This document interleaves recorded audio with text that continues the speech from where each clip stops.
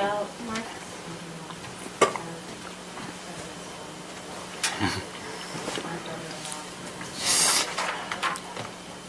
Well, that's embarrassing. Austin. Austin? Yes. I was going to say Aaron.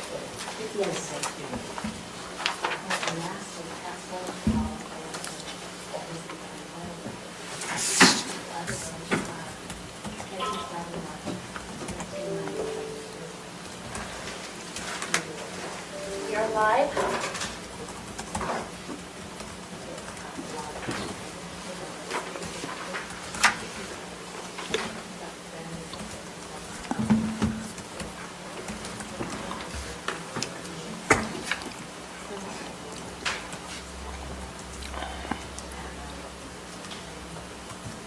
Man, that TTAB fund balance is pretty high.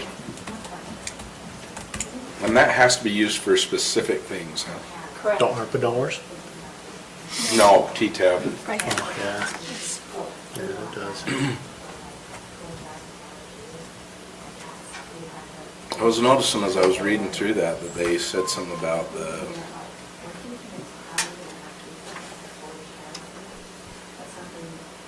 we don't have to do option number 1 because that's already been done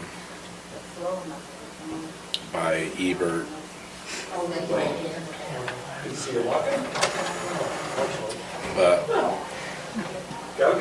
But then when, in the questions that were asked, one of the answers they gave seemed like it pertained to them doing number 1, so I was a little confused about that. So I can go all over.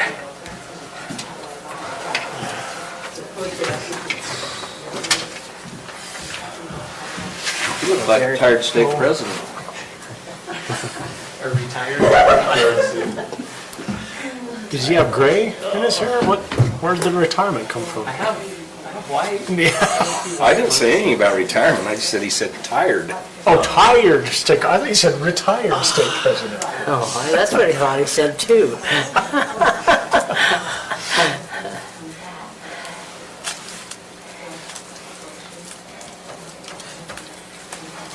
Here it does have that look about him. Yeah, he'll be a bishop before long. He'll go with the tired, not the state president. It's wise. I finally realized but I attached my emails to an Office Depot email that I got and sent it back to you. And I realized I sent my Office Depot email. Gotcha, okay. Well, you're gonna think I'm crazy. No worries. Yes, you will.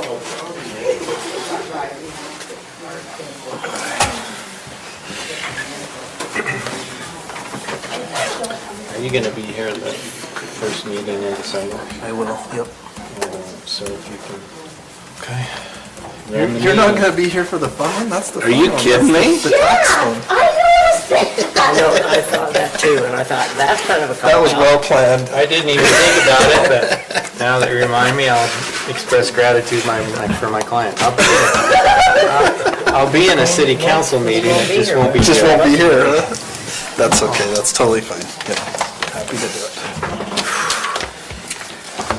Okay, let's go ahead and begin with our work session. A potential code amendment to allow for at least 2 forms of financial security for plat recordation. Lance, I guess you're, Okay, well, the short story is the state code was changed to require that Morton County or all counties have to have. Oh, he does? Okay. Completion assurance for subdivision improvements. Do you know if he's committed any Morton County very specifically says. other things than what he spent? Okay. And as we're getting some larger developments coming in, they pointed out the state code change.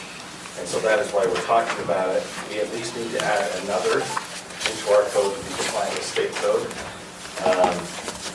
And then I've also put in the draft code that's in front of you, in the packet, just some other minor changes to keep the terms consistent and also to address the fact that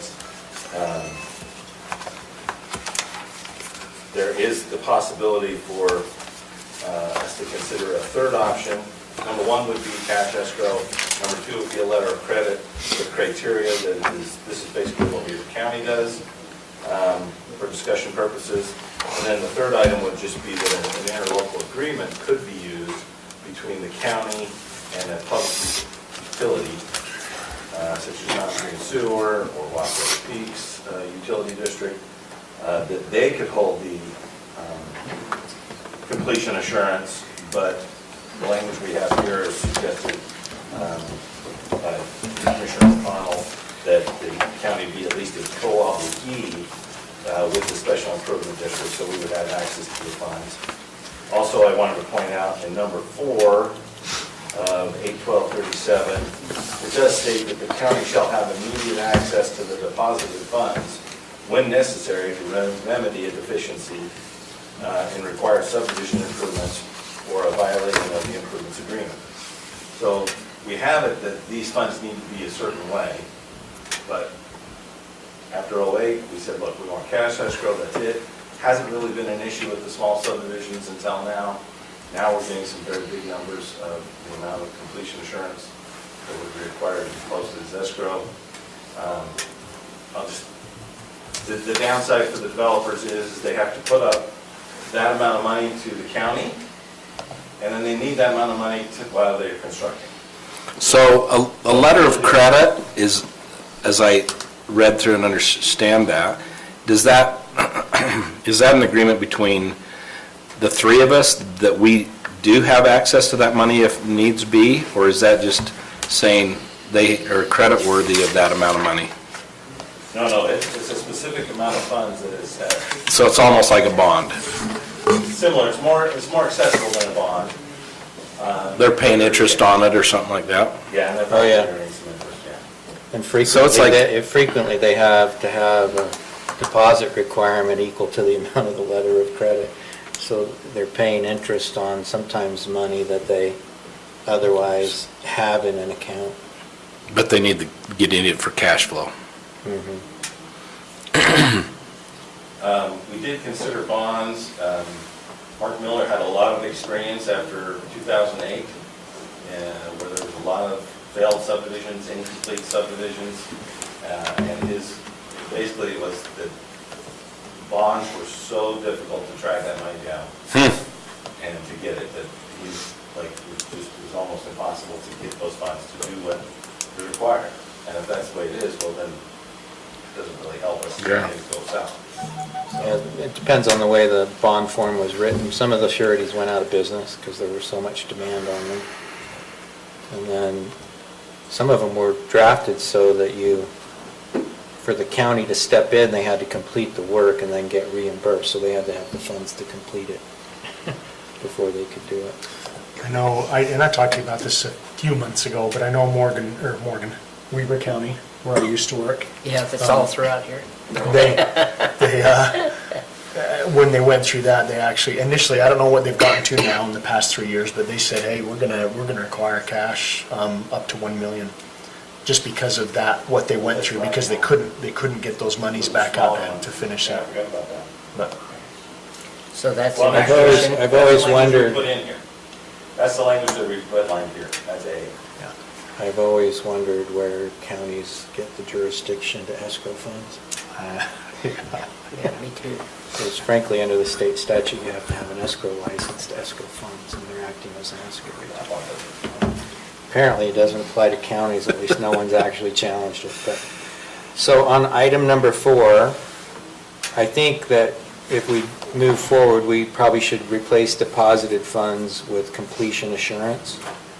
And I don't know that immediate access is what is intended there or needs to be there. You could say direct access to the completion assurance when necessary to remedy a deficiency.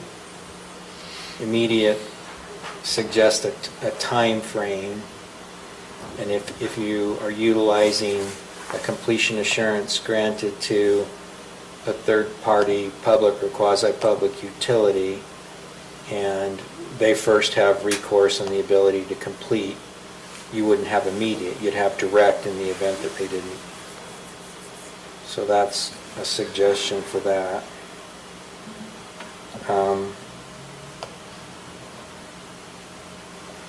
So, Would, like what we ran into with Heather Meadows, would those type of situations fall under that type of situation or not? Heather Meadows completed the improvements that they were bonded, or that they escrowed for. Except for they just didn't turn on the water, the pipes are there. Is that what you, Yeah, I'm just wondering how we could, if you,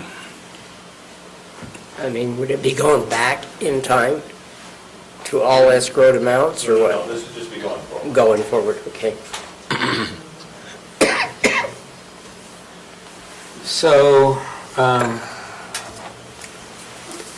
let's talk about the conditions for utilizing a letter of credit. You mentioned this when Commissioner Anderson. You're only going to allow them to use a letter of credit if the engineer's cost estimate for installation of the improvements exceeds $1 million. So I don't know if that's the right threshold or if it's even should be a requirement. We have a lot of subdivisions now that are 300, 400,000, and not a lot. The last few that have come through have been in that range. Smaller subdivisions, that type of thing, I think when we get certain lesser pieces. I mean, one of the reasons why it makes it difficult to do cash escrow is that you have to deposit the cash with the county. Then you have to fund the project utilizing other funds. And then depending on how quickly you can get reimbursements from the county, you can get a replacement. And I think our improvement agreement allows them to do draws as they complete the work, but probably only as certain components of the work are completed in their entirety. So what the code says, well, our practice has been, when they complete it, get it inspected, we will release those funds. The code actually says they can do that every 30 days, no more than. I don't think that's been an issue. And most contractors will wait the 30 days to get their funds, so that's an issue. But I'm not 100%, other than convenience, I don't really know that I understand the substantive reason for limiting the ability of a small subdivision to utilize a letter of credit. Say that one more time. I don't know that I understand the substantive reason for not allowing a small subdivision to use a letter of credit. Yeah, I don't think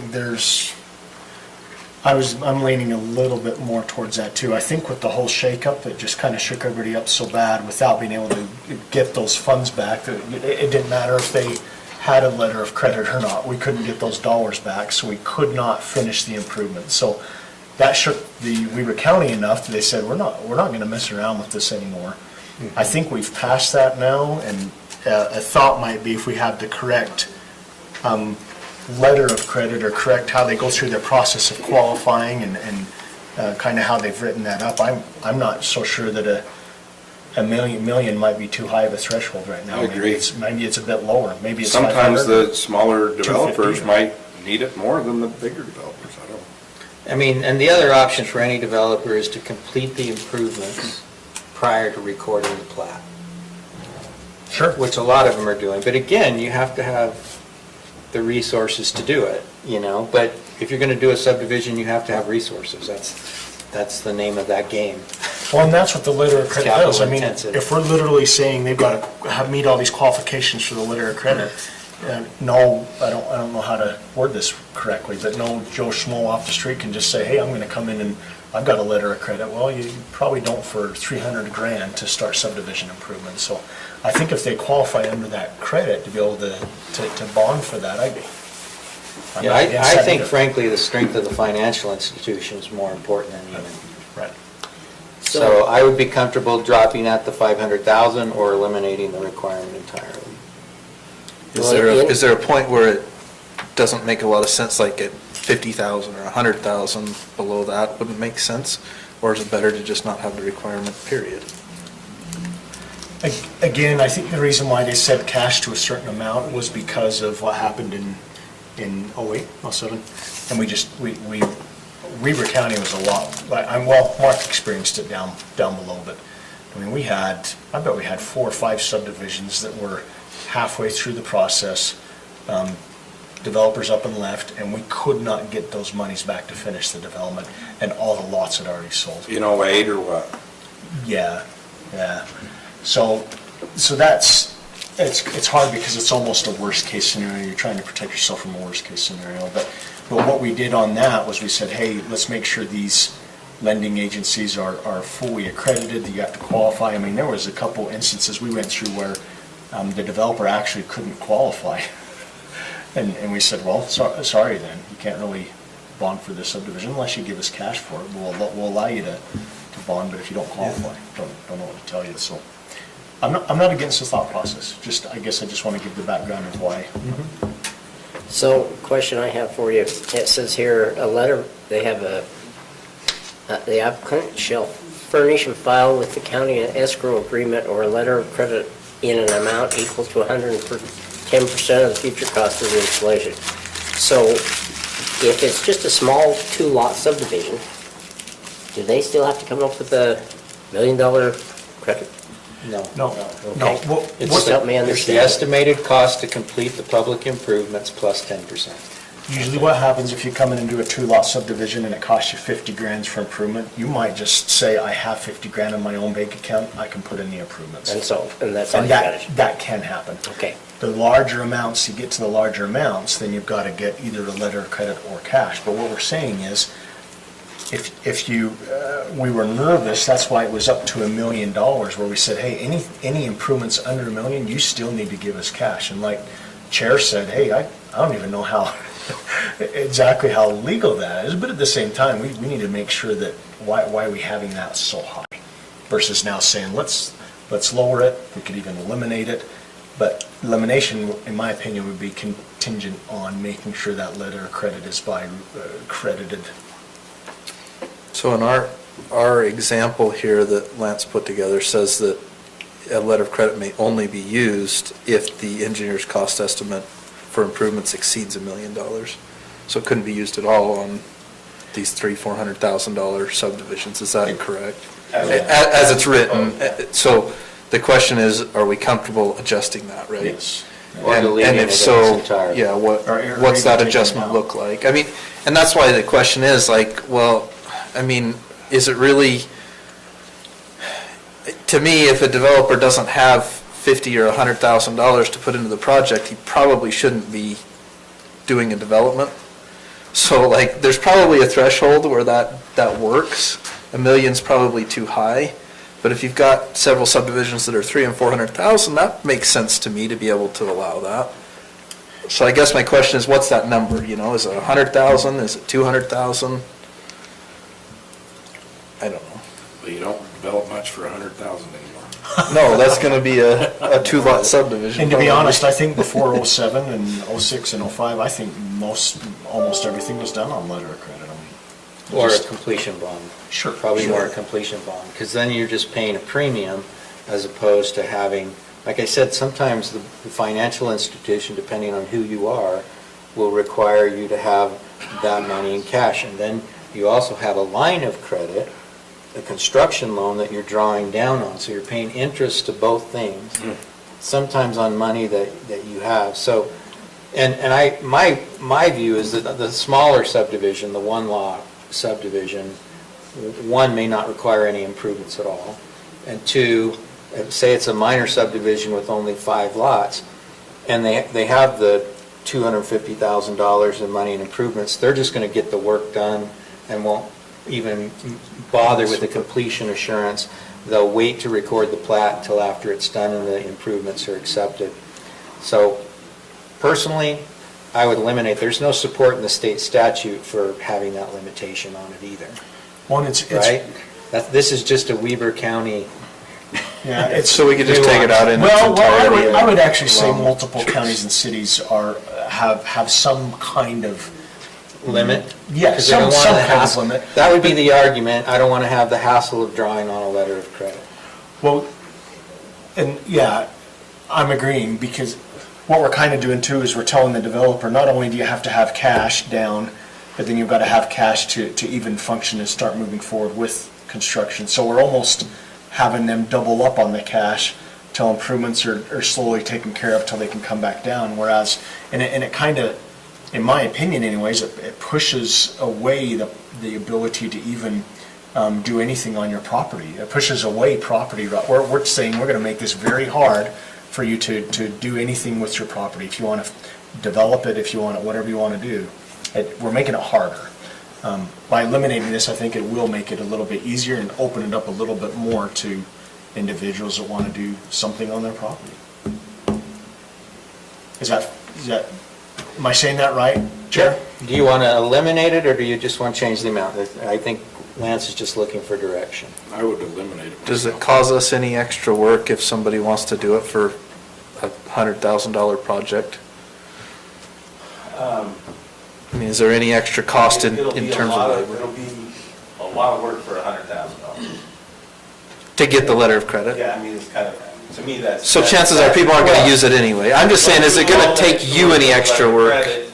No, you gotta give us that, we're spending all this time and money and just to get $100,000. It's a small, it's kind of a balance of, that's a small enough amount, where to put it in escrow with us is not that big a deal. So Chances are they go that way. chances are they go that way, plus they've got a headache, but, So just eliminate it then. but we can go either way. I mean, it's not gonna be that much different. But it doesn't create you any extra work, either way. Well, no. If he's The amount- required to draw on the letter of credit, most of these are site drafts. If you get the right form, I think you had a form in here. Yeah, in the back. Yeah.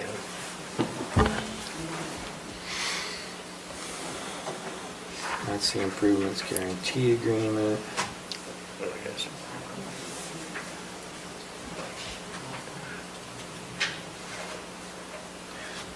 And what I was going to say, assuming the form, irrevocable standby letter of credit. So, one, they can't revoke it. Two, you got the amount, which is, by the way, under $1 million here. Each draft must be accompanied, so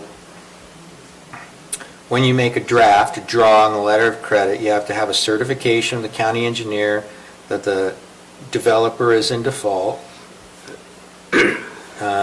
and that by this original letter of credit, you have to have the original, and by a site draft signed by a Weber County engineer, the original LOC shall be returned to the county if the site draft has not been exhausted.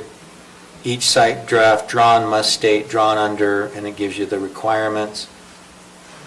Partial drawings are permitted. So this is letting them draw down to actually, so this is even different, some of the ones I'm seeing. This is letting them draw down over the course of the project for a period of 24 months, which every time they draw down, it reduces. So the way this one works, you set up the letter of credit when the work's completed and the 30-day is presented and the engineer signs off on it, then they go in and they draw down on the letter of credit. Reduce it. To get paid. So they pay less interest. Yep. So this one would work. There's other letters of credit that are literally just a site draft, where if there's a default, you take it in and you present it to the bank, because the bank's saying the risk of that default is on our borrower. And if there's a default under that agreement and we get a certification and they present the original letter of credit, we hand them the cash. It's a lot easier than a bond. So I think I'm comfortable deleting it in its entirety, let anybody use the letter of credit, because I agree, if it's too much of a hassle on their side, they're just going to do their own deposit, and I don't think we need to have that fundamental distinction.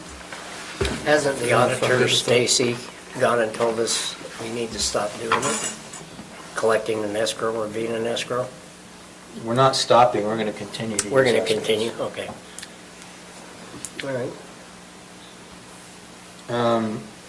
My next comment was in B. Okay, so the way this is drafted, if you had someone come in and let's say they're just doing, this is their first foray into the development business, and they're dividing their property into 4 lots for it's Mark Carter. Mark Carter comes in and he says, I want to do 6 lots on this property that you rezoned for me. and I want to do a letter of credit. It says the applicant, and if applicable, the applicant's subsidiaries and the applicant's members or shareholders has a history of positive performance. Well, if it's their first, they're not going to have a history of positive performance. They'll have no history at all. So do you change it to, does not have a history of negative performance? Yeah, I mean, so there's some consistency with that in the provisions of LUDMA, because normally you can only require a warranty for a 1-year period. But if you have a developer with respect to which the jurisdiction has bad experience, that warranty period can be extended to 2. So I would rework this to be, they don't have a negative performance history. Because otherwise, you're going to preclude, I mean, we've got a lot of small lot subdivisions that people do. It seems to be the Morgan County way, you know. Tell others they can't develop their land, but make sure I can develop it for my kids for when they need a lot. So that, from my perspective, should just be reworked to say no negative. Could it require some sort of security agreement with collateral? That's what the bond is, the letter of credit is, right? So, but like back in 2007 or 8, when they did the letter of credit, but then they couldn't actually pull the money out, I guess that would just be, would have to. So I have the suspect that access, what direct access. most defaults and most difficulties that jurisdictions ran into, I believe, were utilizing completion bonds. And that's a surety arrangement. So you have a surety that is saying to you, we'll backstop the obligation of the developer. And that, I don't know of anybody that was doing letters of credit back then. I know that was a possibility, and cash escrows were almost never heard of. But completion bonds were done all the time, and a lot of those sureties went out of business, and I don't think that people paid a whole lot of attention to the language of the surety agreement with respect to the draw procedure. But a letter of credit is literally saying, we have the cash available. If you meet the conditions for the draw, we'll provide it. So, and I don't think a separate security agreement is a permitted form of completion assurance under the state statute. So, we do have the improvement completion agreement that obligates them to complete it with respect to which the letter of credit will pertain. So, that's what I'd do on that one. Robert, I'm kind of thinking that, so BI, how about we read, the applicant has no development history, or, if applicable, and then keep all the other stuff. So that, Mark Carter, yeah, you've never done development. But if you've done development before, you need to provide the same. At least it's Or do you want it positive. To show the history. yeah, That's fine with me. something like, and we can work on that, but. I don't know exactly what we mean by a history of positive performance, but Well, that's why I kind of like no development in history. Yeah, well, I've never done it before. We can at least check their names, you know. But if you've done development before, here's some criteria to look at. But what do you mean by a history of positive performance? Because if I'm an applicant and you're telling me, no, I'm not going to accept a letter of credit from you because you Bankrupted in Summit County 3 times. well, okay, that's a good example. I've bankrupted my entities 3 times. But what if but the next person who's interpreting this says, well, you know, on your last improvement completion agreement, you finished the improvements 10 days late. Is that a negative performance? I mean, when you establish this kind of criteria by code, I think administratively you have to back it up and be able to tell people what it means.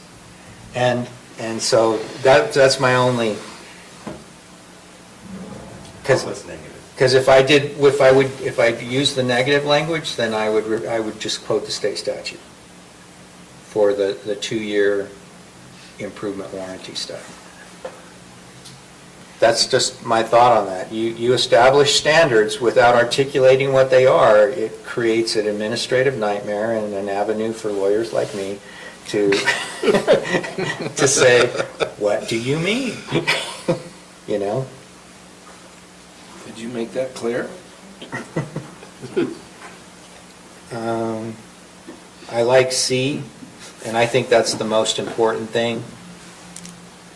Again, the language is a little bit based on typical conventions of the financial industry, but I would like, so you had a list of institutions that seem to be approved. I think if you had a list of institutions, based on this criteria, Zions Bank, these institutions are approved. D still has a reference to Weber County. I don't know if this was intended to be our language. There's a lot of places in here with that, so you'll have to just correct those. Okay, now F. A cash escrow is deposited with the county treasurer at the time the letter of credit is executed, equal to the full cost to revegetate any removed vegetation in the event the applicant, his successors or heirs, or his financial institution fails to perform. So I think what you're saying is we want to have a basic amount in cash to revegetate that's not included in the letter of credit. So I think if we're going to do that, we need to be specific about the fact that the letter of credit doesn't need to include that amount. We don't require them to duplicate. And then in saying, or his financial institution fails to perform, I think what you mean is perform their obligations under the improvement completion agreement. And I think we ought to be specific about that.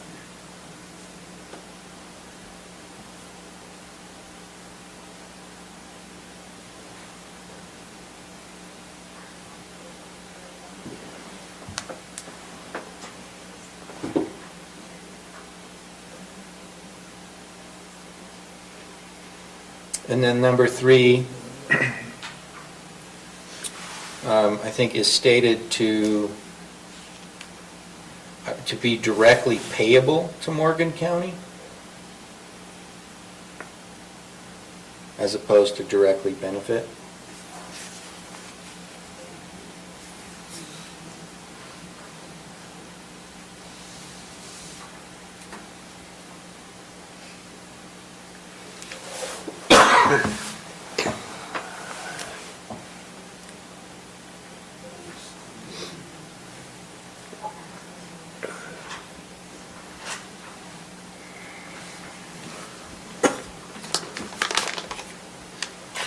Do we usually give people a year to complete? Yeah. Okay.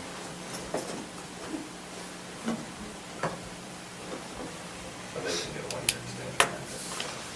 Yeah, 1 year from the engineer and then an additional extension from the county council. I don't know that there's any magic to those timeframes or our approval.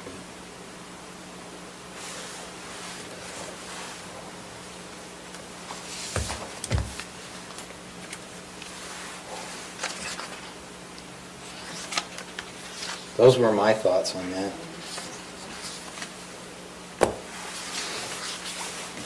I was just worried about the little guys that might have a 1 or 2 lot subdivision, how this affected them, but you've kind of explained it, so I'm fine.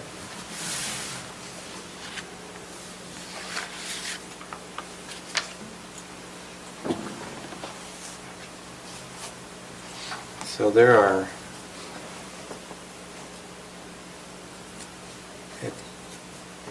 so this list of banks is just all banks. It's purely known as an example from Weber County, you have to vet it. I thought they had to have the correct qualifications or. Just said FDIC insured banks, right, is what it says on the letter, but is there a special qualification that they have in order to give a letter of credit besides being a legitimate bank? No, I don't think so.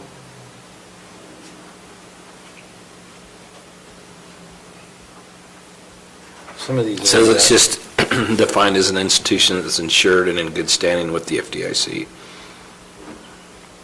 or the NCUA. Wasatch Peaks Federal Credit Union, did they set up their own credit union? I'm just joking. But yeah,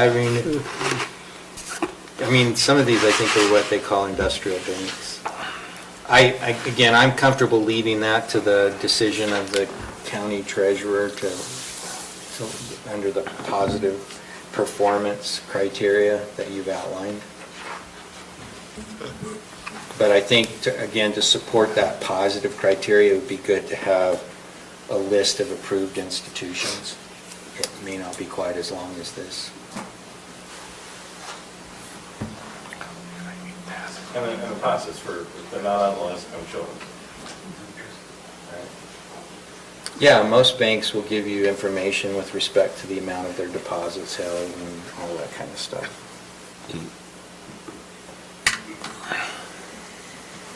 Okay. Any further direction for Lance? Any questions you have for us? I wanted to get in front of you. I'll take this to the planning commission on the 2nd. Thank you. And I'll be back with you on the 16th 21st. or 21st, yeah. Okay. If somebody needs to do this before the end of the year, I'll go. Good. That works.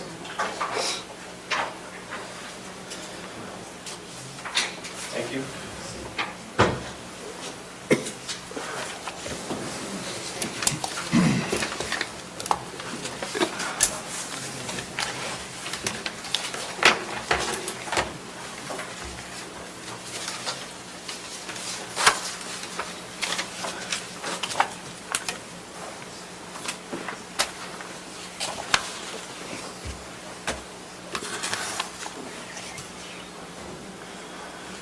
I'd be happy to do the UDOT development drainage agreement. I have a question on it. You can give us the background on it, and that way, when we get to it, we can... Yeah, that would be great. Right. So I guess Love it. it's actually pretty straightforward. Where are we at? Okay, sorry, this is, The Rome storm drain Oh, agreement. the Rome? yeah, so the Rome development needs to put in a large storm drain. That area at Trappers Loop and Old Highway is notoriously a kind of the spot where the water ponds already. And when they add their additional surface areas, it's going to be an issue. Mark Miller has called it out early on in that process, and so they've been working for a while on this. They have talked to UDOT, who owns the property going south of Cottonwood Creek. They're willing to, and they can put this in there. This, I think it's 24-inch pipe. But the UDOT requires a storm drain agreement for long-term maintenance and monitoring from the county. We're the local jurisdiction, it should be our responsibility, not Rome. Rome will put it in, but we'll have to maintain and monitor it. It gets a little complicated because we don't really have staff that does that right now. Morgan County does not have to do a lot of the same requirements as the other side of the mountains because we're a small county. But Mark Miller has kind of been talking about this and working on it. He's comfortable with the agreement because by the time this is in and it's moving forward, and it won't be an issue, but when it becomes time for, Morgan County will, I don't know, get the storm drain ability and to monitor it and do those things is when it will be functioning. So We wouldn't be held who accountable inspects for it it. as it's being installed? Do we do that, or We would. is we hire it If out? we do this, well, we may need to hire an engineer to inspect it, but Yeah, but that's just it. We wouldn't have to do it by current standards. And so it would just be not applicable Pell Morgan County actually did have the control and the requirements for storm drain improvements. I know Jared wants to talk about this now, but the short I answer got is, questions too, so. in the interim, we're okay with our current standards. It would not be a huge issue. The current public works and engineering staff could monitor it and meet the agreement today, but as we grow and things change, we would bring people on that would be able to handle it. So Mark Miller felt that it would be adequate to, he's comfortable signing this now, even though if you really get into the letter of law, you're going to be doing all these elements. Can I make a comment? Yes. I'm sorry. I agree with what you've said. The general language of the inspection comes from MS4 permitting. The larger cities and counties are required by state law to do stormwater inspections, Weber County being one of them for MS4 permitting. Morgan County is not held to those requirements. What I would look at, this storm drain infrastructure would be the same as any storm drain infrastructure in the county, where we would hopefully do routine looks at it, maintenance out, open some manholes here and there a couple times a year maybe, make sure things are flowing, make sure things are working correctly. But by my understanding anyways, by state requirements, is that Morgan County is not required to do the inspection similar to MS4 permitting entities. So that's my understanding, and that's why I also agree with what Lad said. This agreement we can comply with currently, I believe. My concern, I guess, was if we're going to be in charge of it in the future, that it was getting installed correctly and was being And maintain. inspected and watched, put in. That will still happen. Just like any storm drain that goes in within county right away, correct. And we hire an outside company to do that. Mark Miller does the inspection. Our engineer. Team does the inspections on the improvements that are going in. I believe this would fall into that same category of them inspecting it, that it's built for the plan. Agreed. I believe if it's storm drain infrastructure and it's got to be for the development, then the developer would hire the contractor to put that in. Mark Mill would be the inspector to make sure things are put in correctly. That was my only, My So- question, Go ahead. I was gonna say, my question was, so this storm drain system is coming from the property, or actually, not just theirs, but other properties, it's gonna be coming down. Is there a holding pond or something before it goes into the creek, into the river? Or what happens to it? Just seeps into the ground? I mean, is there a holding area that just seeps into the ground? Tell me how it works. I don't know. Okay, Well- Jared, you tell us how it works. Can I make a comment? Anderson would answer this. The best way that I've explained it, because it depends on the engineer per site, but what the county says is comply with stormwater requirements. So you might have some sites that have a detention pond, and they hold back, not, that's where it has a pipe at the bottom and it's a little bit smaller, but it holds back the peak flows.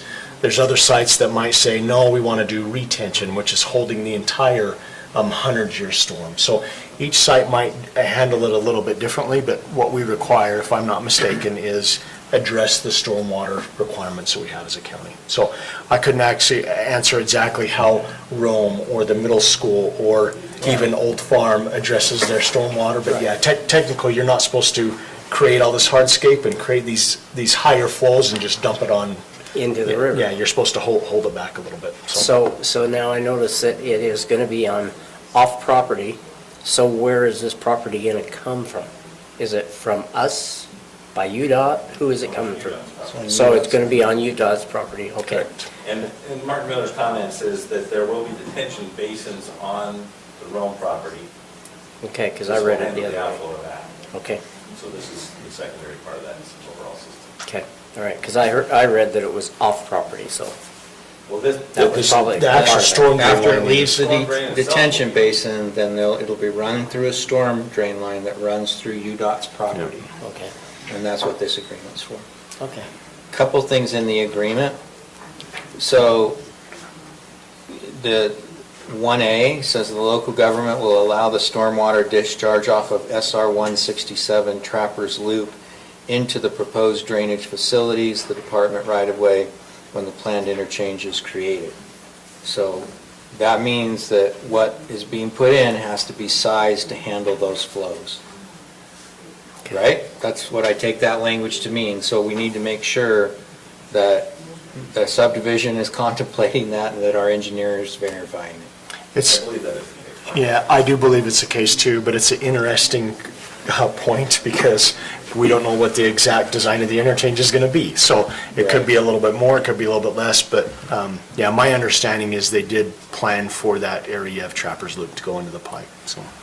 So we have documentation on that aspect. Plus, depending on what they do on the interchange, you may have to put in one. Right. Or even relocate it possibly, I don't know. Then you have the provision in 2A, the local government's drainage facility shall be maintained in operation to prevent or reduce the discharge of pollutants. I don't know exactly what that means, but I assume it means at least oil water separators. And so just, again, that's an engineering question. I just want to make sure that it's asked and that the system is designed so that we can meet that standard.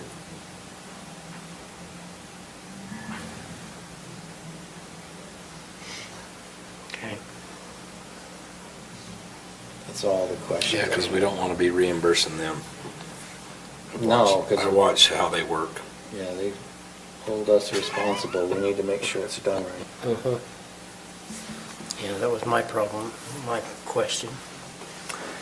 And then, this isn't the stormwater agreement, but is Rome subdivision, are they still going with the Highlands Water Company? And then have we looked at what needs to be completed in connection with the completion of the subdivision for the water to be provided? Or are there any requirements in there? Well, there's a lot of improvements that need to go in to provide that water Okay. to Rome. And our engineers are evaluating. Yeah, we're looking at that stuff. The Division of Drinking Water has approved a 14-inch line from the pump to the property, part of that overall system, so there's significant water flow that will be headed that way and being constructed. Okay. Great. Well, are we close enough to 5 o'clock to get started, or do we need to wait? Do you have any minute changes, corrections?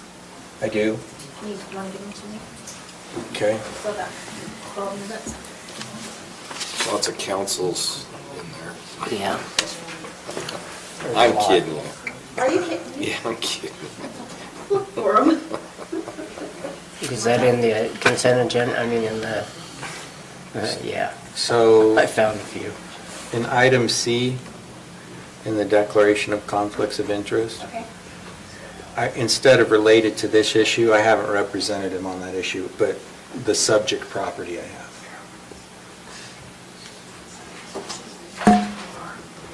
So instead of this issue, the subject property. Okay. At the end, the next sentence, with respect to the Carters, it should say represented the Carters or their business concerns. It's typically been entities that they've owned or been a part of, not them individually. Okay. Although our law firm has done it for stuff.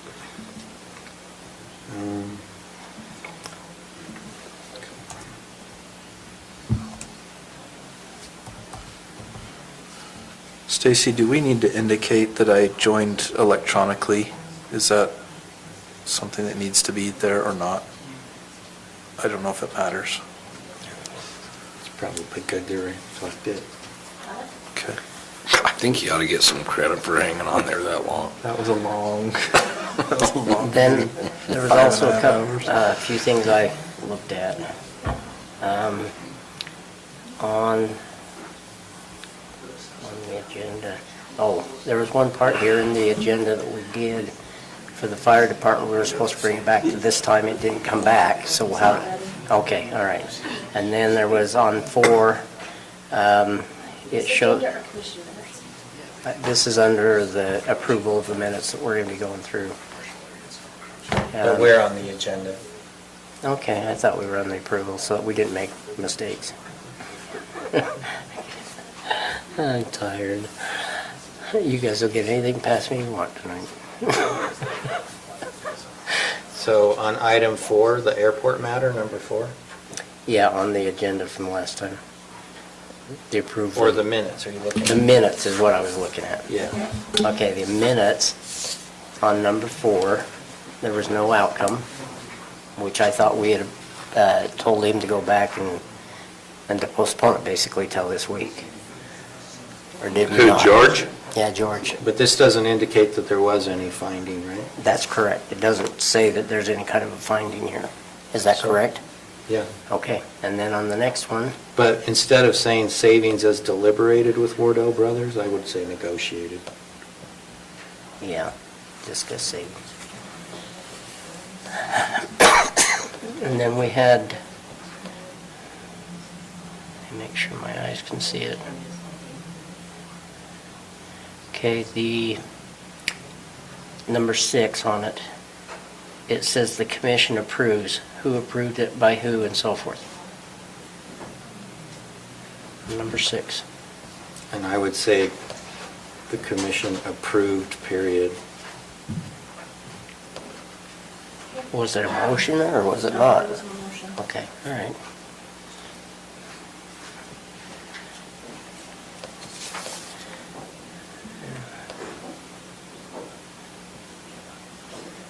Number 7, Okay. 1, 2, 3, fourth line down, infrastructure at the fairgrounds and to the pickleball courts? Or was it and for the pickleball courts?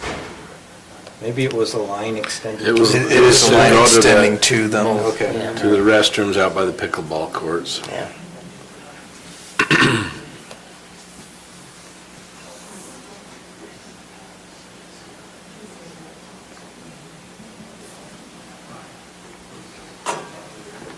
On page 6, last line, Robert McConnell suggested a condition of approval that he would consider to address. I would just say condition of approval addressing the fire access requirements.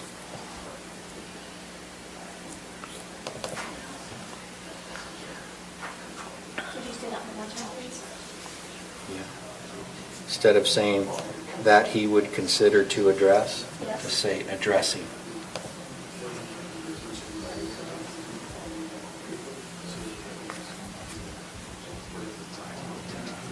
Does that make sense? Yes. And then when we get down to the actual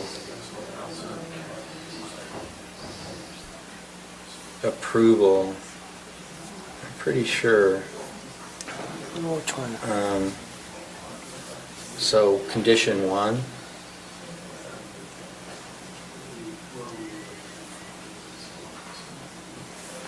wood install is fine, but I think it's supposed to be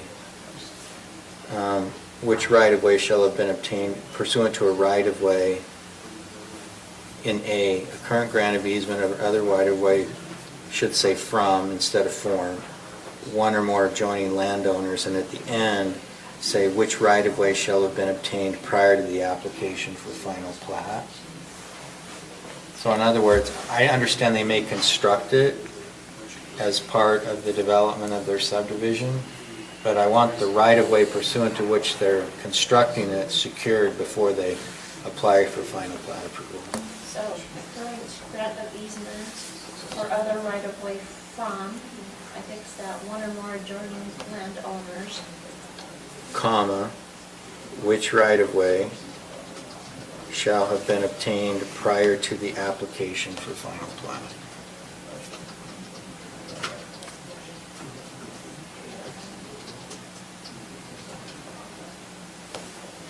Current grant of easement or other right-of-way from one or more adjoining landowners, comma, which right-of-way shall have been obtained prior to obtaining final plat. Application for final plat approval.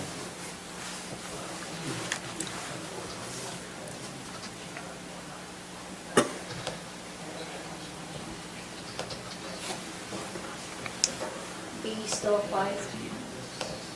Yes. Yeah, if they secure it that way, that's fine too. In item 14, third paragraph, second sentence. You want to go to 11 first? The needs to have an E on it. Back on 11. When you get there. That depends on if you're in Porterville or... Or midway between. And you went to Morgan High. It says Commissioner Anderson moved to postpone the the discussion of subdivision platforms. It says seconded by member commissioner. You just may want to take out member.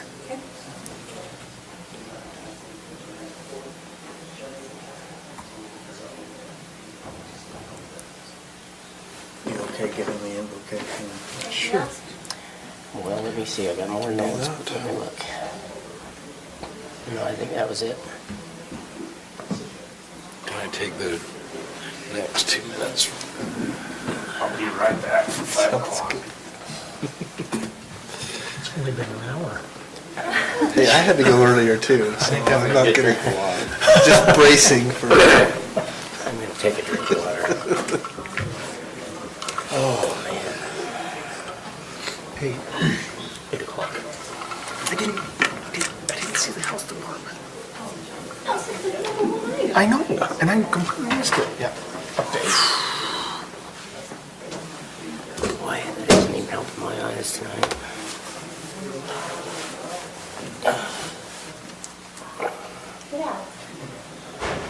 How are you guys? Good. Good, how are you doing?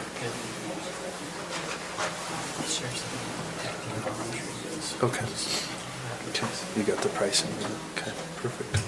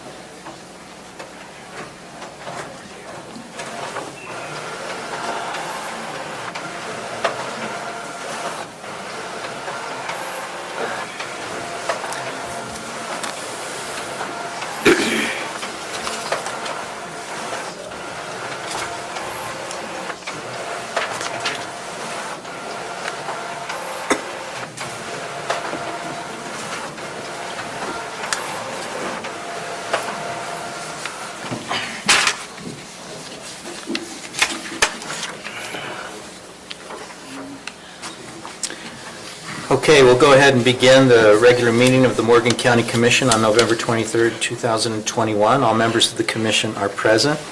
Welcome to those members of the public who have joined us this evening. We appreciate your input and willingness to attend. We'll begin with an invocation and a moment of reflection by Commissioner Newton, who will also lead us in the Pledge of Allegiance. Our Father in heaven, we're grateful for the beautiful community in which we live and the people who live here. We're grateful for the opportunity that we have to discuss the needs of our community. We ask you to bless us that as we do so, we will be guided and do so with wisdom. We ask thee to bless us with moisture that we'll have for our needs for the coming year. And these things we pray for in the name of Jesus Christ. Amen. Amen. I pledge allegiance to the flag of the United States of America and to the republic for which it stands, one nation, under God, indivisible, with liberty and justice for all.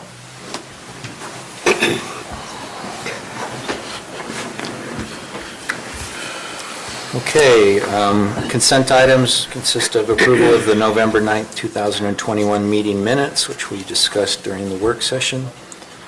Is there a motion for approval? I move that we approve the consent agenda. Is there a second to the motion? I'll second the motion.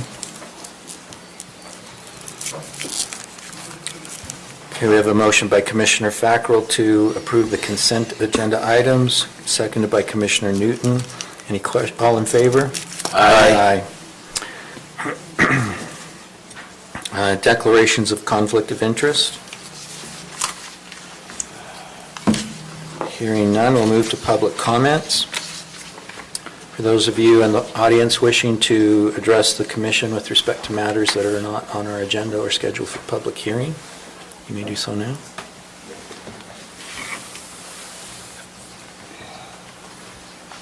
Hi.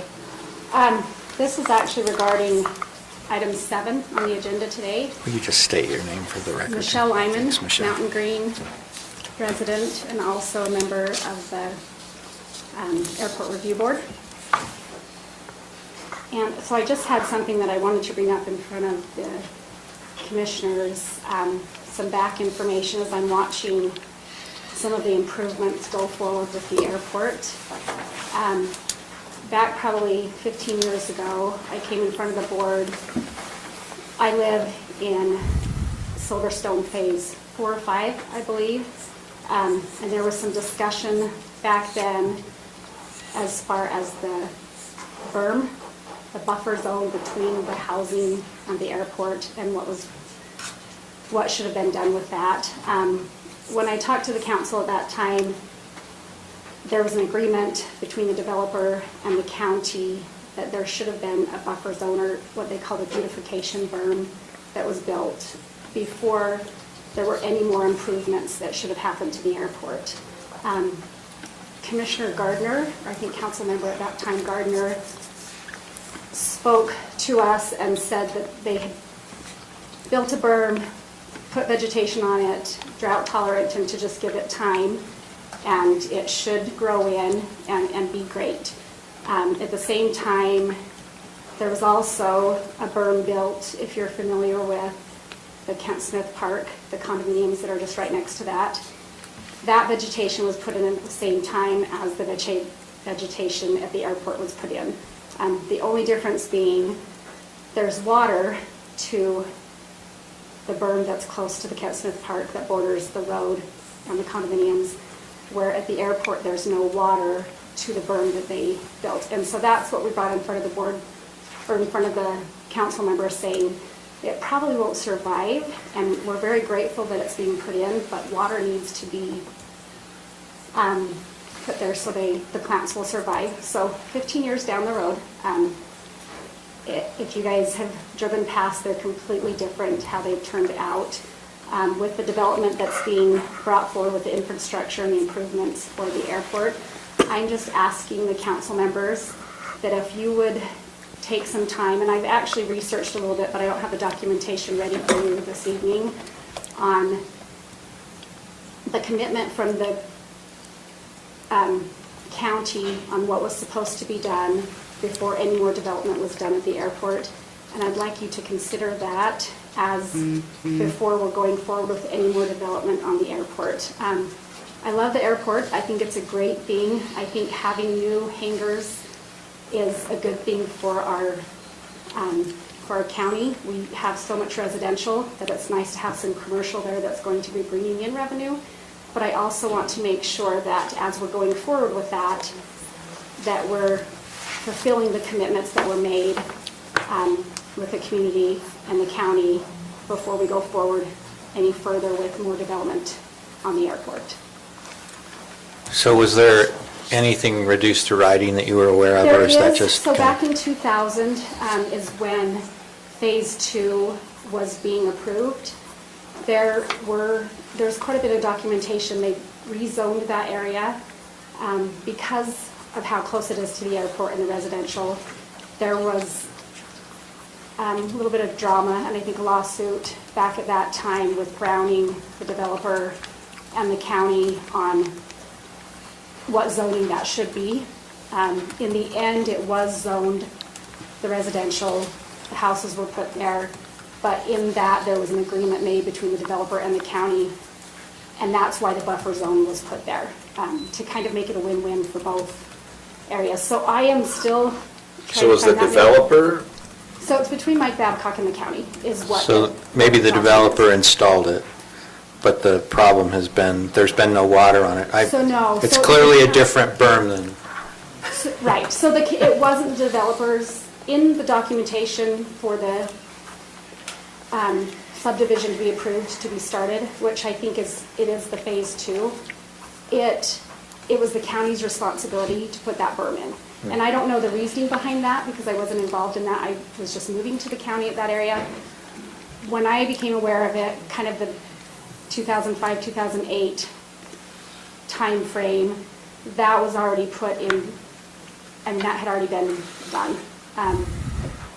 So my big point is just saying, I think there's a good situation where we can, moving forward, working with the airport, working with the community, and working with the county, where we can get that done, but I'd like to get that done before we go forward with approving more for the airport, when this should have been done before a lot of those hangars were put in. Which it was put in, but it just has died and needs to be taken care of, I think, before we go forward with anything. Okay, thank you. Okay, thanks. Anyone else that would like to speak with respect to the public comment period?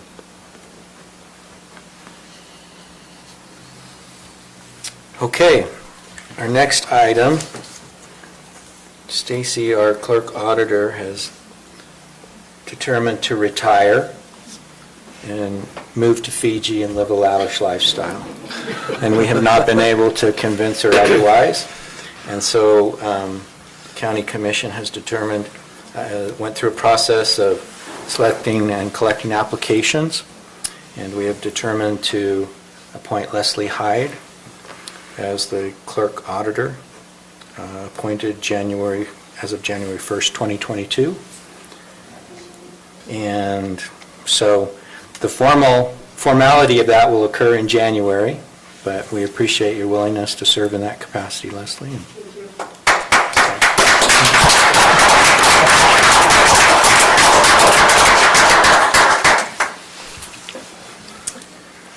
All right. Our next item is Brian Cowan, Weber Morgan Health Department, COVID update.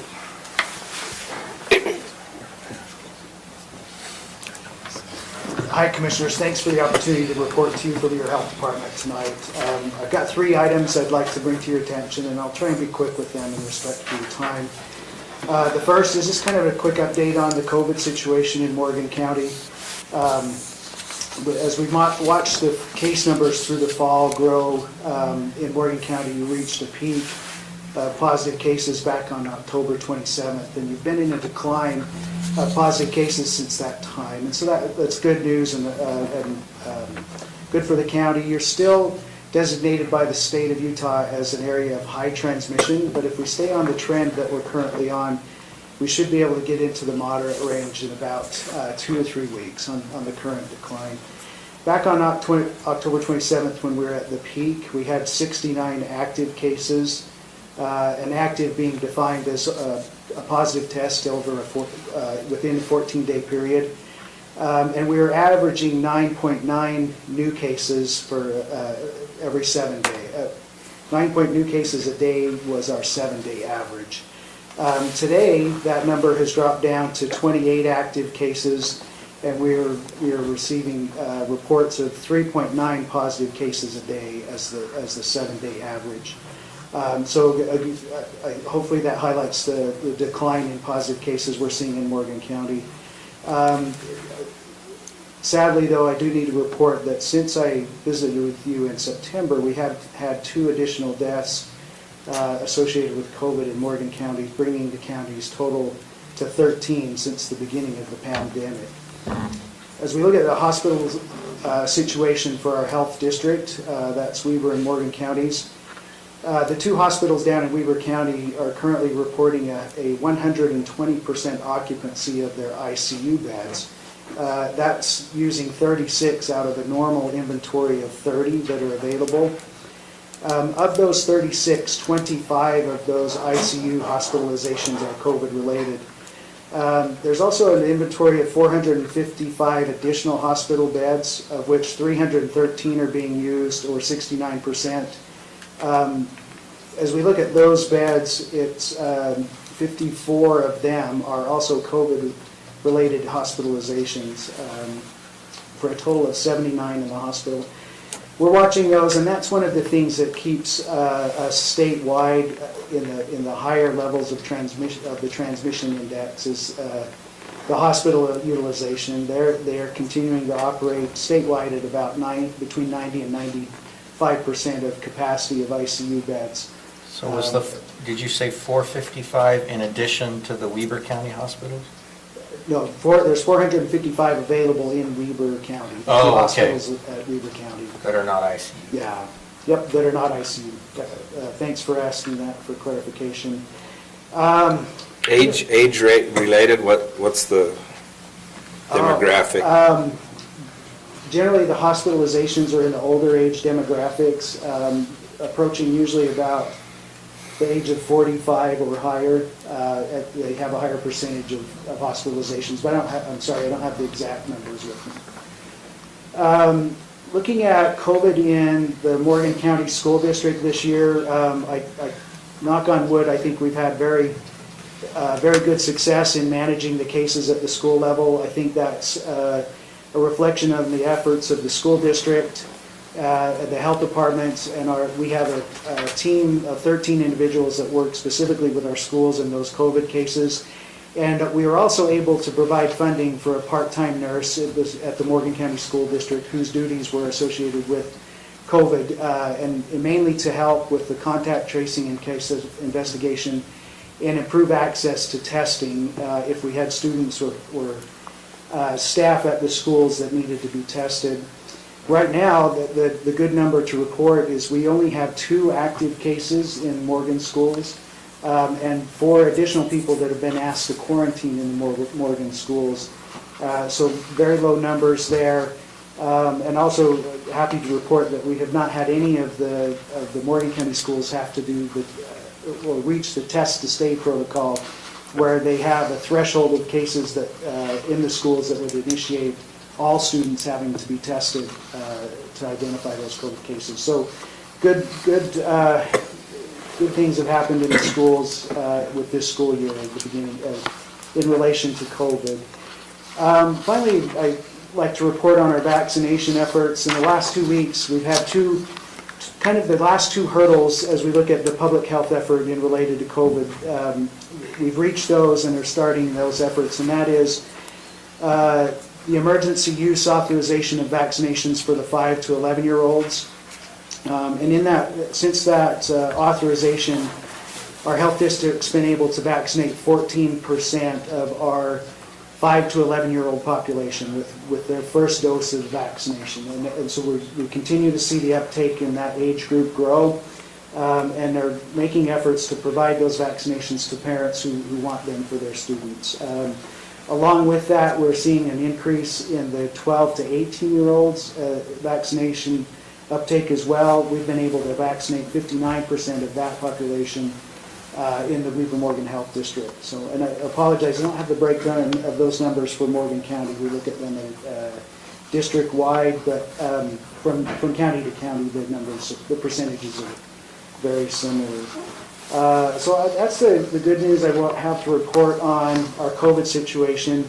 The second item I wanted to mention was the progress of the health department and Weber Human Services occupying office space here in Morgan County. We've been working with Morgan City for the basement of their building so that we can bring additional services into Morgan County and make access to those services easier for Morgan County residents. The city has completed an RFP for the architectural plans for that space. They're in the process of preparing those plans now, and then when those plans are available, they'll put those out to bid for a contractor.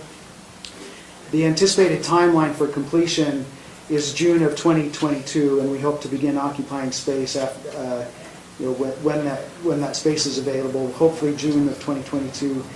With that, at the health department, we're planning to bring our Women, Infants, Children program or our WIC program back into Morgan County to make it easier for the families that need that service. We're looking at ways we can improve access to our permitting programs like the food service permits or the wastewater permits, and also a way we can improve access to food handlers permits for the people working in that industry in Morgan County. So we're excited about the progress that's making. And the last thing I wanted to mention to the commission is the term for our Morgan County Citizen at Large position is expiring at the end of the year.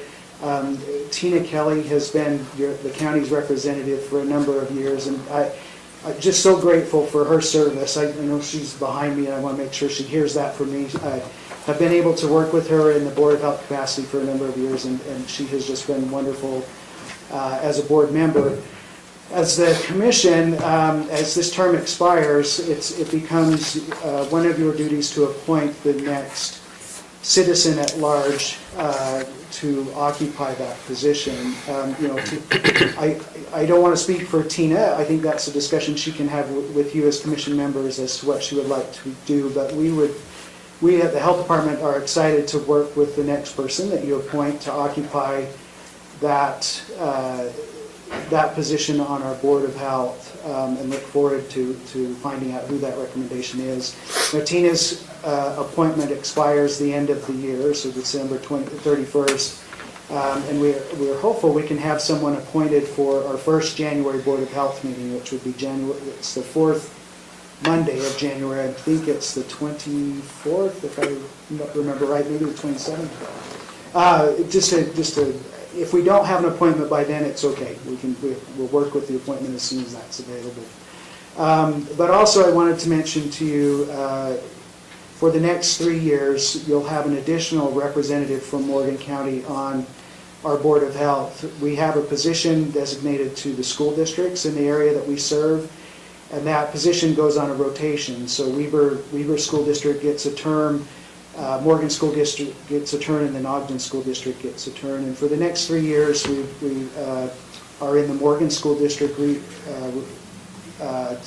turn of that rotation. As I've talked about to Doug Jacobs about this position availability, he's let us know that he is willing to serve in that capacity. So you'll have an additional representative from Morgan County on the board for the next 3 years. And that's what I had to report to you this evening. I appreciate the time and happy to answer any questions if there are any. Any questions for Brian? No. Yeah, I do. Can I ask a question? So that means on your food service permits, is that also going to be in our food truck permitting up here? Will that be done up here? Yeah, we're working out a way that we can make it more accessible, so that we can offer those permits up here and not require businesses to come down to Ogden to do that. So it may be an appointment-based thing that we work from, or maybe we designate a specific day or days and time frames.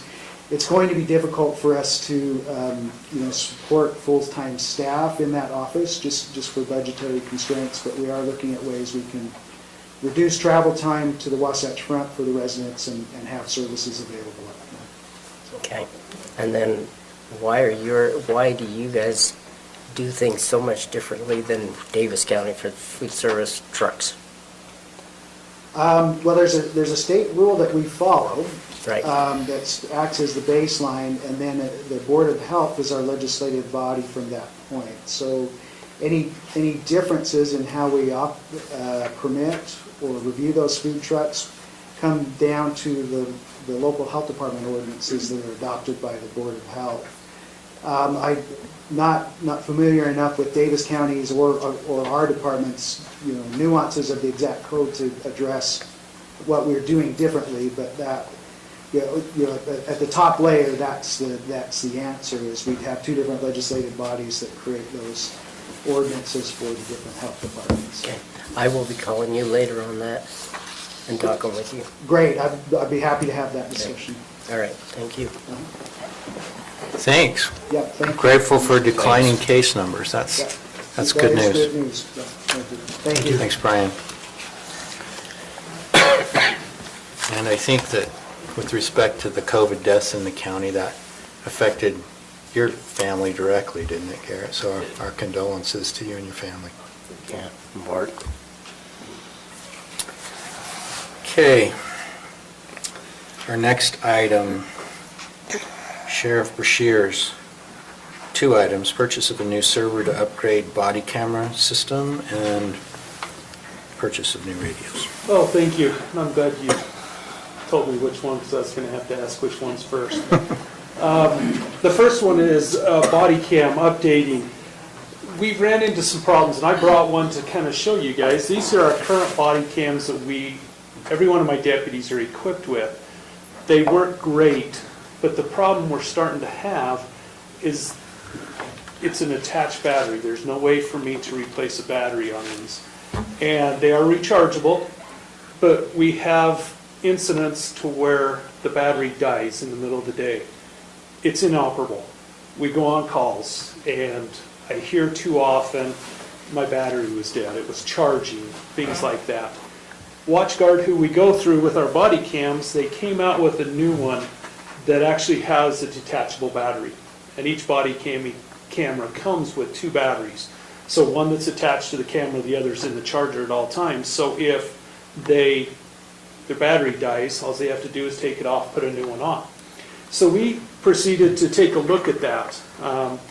Cost is no different these, but they said, oh, you need the software, additional software to do this. I said, okay, we got a price for that. It was comparable, it's not too terribly bad, but then we found out that we have to change our server. This new one runs off a Linux base. Those that know anything about it will know that. Ours is a Windows based. And so we got a quote, and that's what this is here. We would like to switch over and start the process of switching our body cameras over, but we need to purchase a new server that stores all the body cam and stuff like that to be able to do that. That's what the quote, the bid that you have there to do this whole thing, it's on the back page, it's there. This is money that we do have. We would use the alcohol money to purchase this. I just more or less need your guys' blessing to go ahead and to start doing that. We're not going to replace all of them at once. We will do this over time for cost effectiveness. These still work, and we'll still have our server that these will still go to, but the new ones will go there, and then we'll slowly start to weed these out and go with the new body cameras. So are you going to be able to, I mean, are they good to resell back on the market, those things, or is that We're just going going to be to thrown away? contact WatchGuard and see if there's an interest with them giving us some kind of a buyback or something like that. We haven't got that back yet. Okay. But a lot of these are starting to get their end life. They're starting to, the quality's phenomenal. It's probably the best on the market, I would say. But the batteries start to go out, and when they go out, we have to replace the whole thing. So I don't know. If they do, yes, when we purchase some, we will send the others back and hopefully get some money back from it, or money off of the cost of the new ones when we do that. You can't sell them on the open market to people that want to, or is it illegal They to would do have to so? purchase the software from WatchGuard, that have to have their own server, cost-wise is just to set it all up. Blaine wants to wear a body cam apparently. No, I was actually The thinking, GoPro for your personal use. I actually was thinking of putting it on my cows, so I knew what they were eating. GoPro's a lot cheaper. So if it's within your current budget, what fund did you say it was from? It would be the alcohol. Oh, alcohol. Stacy, what number fund is that? I was just trying to look it up in my book here, and I'm not finding it. It's 10, 42, 18, 250, and it's a bunch of law enforcement. Is it in one of the funds in the back of this list? The back of It's the... not actually in the sheriff's, it's Page in, 11. yeah. Thank you.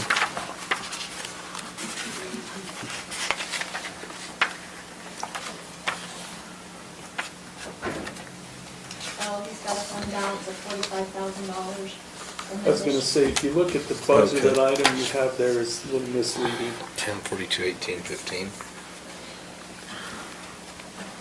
What's that? Which It's this one, liquor law enforcement, 104218-250. 250. You said there's a balance of how much? 45? The fund balance is $45,158, and this year we'll bring in another $18,000. Okay. So it's not what's on this page then, on page 11? This is the current budget, not the balance. Oh. We never know what the exact figure is gonna be each year we get from the state, so we just put that down. And it seems like, well, obviously, it's been more than we project. So I got a comment, I guess. I appreciate the sheriff coming and giving us this information, but in our action item agenda, do we need to approve all purchases? I guess. If they're over $5,000. Every purchase over $5,000. Even though it's coming But it's from not our an action budget. item. We're not taking action on it, right? It is an action. Well, yeah, the action is we're approving the purchase, Okay. approving the expenditure. And where it's coming from. Okay. So, Mr. Chair, if there's no other comments, I'll make a motion. Mr. Chair, I move that we approve the expenditure, the Sheriff's Department for new body cam server in the amount of $24,443. That'll be coming from liquor law enforcement account number 10-4218-250.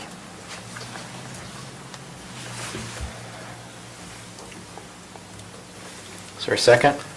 Oh, I'll second. I'm fine with it.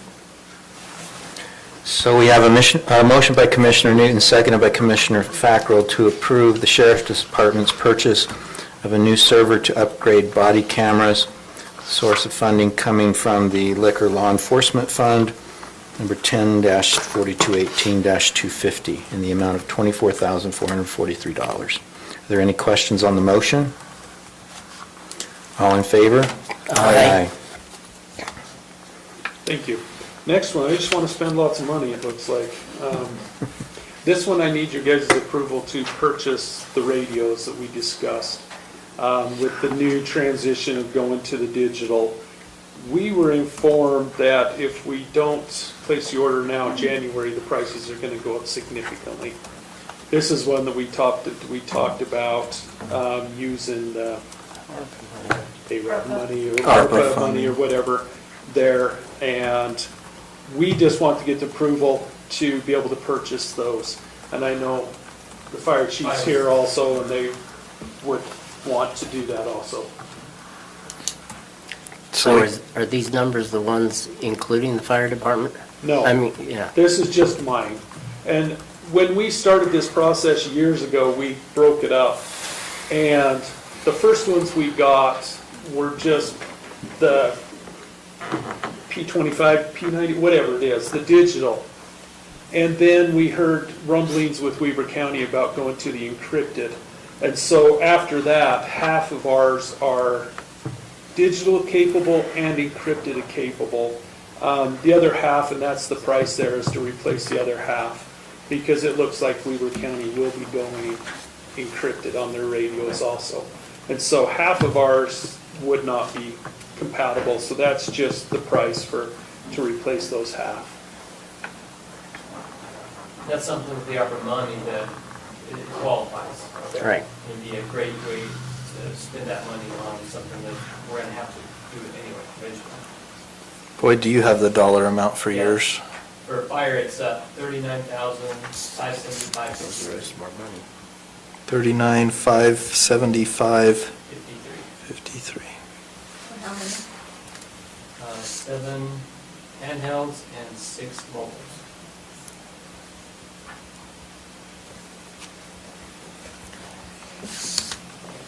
Don't worry about the price, it's transitory, the inflation.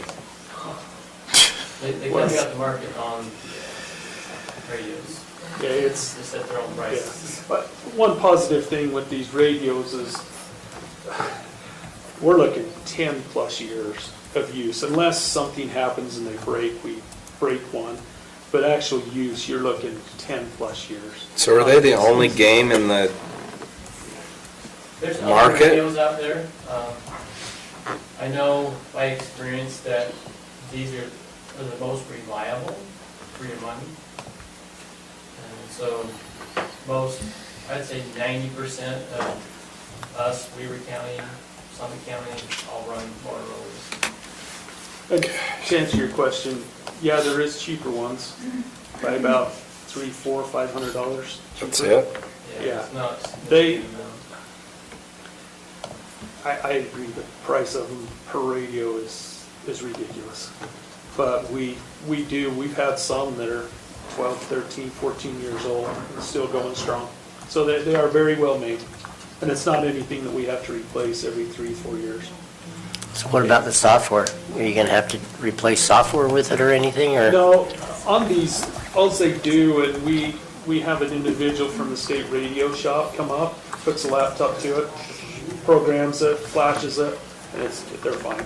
So they don't make you pay a monthly Not anymore. ongoing? We used to have to pay a monthly fee to the state for every radio we had, but they did away with that 4 or 5 years ago. The state's just funding all of that, so we don't. So the only cost that we have is the radios.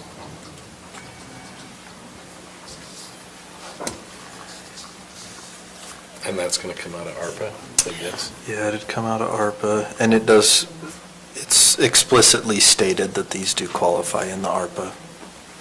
Yeah, it does.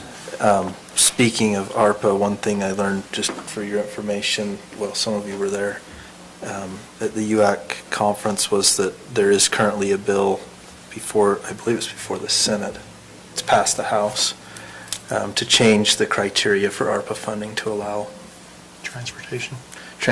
Up to 30% of your ARPA funds could be used potentially for transportation. We better spend it all before that.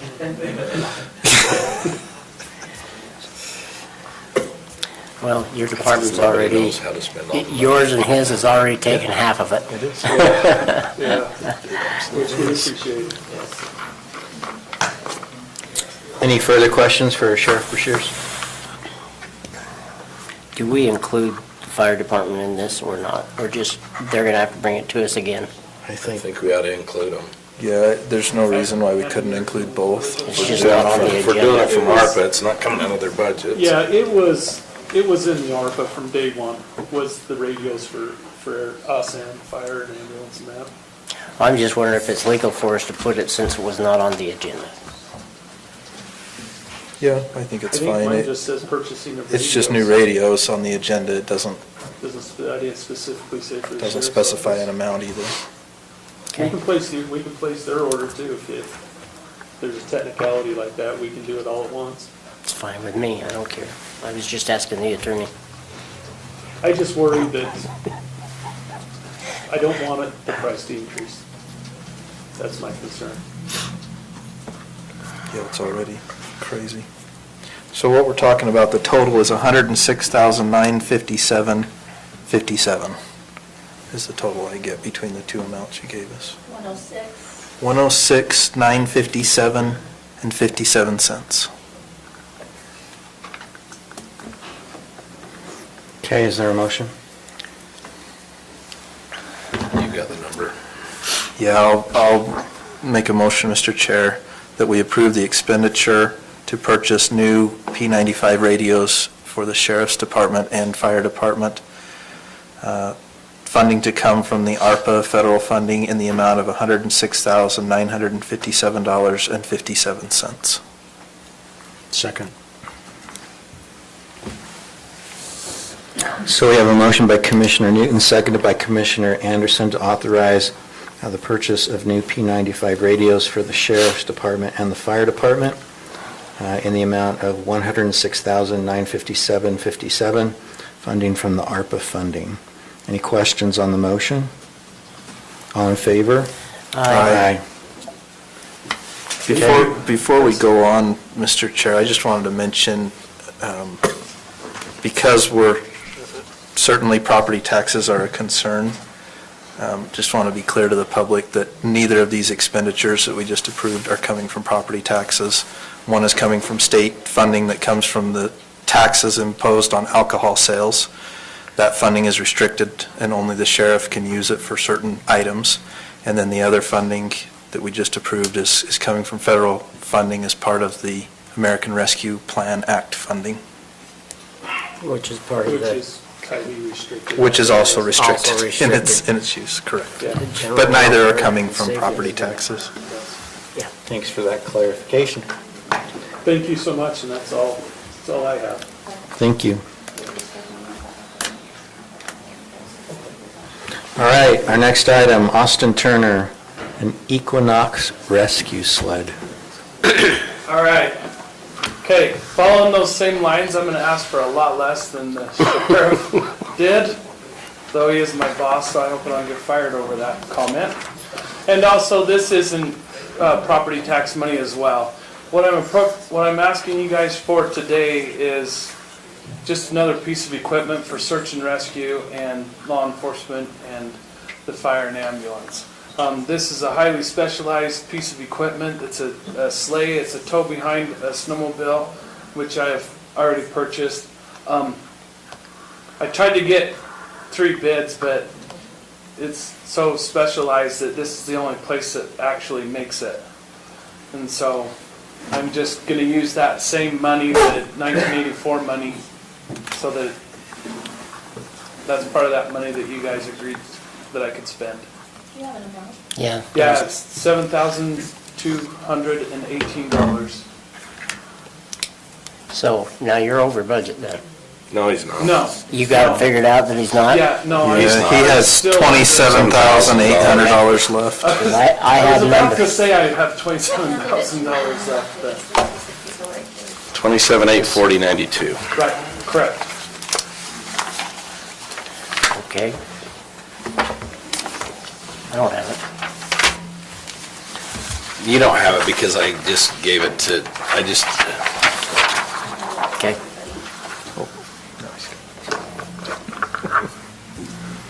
Okay, that's fine.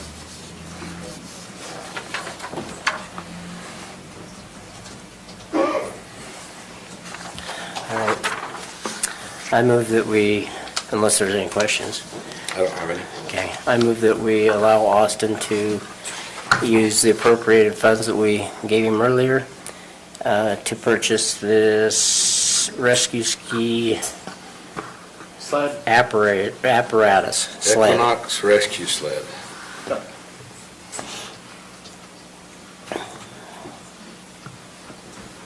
Second. Okay.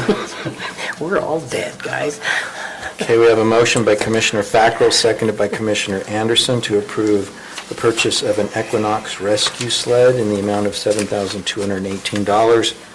And so is that coming out of account 10-4255-610? Correct. Yes.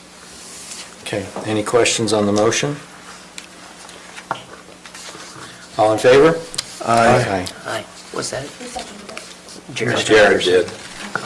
Thank you. Thank you. Okay, item number 4, TTAB Board providing information from other county DMOs, chamber bureaus, they've used the Coragio and Hub for their destination master plan creation.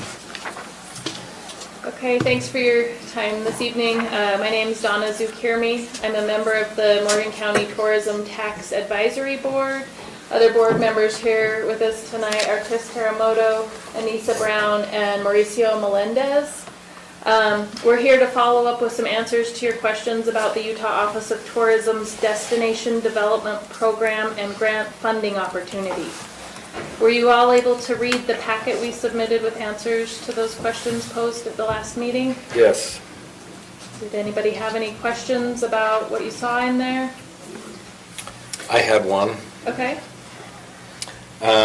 In the answer that was given, it stated, I'm just looking for it here. Why are you better fit with the task than, say, people here in the county? Great question, I admit. I don't know what you have for local options, so this is a tricky one. Our team has no preconceived notions around the county, so we offer a fresh perspective. We visit the county as an outsider and are able to give an honest audit of what you have and what you need. We have a lot of experience with understanding tourists and tourism and build brands that will resonate with them. And then there's one more line I don't need to read. However, as I went through that, I was under the impression that we are not paying for number one, which is what that's an answer to. So, Yeah, so that comment was an anecdotal comment from one representative of one county. So let me touch on some highlights, and I think that will probably answer that and just tie those bits together. So the main points of this.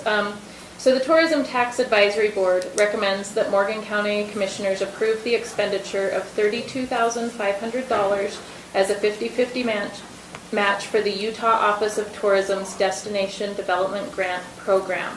Now, we are only going to apply for parts 2 and 3. So part of what he's talking about in that was part 1. We don't need to participate in part 1 because Anissa and other members of the TTAB have already done the work that part 1 is meant to address. And so that's already a $12,500 savings to participate in this program. Moving into what they're calling the second part of the plan, it will actually be our first part, and that's the strategy and implementation plan. So you had asked about some of the goals and the final product, what the actionable items are. can I just stop you? Yeah, yeah, sure. So if we've done number 1, how is that formatted and is that saved? Have we submitted that to them or something, or? No, we're gonna pick up with our, so I guess, you guys correct me if you're wrong, Anissa probably has some information here. So just to answer your question, especially about why they chose Coragio and how to go with, the state of Utah reached out to experts in all of the marketing and planning throughout the state and through others, and they came to the conclusion even through the RFP process that these 2 companies were the best in their field. They're also contracted with U.S. Travel, so they're companies that are well-versed in travel and tourism and trends, and can also have been addressing issues that COVID-related, and also in rural counties and in large counties. So their expertise, even in COVID-related travel, is quite expansive and extensive, where the state didn't feel like there was anyone within the state that could do it. And so, and also, So then, are you going to finish my question? Yeah. So to touch a little bit on that, so I consider us to be subject matter experts on what the options are for tourism in this county. And so I think as they come in and start in with this part 2, we don't have a defined document, but we will be able to provide the information that we need. Right, we've got that organized, but we haven't had their format to do that. And they are not requiring, because we feel like we can provide that information ourselves. The Utah Office of Tourism is not requiring that we do part 1. So Ebert hasn't really done it other than they know about our community. Is that what you're saying? No, we put together the community assessment through other assessments of the general plan, through numerous meetings and the collaboration and creation of the TTAB board, we just had a retreat, an all-day retreat, where we broke out into groups and then came together as industry members and experts across this county and through experts in the northern Utah area, and put together our own assessment of what needs to be addressed. And then we used our assessment and the collaboration and what we created at this DMO retreat, or the TTAB retreat, and use that towards the next steps. We did it in hopes that it'll save the county some money. Of course, we would love to use step 1 and go back to them, and they are. I'm sure they'll bring something more to that than I can even provide you or the team can provide you. But we really were trying to be conscious of the state dollars and the county dollars that were going towards this project. Okay. So there has been numerous meetings. So we had an all-day retreat. We've had numerous private meetings with individual industry leaders and business owners throughout the county to create what we feel are the needs and objectives of the county, including meeting with each of you and numerous sessions, and then coming here. But we just feel like the groundwork has been done, and now it's time to advance ourselves in the next steps of this project, and we feel like we can do that through the State Destination Development Program. So looking at a couple of those examples, other counties in the state that have gone through this program, and they value the product that they got out of the program, and they are currently working through the action items that they've identified in there. We've included 2 of the destination development plans, one for Heber Valley and one for Emery County. And then we also included 2 examples that were put together by Hub Limited, the other consultant that's going to be working on the branding portion of it. And that was for Carbon Corridor Brand Guidelines and Ramblers Marketing Plan. Ramblers is down in Beaver County. So there's 4 examples that you can see there of finished product that these 2 consulting firms will produce in this program. And there's another county that has gone through this program. Weber County has gone through this program. We don't have an example of their final documents. But every, we'll call them a DMO employee that we've talked to collectively amongst the different counties, they have all spoken very positively about their experience and the end result of going through this. It also provides the county commission as well as my TTAB board specific deliverables and measurables on the performance of the DMO, should it be myself or long after I'm gone. And so it gives you measurables to make sure that they're meeting the objectives as well as the deadlines to make sure this is established and ran properly to be long-lasting and very fruitful for the county as far as TRT collection and TRCC collection. And then the imaging and the vision and the voice of being the county culture and what we want to promote here. So that this is a long-lasting plan and document to go through the transition of both leadership as well as the DMO itself.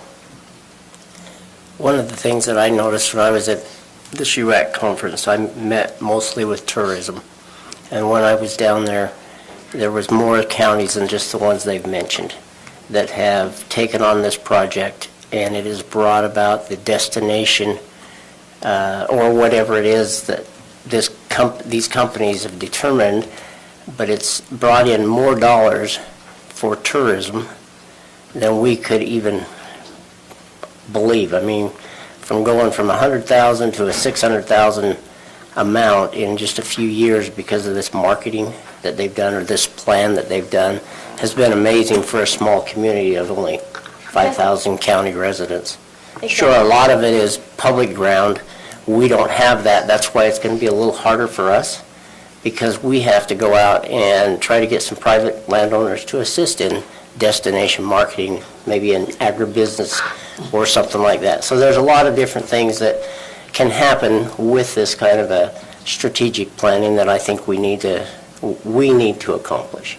So to keep in mind that Destinations International did a study, and for every $1 spent towards your destination marketing organization, 34 to 38 is returned to its own generation or generating fund. So you can keep spinning that and growing it and expanding your industry. And if you feel like tourism is one of your largest industries in the county, then it's something to consider as we're allocating the TRT funds, including the fund balance, because these are restricted funds and they have such restrictive uses, and this falls within that, as well as participation in maybe ARPA or other opportunities to fund this. What we're using is we're using state dollars to create and generate local TRT dollars and TRCC dollars, which go directly in the pockets of the business owners here, and then just generate quality of life and additional expansion in the areas that we're looking forward to, like the trail development, recreation development, managing our current assets, and having more resources to do so, such as our Weaver River. So we just want to make sure that we are using these funds as wisely as possible, but using it in a way that we receive the return of our investment, and it goes directly to our local business owners as well as under your supervision and growth, and to expand what we're collecting. So if you commit to this and we aren't awarded funds, do we foot the whole bill? Is that? No, it we won't wouldn't move forward happen. with the program. Yeah. Okay. There's no reason to expect we wouldn't receive the match from the state, though. They've set aside Correct. these funds for this Yeah, purpose. they're very eager to see give it to something us. happen in Morgan County, just because we haven't been as involved in their tourism marketing efforts as a state, and so they're excited to see more presence for Northern Utah up in this area in all of the state marketing efforts. And their big focus right now is on conservation and environmental sustainability, and they know that we have a lot of assets here in this area that we want to preserve and maintain so that we don't have the problems like Southern Utah. So our involvement on the state office with their tourism board, including destination development, is encouraged, and I think the grant shouldn't be a concern. They just have that disclaimer, that's why I asked, so. Yeah. No, that's a great question. Yeah, because I wouldn't want to pay for it entirely. It does have a rather high price tag, even with their state discounts. Any further questions? Nope. What's your suggestion as to the fund it should come from? We have actually two sources. Of course, we're running out of ARPA money real quick. If we have any in ARPA money, I wouldn't mind taking some of it from ARPA, if we can, and the rest of it from the TTAB tax, TRT taxes, which we have We have a balance of 51,000 in TRT. TRT, tourism leasing and tax room is $112,000. Is restaurant tax an acceptable? Yes. That is also. Because there's a big fund balance there. Yes. I mean, I favor using some of these restricted funds just because there's little other things we can do with them. We've been building this fund for a very long time and haven't used it. And I think I'd prefer to use that over ARPA at this point, especially knowing that there will be potential other uses for ARPA that we may need. Agreed, 100%. So if we can take it from restaurant, I think that's where we ought to take it. We've got a fund balance of $226,000 there. Right. And to address that question, Commissioner Newton, a part of our board is made up of restaurant owners as well. And when we had the retreat, it was unanimous that they supported the collection or the use of the TRT fund balance and TRCC fund balance to support this effort because they see the return and the value in supporting the restaurant and catering business and hopefully grow that business and bring in additional restaurants and food options. So the total amount that we're looking for is $32,500, is that correct? That's correct. 539, 525.56, was it? The 32 should be. Oh, no, sorry. 32.5. It's You're right, 32,500. 32.5. Yeah, 32.5. Sorry. You're looking at our fire department Yeah, radios? there's just been too many numbers tonight. Who's just adding his commission on there? So is the next step to get an agreement before us to Yes. see? Is that the next step? Yeah, I mean, we'd like you to vote yes on that and to make the expenditure. I had a couple of other little comments I wanted to let you know. I think you're not going to ask this, but I wanted to let you know that Anissa brought in the Utah Film Commission to the county yesterday, a couple of location scouts, and she and I spent the whole day touring them around the county to some very unique and beautiful private properties. And one of the things that they were most excited about, other than how beautiful and, you know, all these hidden gems that we have in our county, was the fact that we are 98% privately owned. It's much easier for them to do business with private property owners than it is with government permitting agencies. You know, you got the train schedule that isn't going to budge for any factor, right? So. They don't like the bureaucracy, is that what Right. you're telling us? So, well, the point is, though, I mean, a couple of things. Number one, they seem genuinely interested and they want to come back and explore more deeper into some of the properties that we took them to. We introduced them to property owners who were able to tour them around on their own properties. And people, it's sparking interest in some people's minds, looking for ideas and ways that they can use their private properties for tourism and ways to keep their families working and living at home. They don't necessarily have to sell off their property to development. There might be some other options out there. And in one of the conversations we were having was about this Destination Development Grant Program with the Utah Office of Tourism, and the Utah Film Commission was fully aware of the program, the people behind it, and they spoke very highly of it, and they've been working in other counties who have recently gone through this. So that was a nice to hear from an outside perspective, from somebody else not involved with what we're trying to do here. So.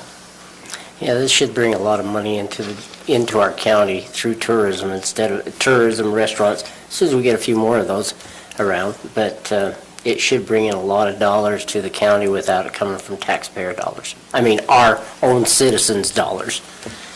So, and I'll tell you, as somebody who tries to market my own business, marketing is so far over my head, and to see on this bullet list that they are going to provide us with a brand book with all of these things, the target audience, the brand attributes, the logo, the type, the patterns, the implementation and marketing plan, and all these assets associated with our brand will be wrapped up and delivered to us in a well-structured folder system so that we have the art files, the JPEGs, the PNGs, everything to make it easy for us to use the brand going forward. In my mind, that is a huge, huge wind to have that in one place. I mean, if you don't have that, you're just running a blog. And so.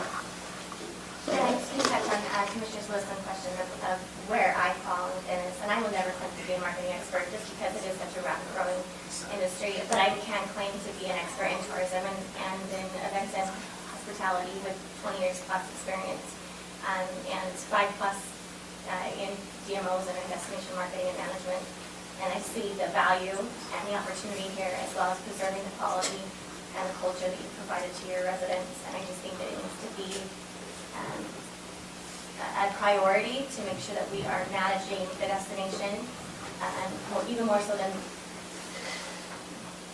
I have to be careful, but just that we're managing our assets so that we have the ability to control and the quality of guests and tourism, and just so that we're not, our assets aren't going to get used, like our rivers and our streets and our mountains and our trails, so.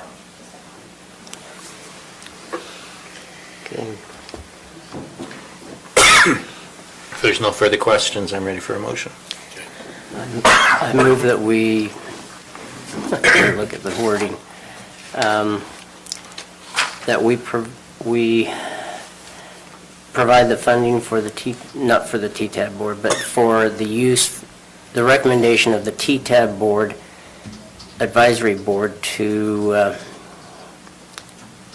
spend $32,500 of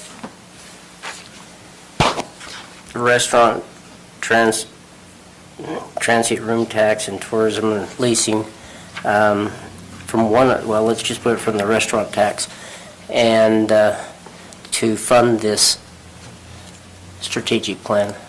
The Utah Office of Tourism has given us an opportunity to do. Did you get that?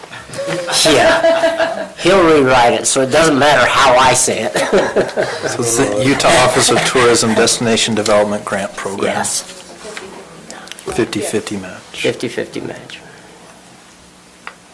Doesn't matter what we say. Robert hears it differently, and he does a great job of repeating it. That's right. But before I can do that, I need a second on the motion. Oh, I'll second the motion. Okay, we have a motion by Commissioner Fackrell, seconded by Commissioner Newton, to authorize the expenditure of $32,500 from the restaurant fund balance, account number 102966. Yes. 000, for the Utah Office of Tourism grant application, which is a matching grant application. Any questions on the motion? All in favor? Aye. Aye. Any opposed? Okay, thank you very much. We appreciate your service on the board. Okay. Item 5 is something that we discussed in our work session. It's a review of an agreement between Morgan County and UDOT for the Rome subdivision storm drain. It's a drainage agreement for a storm line going south from Old Highway Road and Trappers Loop Road. Yeah, so this is as we discussed, it's a drainage agreement that will allow Rome to develop and put in a large storm drain. Morgan County will be responsible for maintaining and monitoring that storm drain, which at our current levels will be adequate. As we discussed, we'll need to add, we'll make sure that as we develop and look at the development of that site, that it'll be sized to handle flows, and that we will get oil and water separators and make sure the system can handle that. Those were the comments we received on the agreement. Would you like to discuss it anymore? Any further questions for Lance? Just a quick comment. I was just reviewing the packet, and there's a few requirements. Doesn't look like they're anything major, but just from the county engineer that said, hey, we want to make sure these things are addressed. So I just want to make sure we include that. You mean the ones we discussed earlier? Yeah. Ones in that letter. Yeah, and some, so I just want to make sure that's included if they're, when it's discussed, when the motion's made. Oh, okay. So you're talking about the recommendations for the county engineer for the Rome subdivision approval itself? Yeah, but this would Which be- do have issues on storm drain, but yeah, okay. It ties together, but those would be more directly incorporated in the final plat. Oh, okay. Yeah, All of that, But it talks about storm drain. that's- yeah, the engineer's list was attached to both items, so I think that's why. Okay, Commissioner there's the Anderson's what it confusion. is. Thank you. Okay. Is there a motion? Make a motion that we approve drainage agreement between UDOT and Morgan County for storm drain pipe going along south from Old Highway Road to Trappers Loop Road. Second. So we have a motion by Commissioner Anderson, seconded by Commissioner Wilson, to approve the drainage agreement with UDOT, or between UDOT and Morgan County for the installation of a storm drain pipe going south from Old Highway Road and Trappers Loop Road. Any questions on the motion? All in favor? Aye. Any opposed? Okay.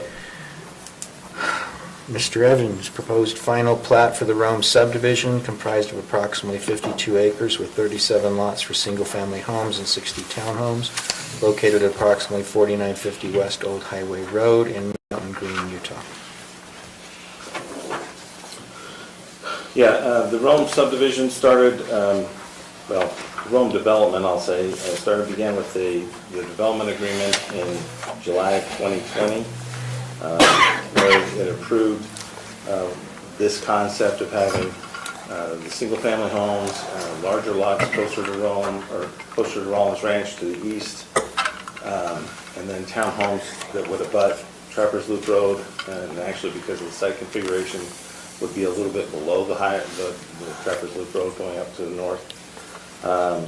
This was all part of developing the town center area for Mountain Green.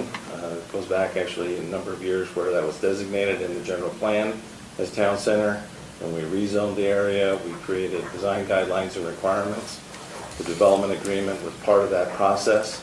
So this has been coming along and being put together for a number of years. The density was But approved. it did retain some commercial area. I'll get there, yes. Okay. Yes, it did.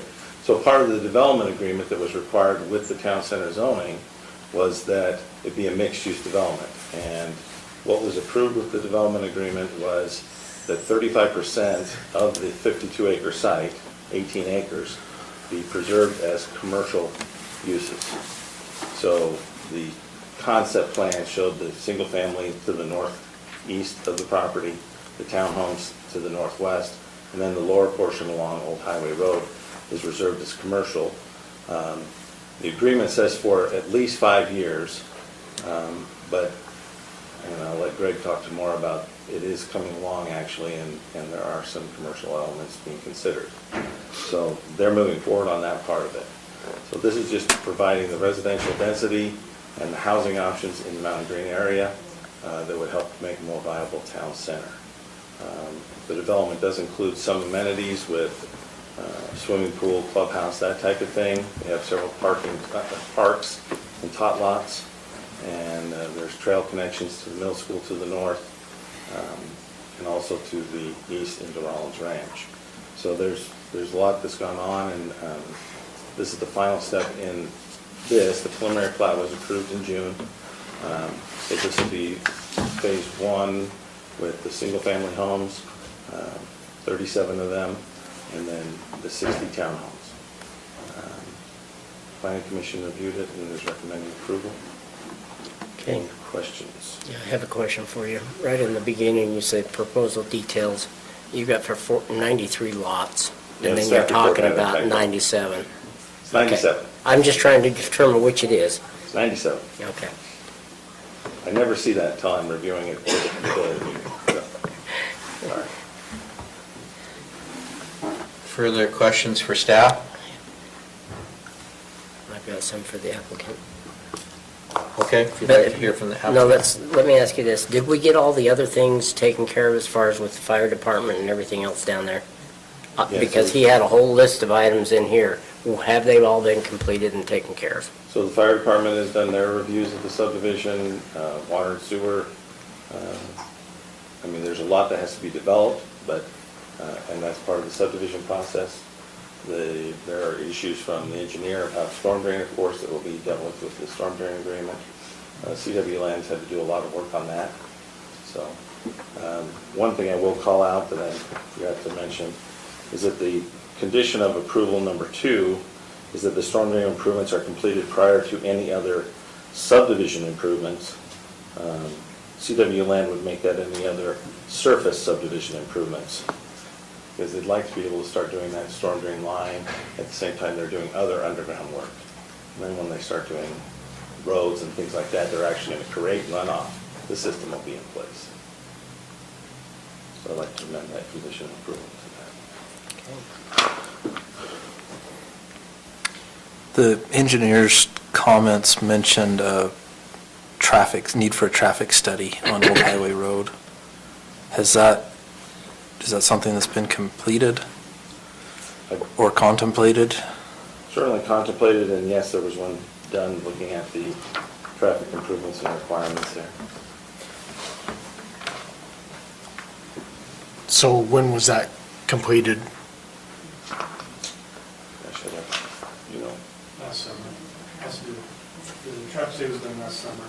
Had the improvements really are the striking and the arrangement of the striping on Highway 30, how that's going to go stay in place, so it can be implemented in the plan. So did the county engineer not have that in front of him when he was doing his review? Okay. Or was that an earlier review? Might is have what been. I'm wondering. Because I read that too and I thought it wasn't. And I guess Right there. we're ready to, well, what's before us is to approve final. So I guess I would want to know, it sounds like we've got a lot of the items completed right now. Yeah, the staff report attached several of the review memos. We've been submitting since this summer, and so the staff report contains several of those. I guess the thought, Lance, is it'd help us as commissioners, I think, to have an updated memo, maybe from the engineer saying all the things are completed or not completed, updated memo from fire department, updated memo from water provider, whoever's prior, and sort of saying that we've approved, the plan, final plans. Because this one here is July 6th and it says the tight roadway curves between, this is from the Wasatch Civil, the tight roadway curves between Mesas and anyway, a couple of roads there were, he's saying basically check with the fire department, make sure they're taken care of. So if they haven't been taken care of, I don't want to give final approval until we know that it's actually been taken care of.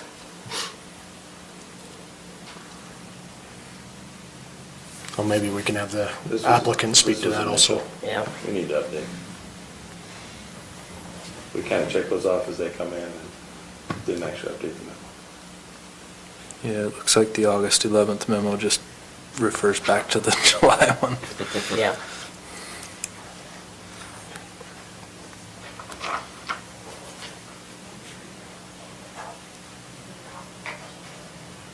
It says they're still waiting for a will serve letter on the August 11th one. We have that. Do we have it yet? We do. Okay.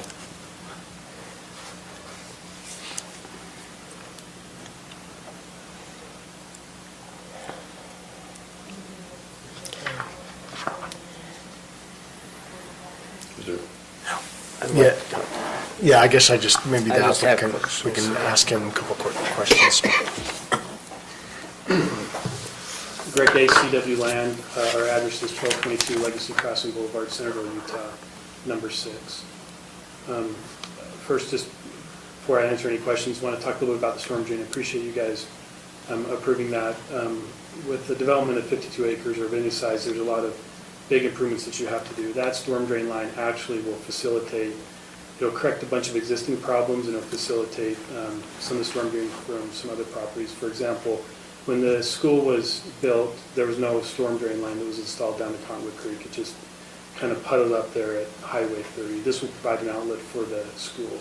In addition, there's an existing problem over at Sinclair I think 10 years ago, Mr. Miller, the engineer, referenced the problems. There was some flooding over there. This will likewise provide an outlet.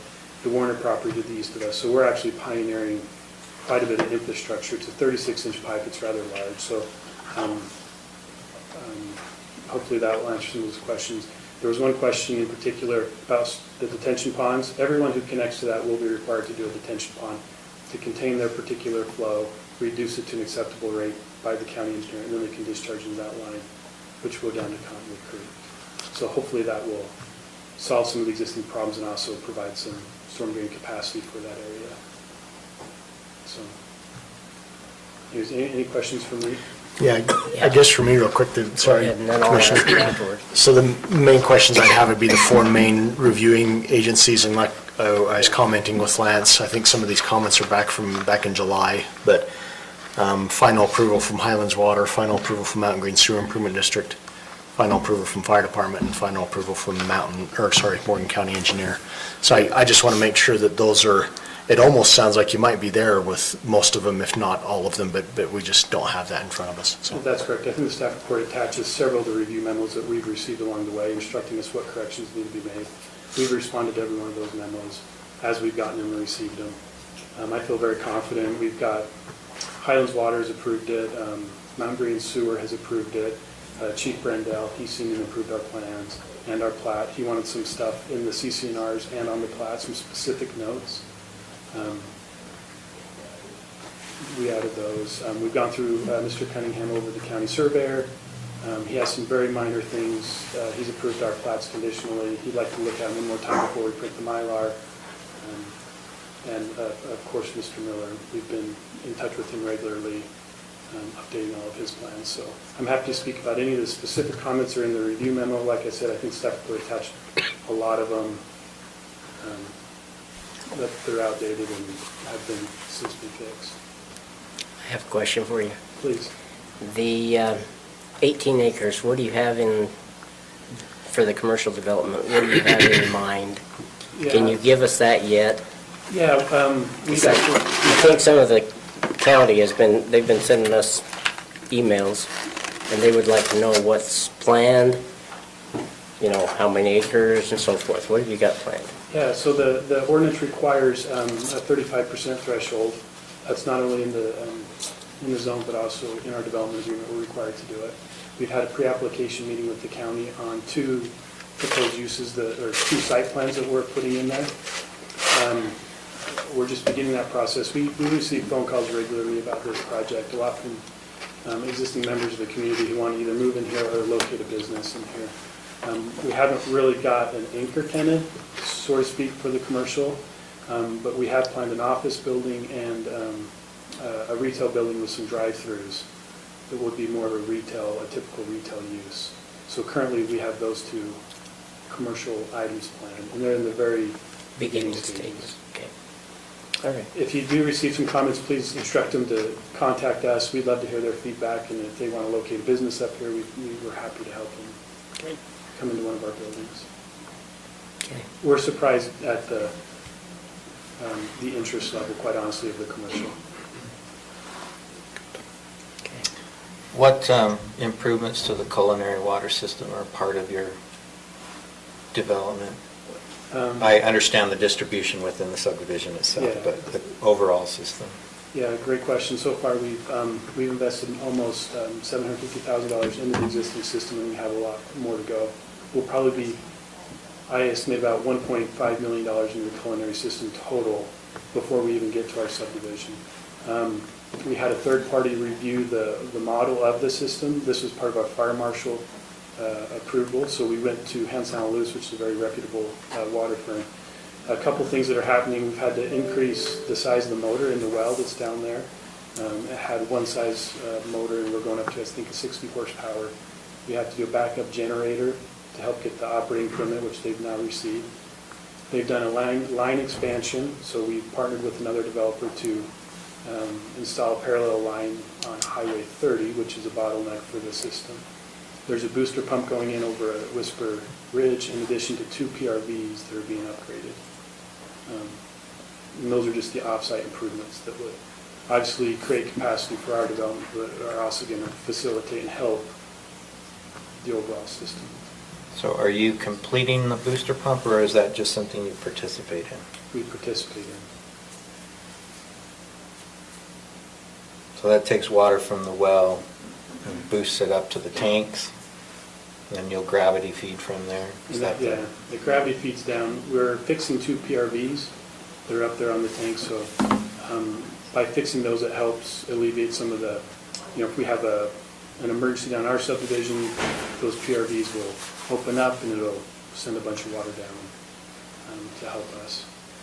And Bart's here, he can speak a little bit more to some Well, of and these. I guess that's my thought with these final approval letters from both Mountain Green Sewer Improvement District and Highlands Water, is saying that we can serve this development and we approve of the design, and then that way at least we've got documentation that they have seen them and approved the design and what's happening there.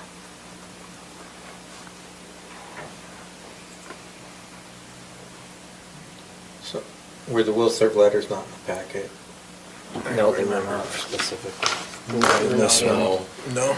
Well, and usually, yeah, I don't. They were not there. The will serve are at the preliminary level. Yeah.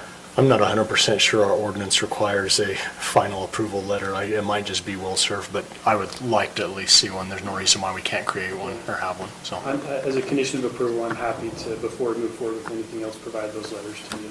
Yeah. The condition of approval.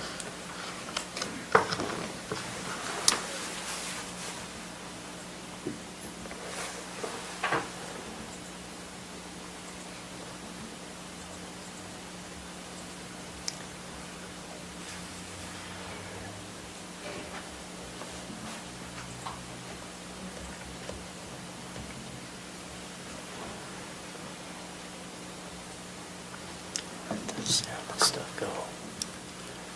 Any further questions? So Lance made a comment to this, but just to verify, what were the, we wanted to have we recommended that the storm drain infrastructure be placed in first, but then you asked that what be done at the same time?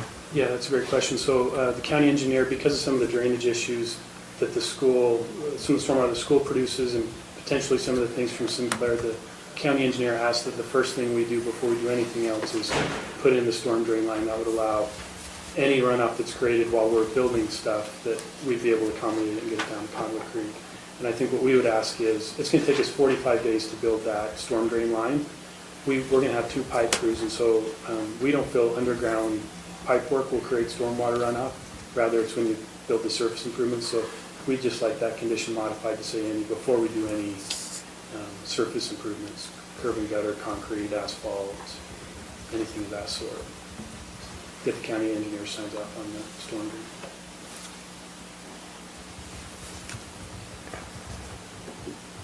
And that's been he's wanted that since preliminary, so he's made us very aware of that requirement.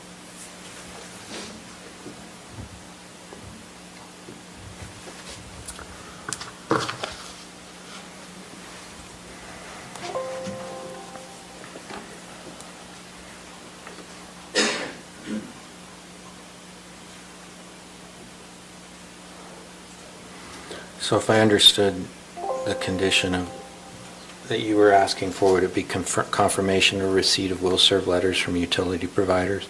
Actually, confirming approval of system improvements? Yeah, I would maybe say that a little bit different versus will serve. There's different definitions there versus final plan approval.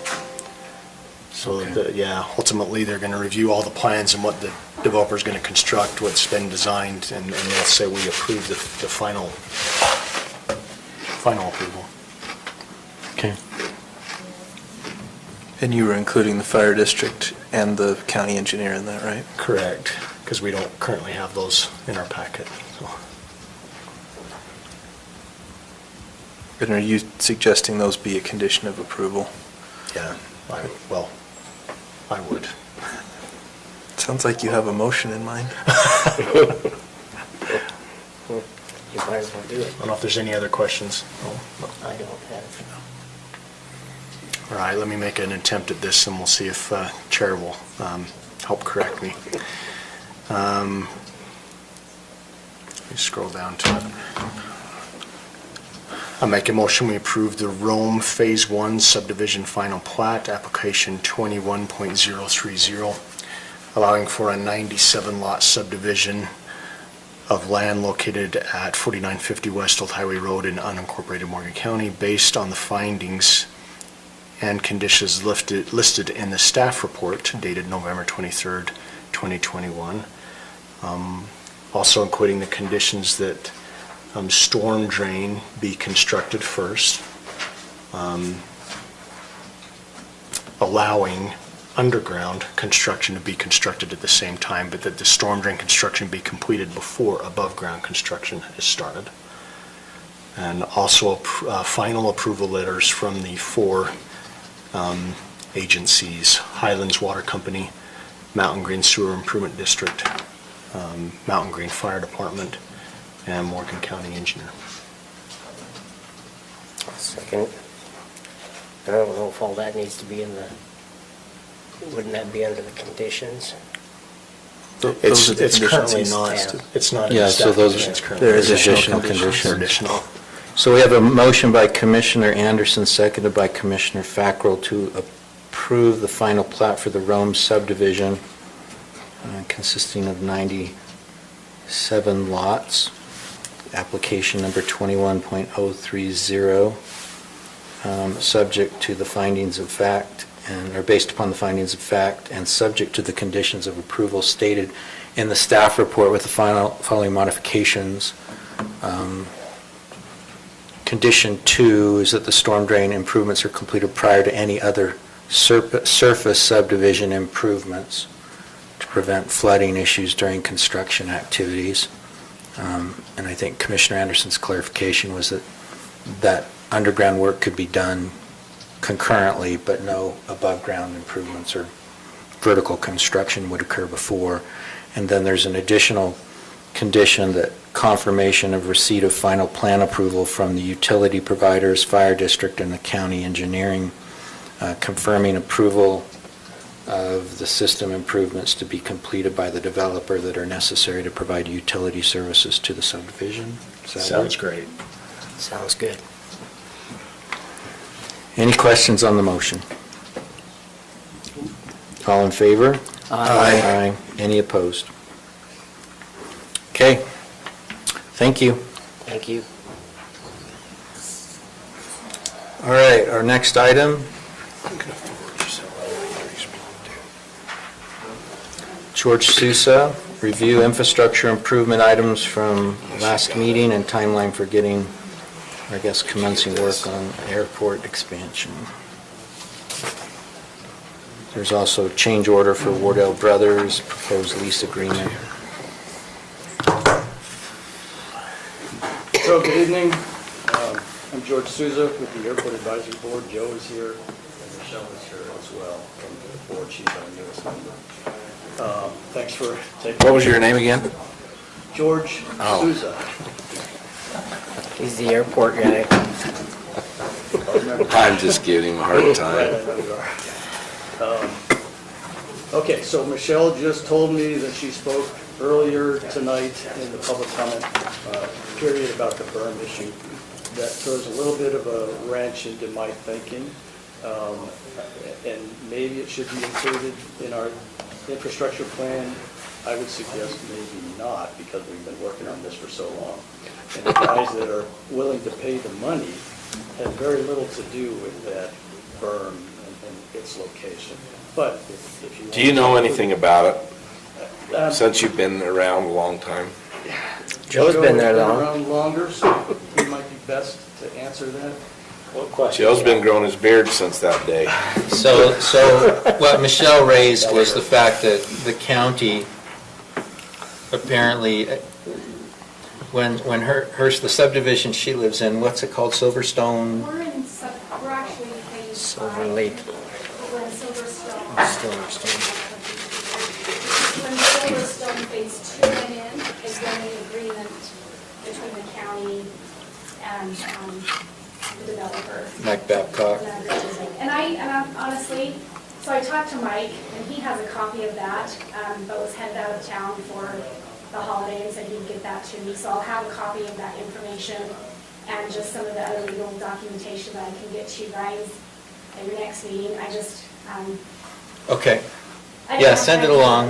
It was a search, and I was happy to find some of the information I had received, but I don't have the documentation for you to look at this evening. Is So there a basically- reason, is there a reason you waited till this very end day? Can I be honest about that? Yeah. So I coach the mountain biking team, and we have 70 students, and my end of the year awards was last night. And so I go from one big thing where my thoughts, and I even told her, I said, I will be all into this airport advisory board, but I've got to get this finished up and out of the way first. And so just time-wise with my personal life, I did not have time to come to the county and research the information I needed to. I did, like I said, when this first came up, back in, I don't know, somewhere between 2005, 2008, the documentation I had from that, I was just hoping that it would continue to grow, but as years have gone by, because I think there were good intentions on the council. I mean, he was out there watering by hand, like taking buckets to each tree. I just remember watching him going, well, it's horrible that he's doing that, there's got to be a better way, but that was... My thought is without infrastructure, we're never gonna be able to water that area. Right, right. So, and that's what we're trying to put in is infrastructure. Right, so the question on that is, okay, who's responsible for doing that? And it can be... The biking team. Although no state sweatshirts, we're putting it into the burn. I think as far as who's responsible for it legally to get that built and put in, there's a few different ways that can go. The documentation shows that it was the county's responsibility with the agreement that they made, but I think now with it being such a long time, I've talked to a few of the airport hangar owners who have said, you know what, I live in the community, I want that. I would be willing to put money towards that burn, because not only does it's a win-win for both sides, then you also don't have the fire hazard. I just talked to Boyd Kerrigan, I just met him just barely tonight, but he had just given me some information that he has a grant that might fit in with that, right. where it's for vegetation. Yeah, wildfire mitigation. So I think there's a few ways that we can get this done, but I feel like me not being involved in the board wasn't aware of what the development plan was. Now that I am on the board and have that information, that's maybe why I waited till, I guess, the last hour, just because that's when I was put into this position. Okay. I didn't have the knowledge before. And I think, No, that's okay. I Yeah. just wanted to kind of hear why, because, I mean, I feel if it's the county's responsibility, we don't need to punish the airport. Right, people, right, so. and I think that too. I look at, the guys that are waiting on the hangars are willing to put in $30,000 each because they waited so long for their hangars.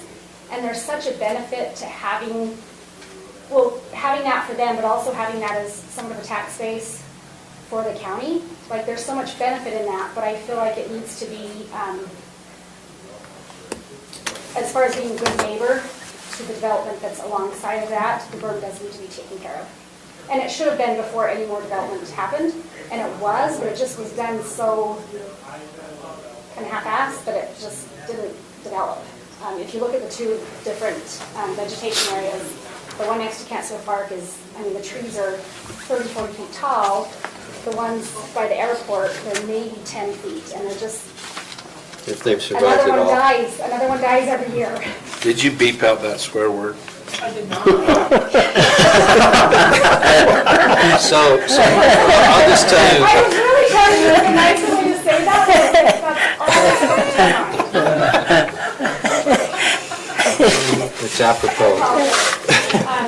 But I do think there's some avenues that, and like I said, I'm so new to this, I do think there's some avenues. I don't think the people that are paying for the hangars should pay for it. Agreed. It's their responsibility.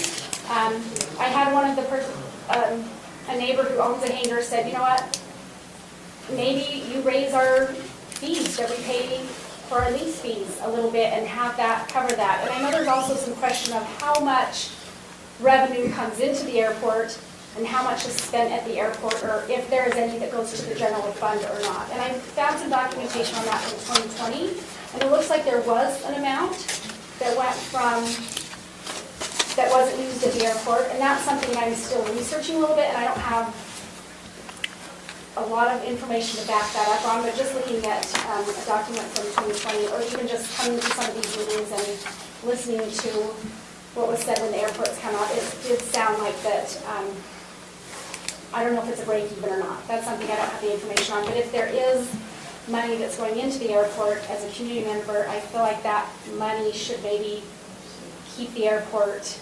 maintained, and that berm is part of maintaining that. So I agree with the obligation to maintain the berm and think we ought to do it. Frankly, to the extent we redo any of the vegetation on that though, I think I would try to xeriscape it.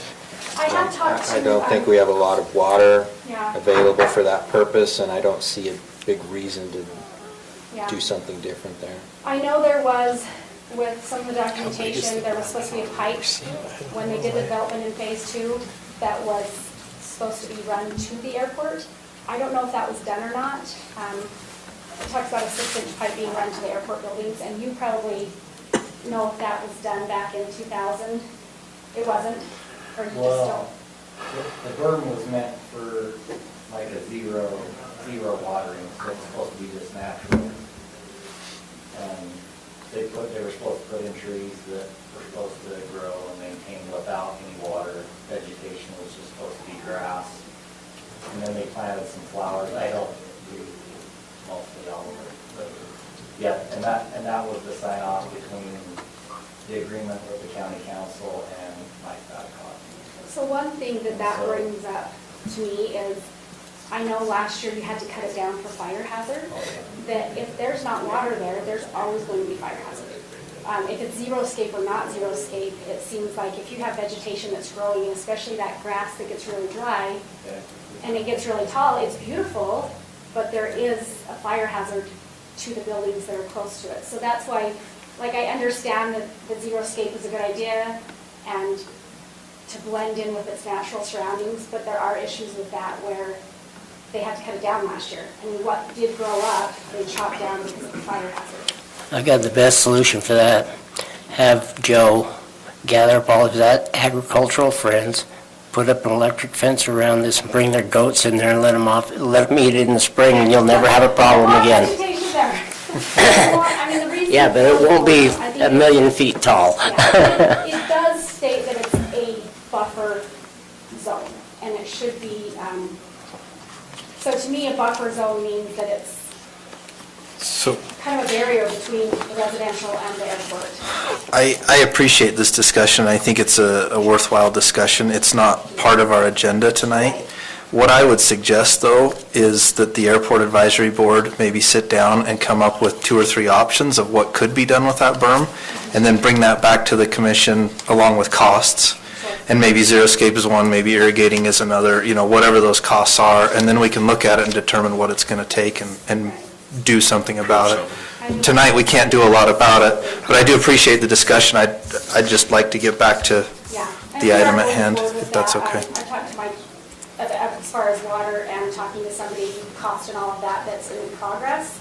I just felt like maybe this shouldn't be completely passed without having that information along the side of it. And yes, it does. And I told George, I apologize that he said, this is going to slow it down. And I said, I understand that, but I just feel like it's the right thing to do for the community, that the more knowledge that we have, and maybe they didn't have the knowledge as they were doing all of this, of what should have been done without berm. So, Okay. I won't let you finish. And we respect Michelle's concerns. The previous board member, Dan Jensen, that lived across from the airport, he left 6 months to a year ago, and he voiced those concerns, but perhaps not as strongly or with enough initiative to tackle them. It seems like Michelle was willing to tackle them. So we're going to support her in doing that and stay on top of her efforts. We'll set up a meeting for next week after Thanksgiving, I believe. But I'd like to present to you where we're at right now with the infrastructure project. I sent an email out on Friday. I hope that was okay. Didn't want to really wait until the packets came out, plus the packets have a ton of information related to our particular project, so I hope that's okay. In there, I went over what I think the timeline should be to get Wardell started by January, so that they can finish by May 1st. And to me, that means approval either tonight or no later than 2 weeks from tonight, so that we can send out the leases, which we need to have approved. That's in part of the packet tonight as well. Send out the leases, get the money back by January 1st. If you don't have money back from all of the pads that we have assigned, then we need to work down the list and move guys up, and that will take a little bit of time. Pretty good. So that's why I have January 1st as the deadline for getting the money back and the leases as well. That gives us maybe 2 weeks to get that done and come back to you and say, we have all the money, do we have the go-ahead, and are you willing to sign the lease with Wardell Brothers? So that's Can my I- thinking on the time. Can I step in, George, real quick Yes. and ask a question to our attorney, Garrett? Have you reviewed the lease agreement and then the contract? I think the contract, I guess, between Morgan County and Wardell Brothers would be a standard contract that we use with contractors, but I don't know if have you been able to review both those? So I haven't seen anything with Wardell specifically, the Wardells other than the change orders, which I sent an email about the bonding that I think everyone responded to, and we moved forward with that last time. That is within the bid book Okay. that Wardell sent out, and that's the contract that's inside Okay, of it. and I can review that as well. I have reviewed the lease. I've reached out again to Craig at the state because there is a provision in the airport grant assurance agreement that says all leases have to contain some certain language. It's on page 3, paragraph 3B of that airport assurance. It's not in the packet, but it does talk about not charging unreasonable fees and basically not doing things that are discriminatory. And so that might be something that we can just talk about after I talk to Craig to confirm that. Okay. And it wouldn't be a huge substantive change to the lease. It's just something that appears to be required under the airport assurance grant agreement. Okay. But I don't think it would derail the conversation today. That's just something I'm still tracking Craig down on.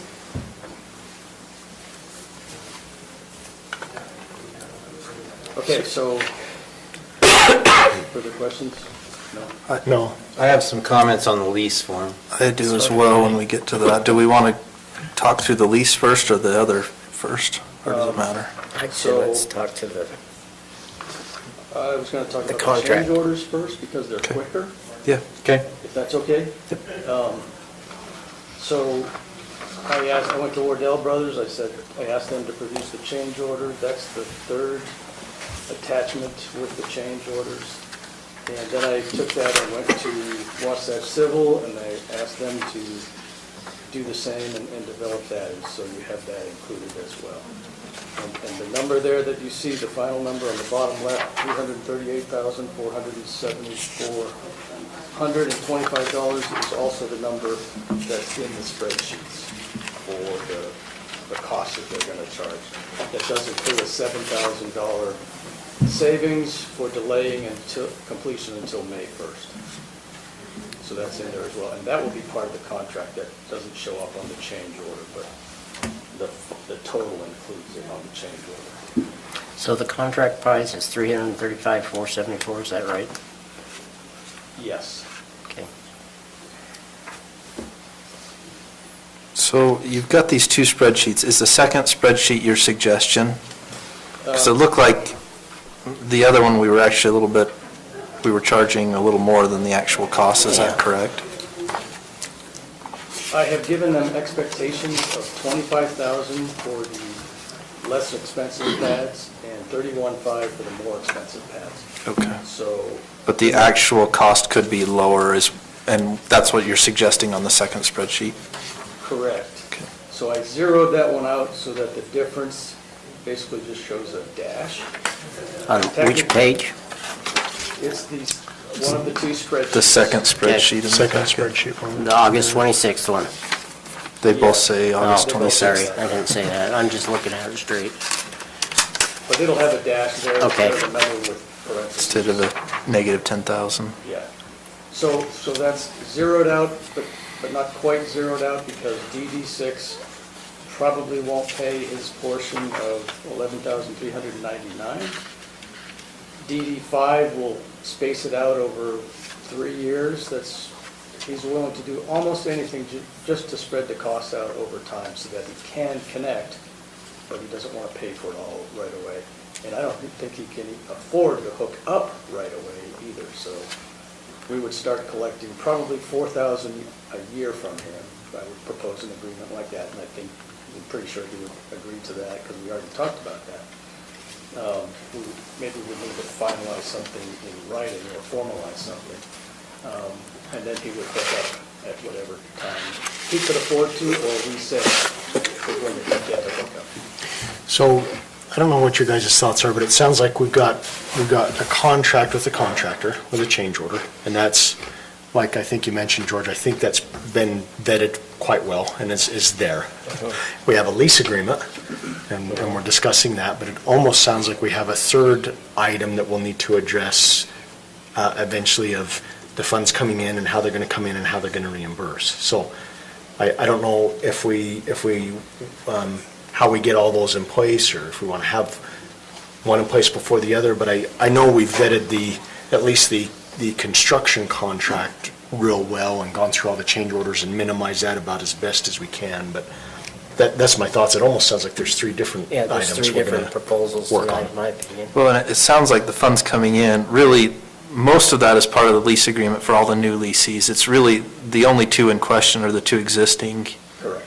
That we need to determine that. And those are the smallest amounts.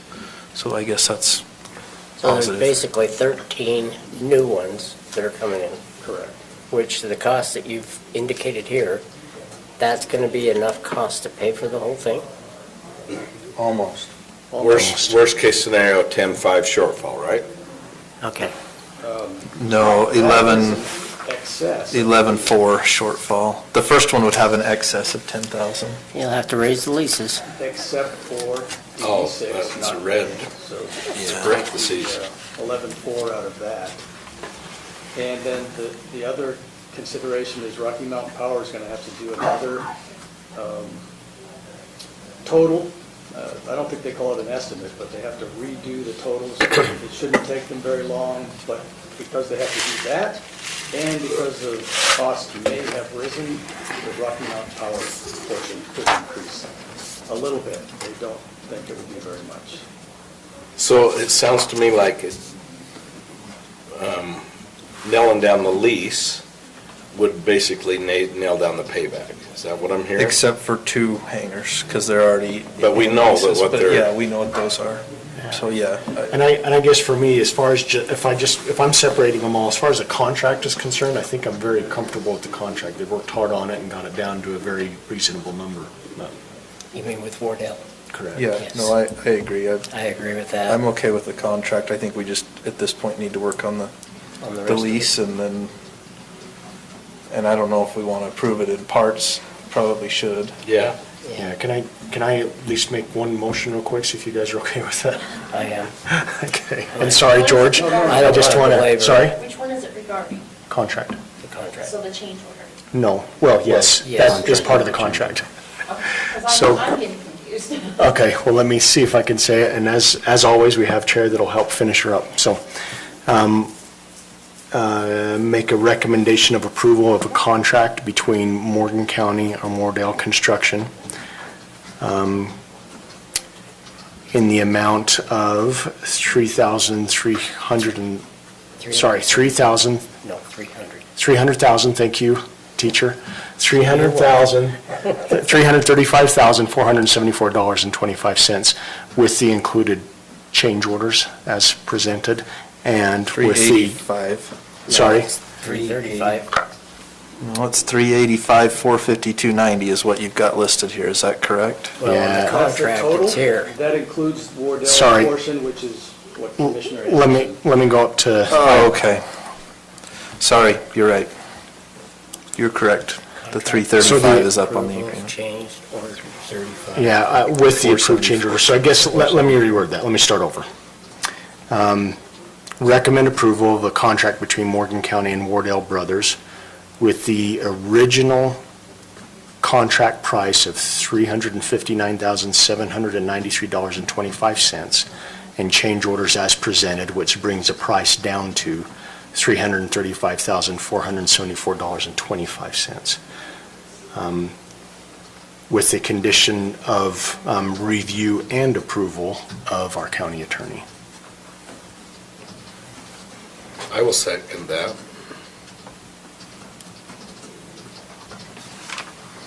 So we have a motion by Commissioner Anderson, seconded by Commissioner Wilson to approve a construction contract between Morgan County and Wardell Brothers Construction in the total amount with change orders of $335,474.25, with the condition that the form of contract be reviewed and approved by the county attorney, and that's for completion of improvements at the Morgan County Airport rows, let's see, DD and EE?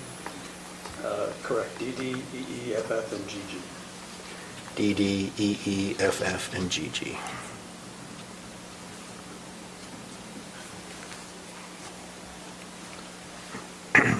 Any questions on the motion? All in favor? Aye. Hi, sorry, I couldn't get it out. Okay. So you want to talk about the lease agreement now? Yes, please. Yes. Wait, before we do that, we've got another almost 50,000 in expenditures that need to go along with that agreement. What do you mean? Well, we've got the hookup fees for the water and sewer district, we got the gas line installation, we got the Rocky Mountain power charges. That's what all adds up to the 385 that's on that sheet. So we need to approve those other expenditures, otherwise There's a you're shortfall. not going to go very far with just the contractor.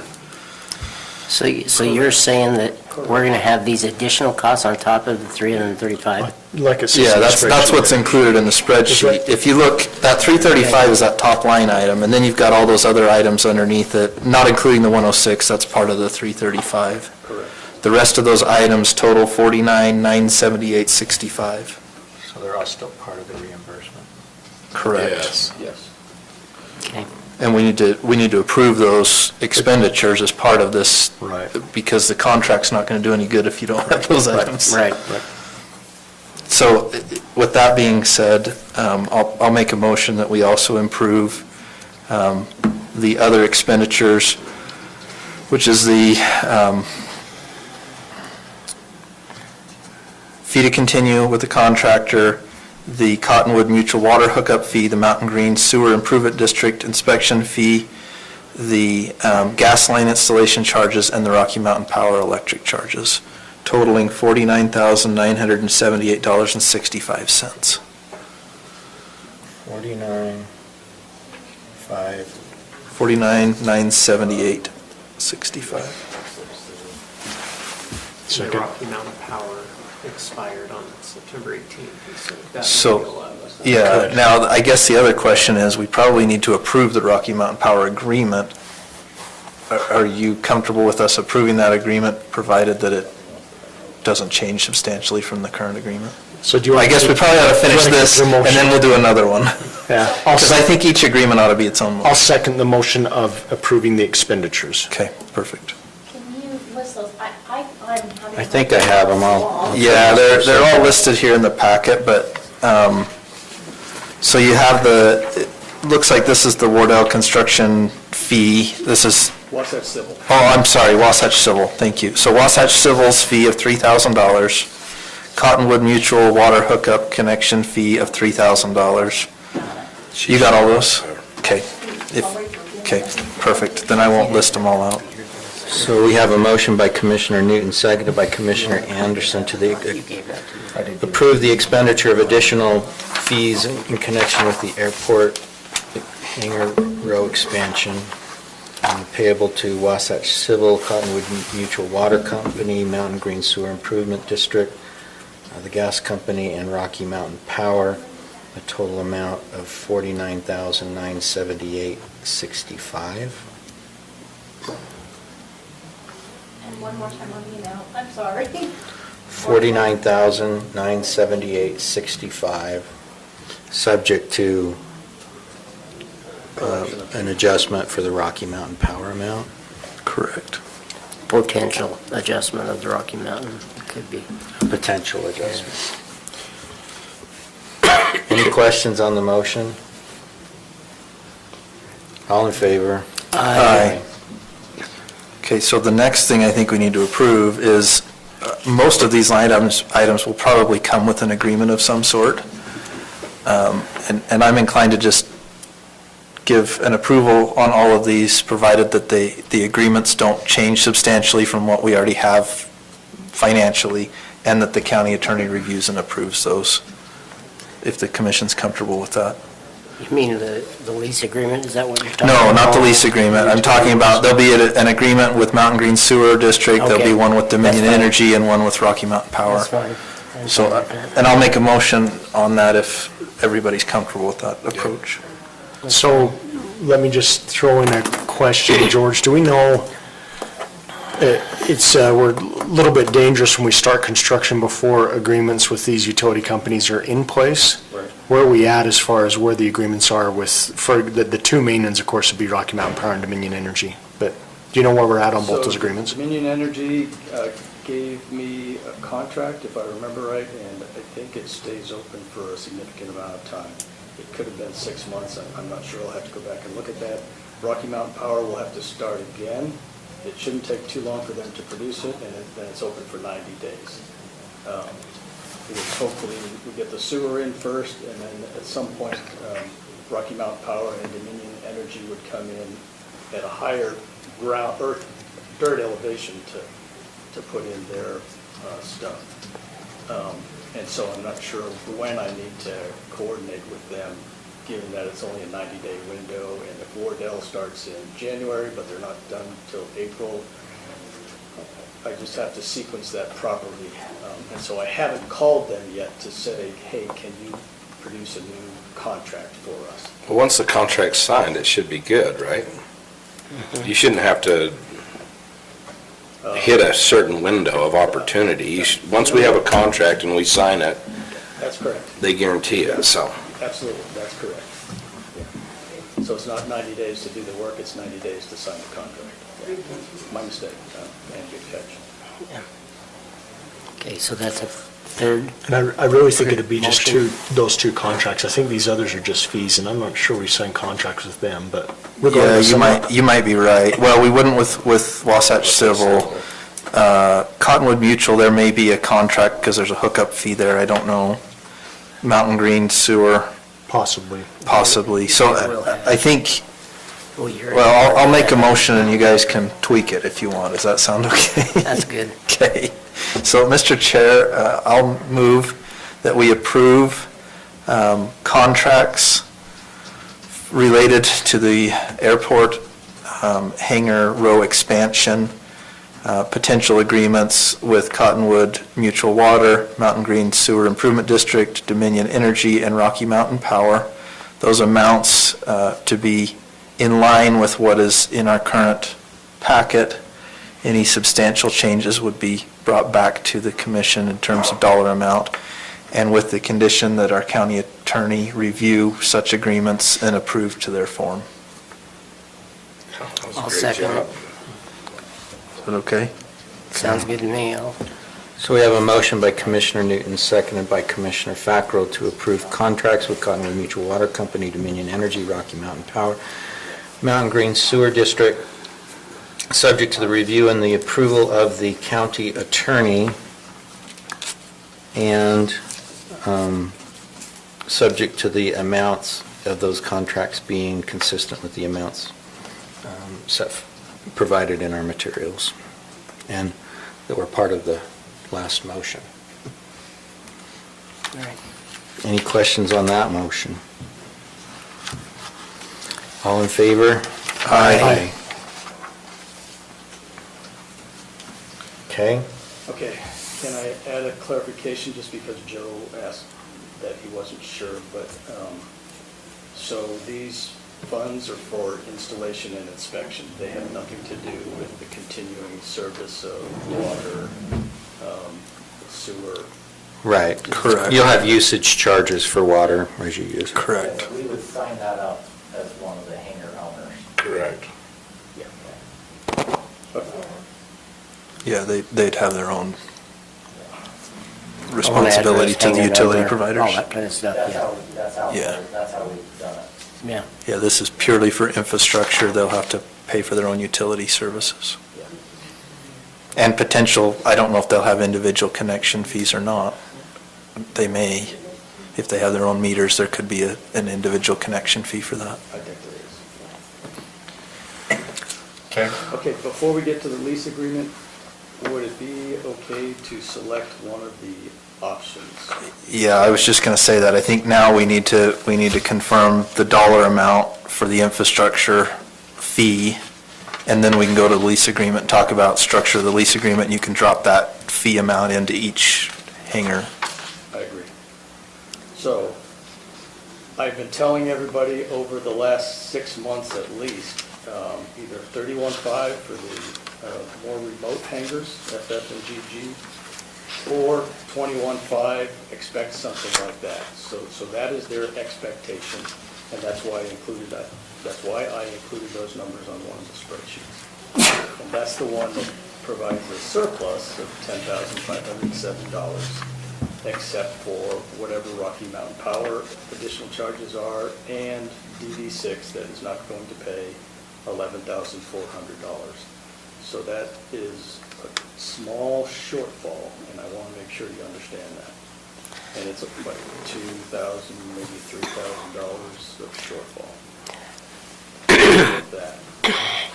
I'm not seeing the shortfall. You're going to have to come up here and show it to me.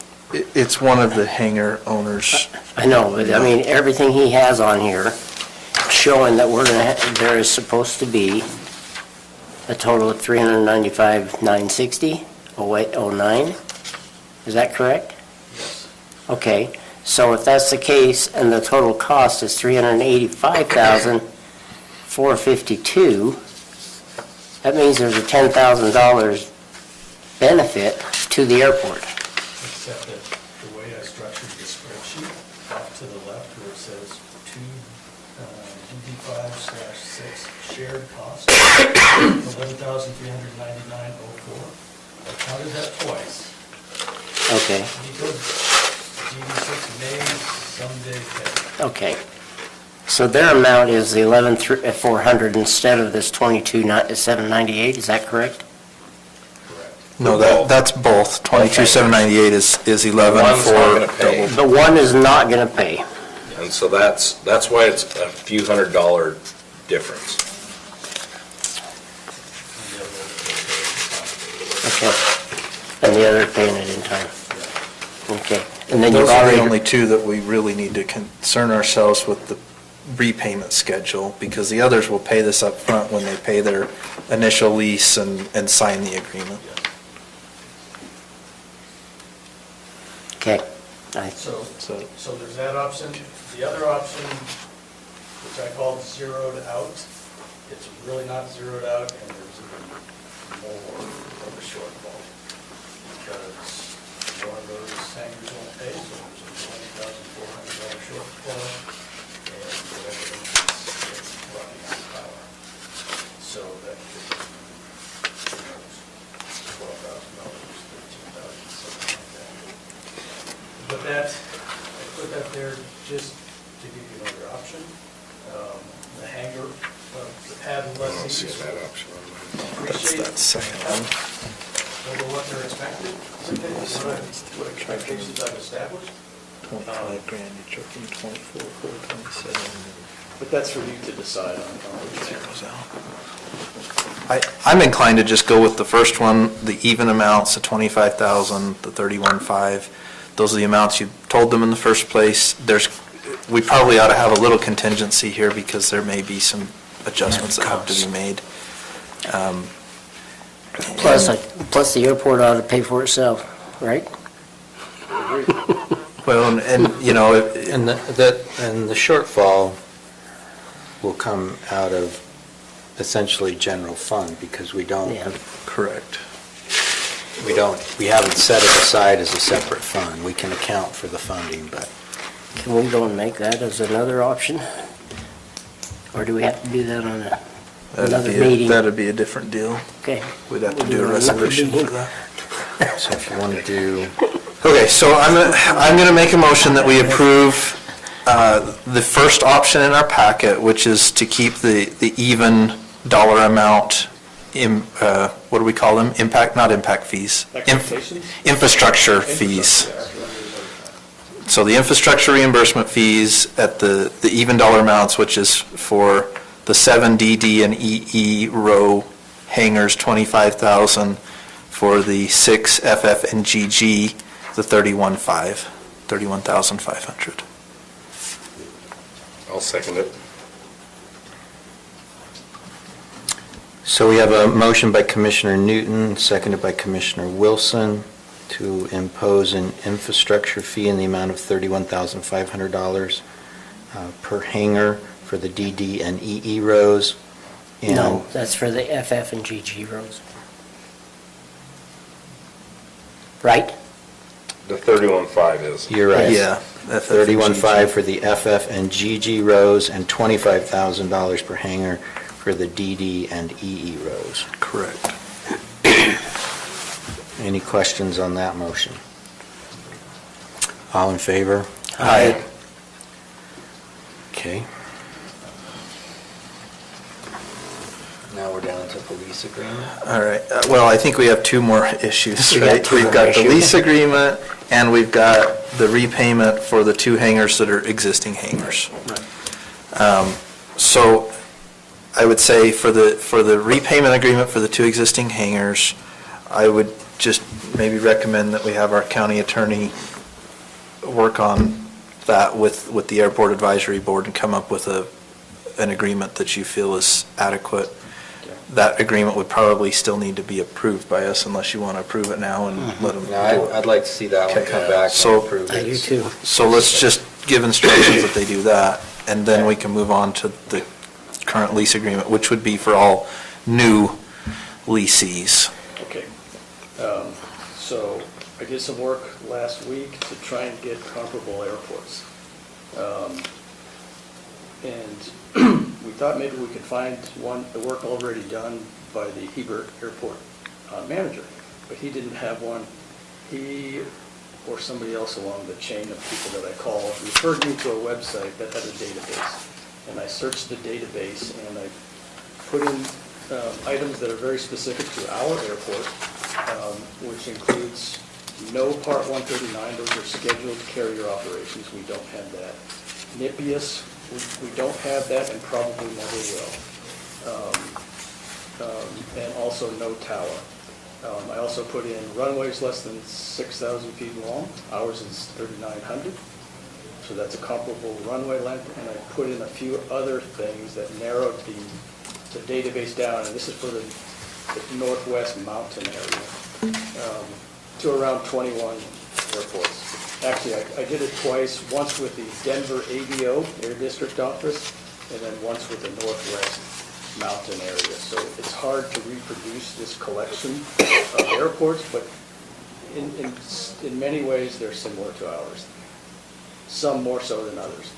And I would say that the closest one that I have personal familiarity with is the Rigby Airport, because I flew in there for the Eclipse 2 or 3 years ago. The runway is of similar length. They don't have a tower.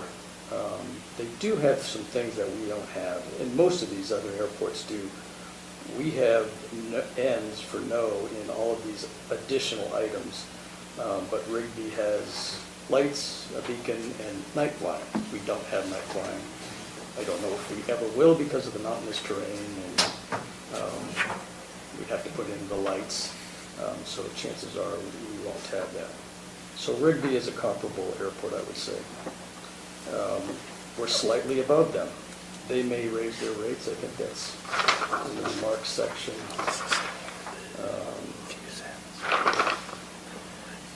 they have a $125 airport access fee. I may have included that in their 12.5 cents per square foot. The purpose So of this- what you have recommended here is 16 cents Correct. on the current. And that's just a roundup from what it will be for everybody else next year. So with a 2% annual increase, next year, all the other hangars will be at 15.606. This rounds up to 16. So your annual 2%, we're getting 4% on another property that we lease for a cell tower, annual increase. I know, I mean, I have a property that I lease ground on from the railroad, and it's a 3% annual increase.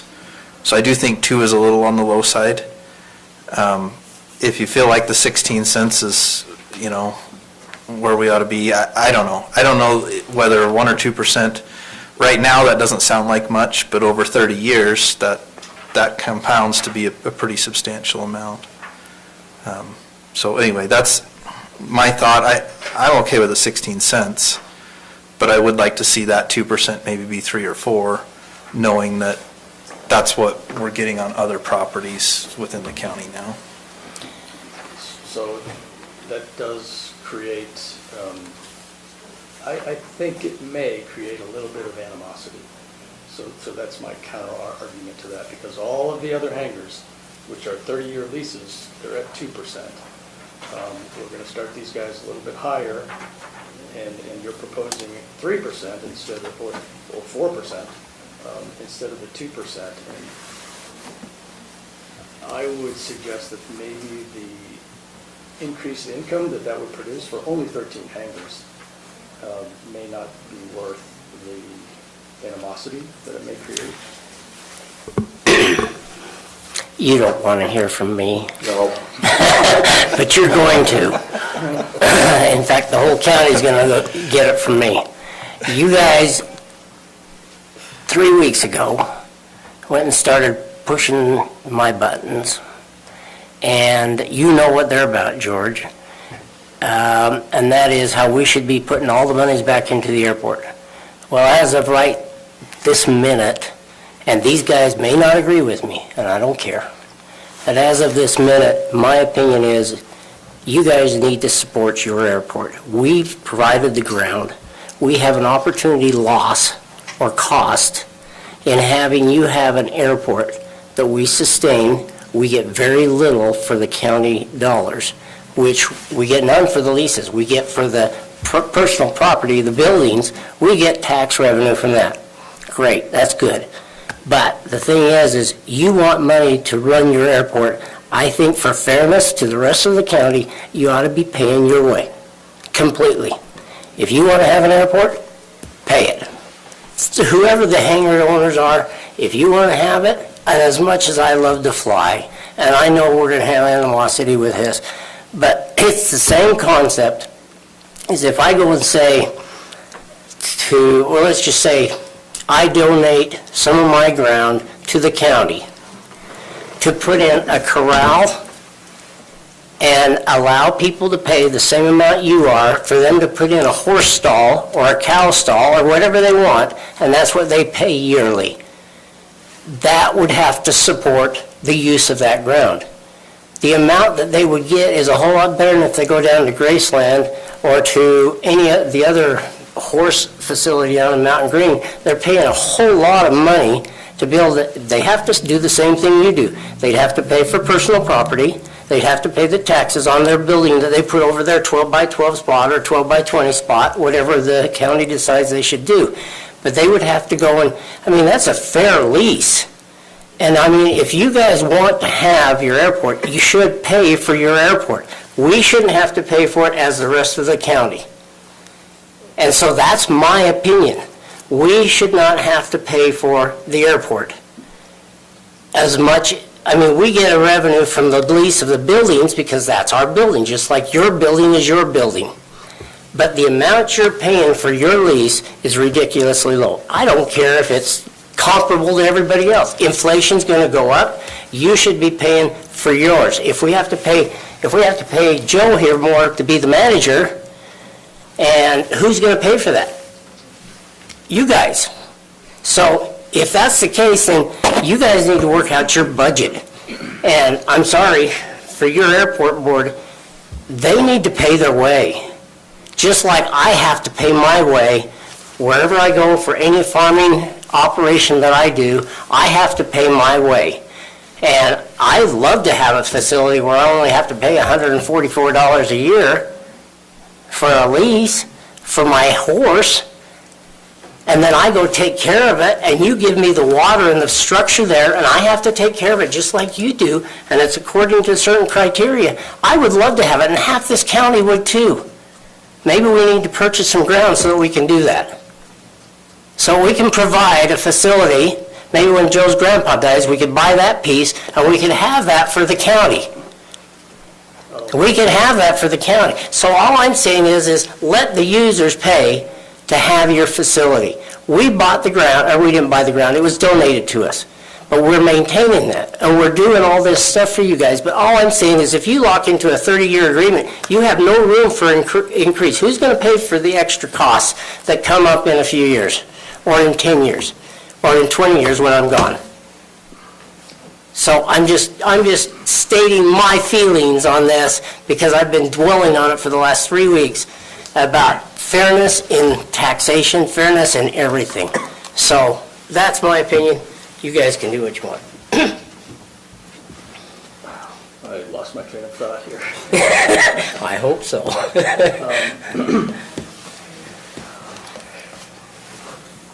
So I don't know how you're going to put that into an agreement, into a lease agreement, but somehow or another, you got to take care of your place. So I feel like 2 weeks ago, we made some ground on airport revenue, staying at the airport.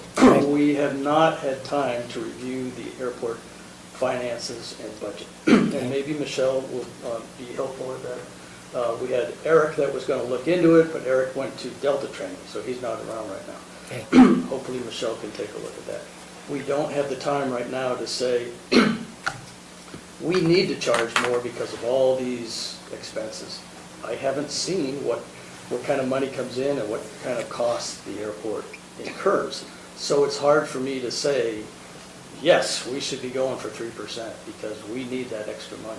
So Chairman McConnell did do that review, and he shared that with you at our last meeting, and that essentially was that the airport is not, we're not taking money that's actually generated from the airport leases and using it outside of the airport. It's barely covering its own costs. The only money that we are generating there that is being used outside of the airport is the lease on a building that we own, which is not an airport facility. It's not a facility that should be generating revenue for the airport. It could be. We could designate some of that funding for that, but it's not necessary. So in that regard, I don't think that that's an issue. I know there's some on the airport board that want that to be an issue because they feel like the airport is making a bunch of money for the county. I don't think that's the case. And based on the information he gave us in the last meeting, that's not the case. What I am concerned about is that inflation is up 6% this year. We're going out to the taxpayers and asking them to pay more in taxes for the first time in 5 years. Okay? We're having to give increases to our employees. Our employee insurance costs are up 5 or 6% this year, and they go up every year. All these costs go up and up and up. Okay? 2% doesn't keep up with inflation. It hasn't for the last number of years. I don't foresee it keeping up in the future, and that's my point. Even 3 or 4% isn't keeping up, at least now, this year, and those costs are going to go up. We're going to have to pay Joe a little more. It's going to cost us more to resurface the runway. It's going to cost us more to do these things. I think you need to think if the airport's really going to support itself, which you're saying it's supporting more than that, but if it's even going to support itself, you need to think into the future, and if these lease revenues are not enough to support it, who's going to be on the hook for that? Well, it's going to be the county taxpayers, the property taxpayers. And I do have a concern about taking general tax fund money to support an airport that doesn't benefit all the citizens of the county. it does have a benefit, and I want to support it, and I think based on what we've done thus far in the meeting, you can see that we want to support the infrastructure, we want to support the airport, we want to support the expansion. I'm not concerned about animosity between people, and you know why? Because those who got here first got a good deal. That's right. And those who are coming later, they're not getting quite as good a deal, and you know, that's too bad for them. But we need to think about this moving forward. If we're getting $1,200, $1,300 a year per hangar here, that's not going to keep up for many years, and we're going to end up in a bad situation. And my biggest concern is we're locking in for 30 years. Now, as a separate thought to this, I suppose we could build into this lease the opportunity for the county to redetermine the lease rate every 5 years. And that might be an option, you know, and we can keep the 2% if you want. And if in 5 years we say, hey, we're not keeping up and we need to raise the lease rate to 20 cents, or at that point, I don't know, maybe it's 25 cents or whatever it is, we could do that. And maybe that's an option. But we need to consider that 30 years is a long time to lock us into an agreement. And knowing that the county, I mean, our cell tower lease, we get significantly more for the square footage, and they're giving us a 4% increase. And we don't have to provide any infrastructure for them. We're not even providing a road for them to get there.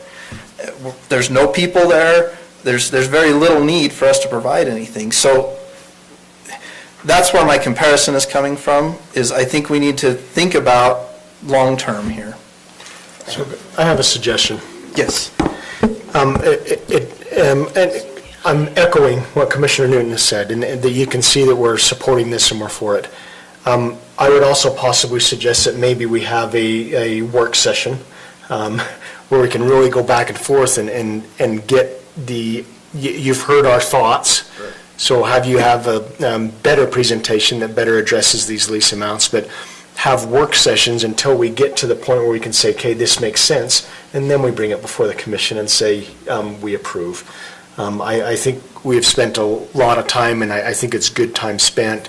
I know we've got other items we need to get taken care of tonight, but maybe a recommendation that we, I don't know if we put this on hold, or how we say that, but the lease agreement until we get a better evaluation and understanding of what the costs would be to have those leases support the airport themselves without the county building included in that equation, something to that effect. The only problem is they're not going to be able to sign an agreement with these people to get the money until after we've decided this. Right. And so that's And going in to the be a meantime, problem we're too. going to start laying out money for this infrastructure Yeah. project, which, that's another discussion I guess we need to have, Stacy, is how we're going to structure that budget-wise. I'd imagine we're going to have to make a transfer from the general fund balance into the airport to get this work done, and then we'll have to reimburse that fund. Our thinking was to collect the money and then authorize the work. So passing the motion that approved the work is somewhat premature in that we don't quite have the money yet. So Okay. if you're just talking about accounts and where the money goes to, then pardon me for interrupting.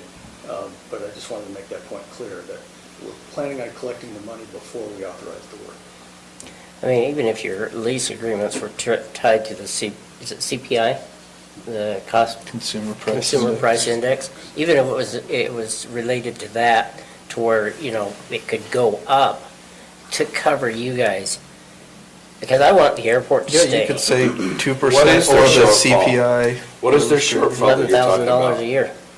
How much? 11,000 is what he came up with Yeah, last so year. if the revenue from the lease of the Forest Service building is considered within the airport revenue over the last approximately 20-year period, then the airport generates a positive revenue.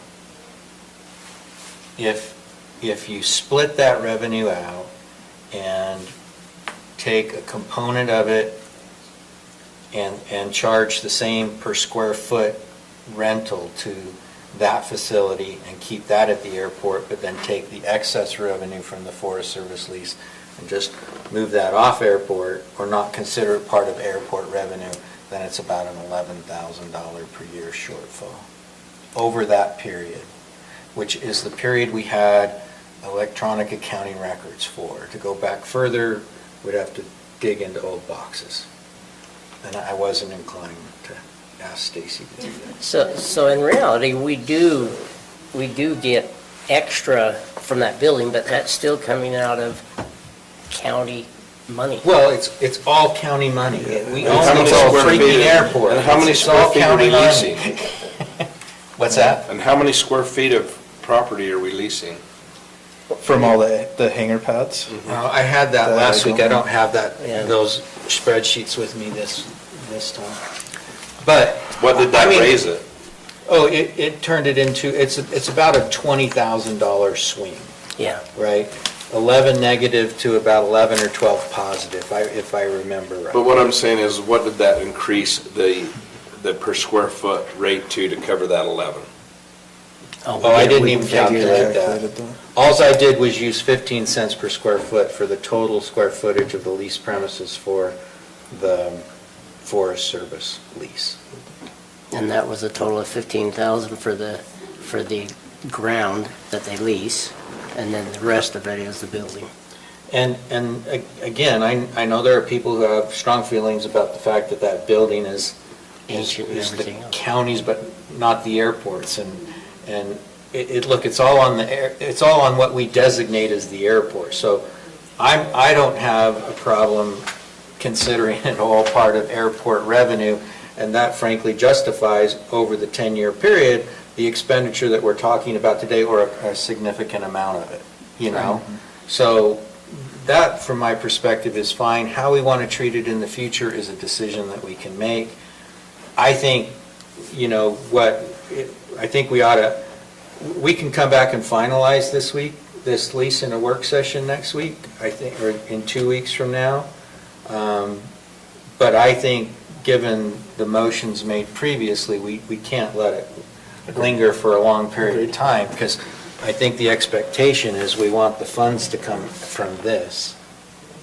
Yeah, because they can't And pay. if you want to amend the motions to include that, we can do that. I mean, in an effort to try to streamline this, I get we're not talking about a tremendous amount. 15 cents, 16 cents a square foot, it's not a tremendous amount. 2%, 4%, it's still not a tremendous amount. Over time, it becomes something substantial.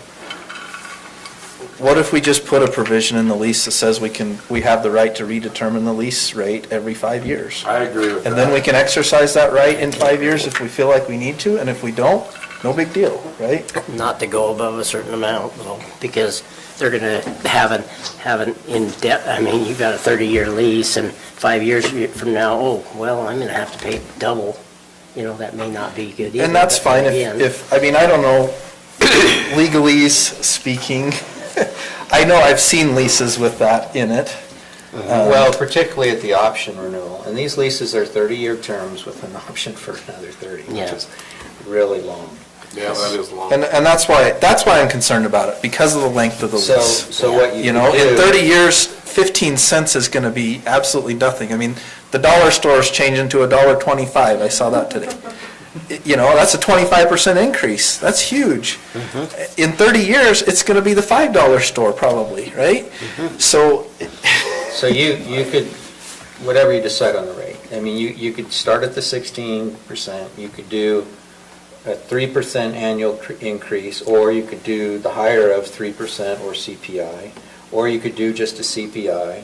You could call for your reset at the option, or you can do. I'd rather call for a reset, a potential reset every Every 5 years. 5 years. Just to give the option. And if we have a max in there, we could say, not to be increased by more than X percent, or I don't know what that Or is. not to be increased above what the expenses of the airport are. Yeah, that. I mean, That I'd could put be that fine, in there. too. I'm fine with you guys paying for it, But whatever it is. the you issue do. is that you've got a lot of existing lessees with a lease agreement that gives them the same term, the same option term, and a fixed 2% annual. And so what you're saying is, hey, with respect to these newer leases, and I understand the general argument that they're the late comer, which they're already paying for in terms of their infrastructure fee, significantly increased amount, but that's just the cost of doing business and the fact that things have gone up. But what I worry about on the reset is you'd only be resetting for those new lessees, you wouldn't be resetting for the others. Well, that's because their agreement's already set and we can't change it. Yeah, and that's the thing, there's nothing we can do about that. Except So, for when their lease is. but just because a bad deal was made back then, in my opinion, a bad deal, because we locked into a long-term agreement without a lot of leeway, and even more so, we haven't been doing those 2% increases, which is an even worse deal, in my opinion, because they would have been significantly higher by now, some of them, had we been doing the 2%. You know, yeah, you might have people say, well, I don't like those terms. Well, we've looked at it a little more carefully, and we want to do it right moving forward. And to me, it's irrelevant whether the old lease is different than this or not, because now we're trying to make a decision that's best for the county today. And maybe that was the decision for the lease that was done 10, 15, I don't know how many years ago, 20 years ago, was correct then, but it's not now, you know. And some of those are probably going to be coming up on 30 years and need to renew. And I don't know, you know, if it was done in the 80s. 2012. 2012 was the first one? Everybody to sign new leases in 2012. Oh, okay. So, well, then we got a while before they're going to renew. We reversionaried it in 2014, and now here's the third revisionary. So. Revised lease form. Yes, Lease form. Of the 2012 lease. So, how do you want to move forward? I want to keep it simple, in my opinion. Let's leave the 2% in there. Let's put a provision that the leasee, or the leaseor, the county, may redetermine the lease amount every 5 years at our option. And if you think we need to have a max, that's fine with me. Otherwise, we just put that we can redetermine it. And then they can, you know, sign or not, and that at least gives future commissions the opportunity to do something if they get in a situation where financially they can't afford it. If I was a person doing it, I surely wouldn't want just an open end. So put a max in there. I don't know what that would be, you know. Wouldn't want to build a $200,000 building and then have them say, well, we can make the lease whatever we want. Well, what I would say is why not put it up to the cost of what the airport operates on? Well, the problem is exactly what Robert said for that, in my opinion. Okay. If you've got those folks who are on old leases, and you got folks on new leases, and then we're going to increase, the airport costs go up, well, these guys are only paying this much, these guys are paying that much. We're going to increase these guys because we can, but these guys you're we're gonna not have because we animosity can't, right? between the. Then you're really going to have a problem. Yeah. So, See, and This is what Ogden's dealing with right now. yeah, they're wanting everybody to, they're not renewing leases because they want to change the complete structure of their airport. So frankly, if you want the airport to function well and look better, then from my perspective, you use the Forest Service revenue from the building and utilize that to put into the lease. Most of the improvements we do are done, they've been funded by the airport users and grants, and then we match funds, which was included in that amount.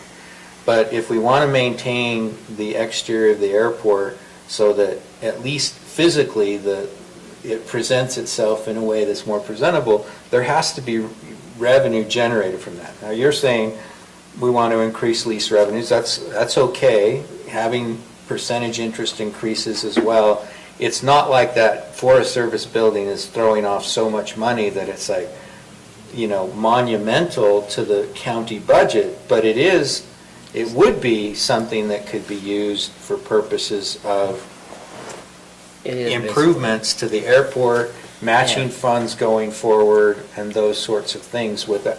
And Keeping our community looking nice. Yeah, I mean. Yeah. Well, and it might actually give us some revenue later by somebody that might want to come in, where, you know, that they might fly in for who knows what. Yeah. Yeah, you've got that would be fuel tax revenue. Right. Last agenda item. My biggest thing is I just want fairness, and I don't think you should be stuck to a 30-year lease without any kind of potential of going up enough to match your needs. Because me as a taxpayer, I don't want to pay any more. I mean, whether or not I've got $1 million or whatever, it does not matter to me, or if I got $100, it doesn't matter. I mean, fairness in the whole taxation or lease or property or whatever. Let's have let's have some kind of just, you got to pay for yourself. You want to restructure the property taxes to be residential? We have to. We have to go and do it right now. We have to have an increase just because our costs are going up. Okay, so you're taxing, you're property taxing the hangars as if they were commercial. They are.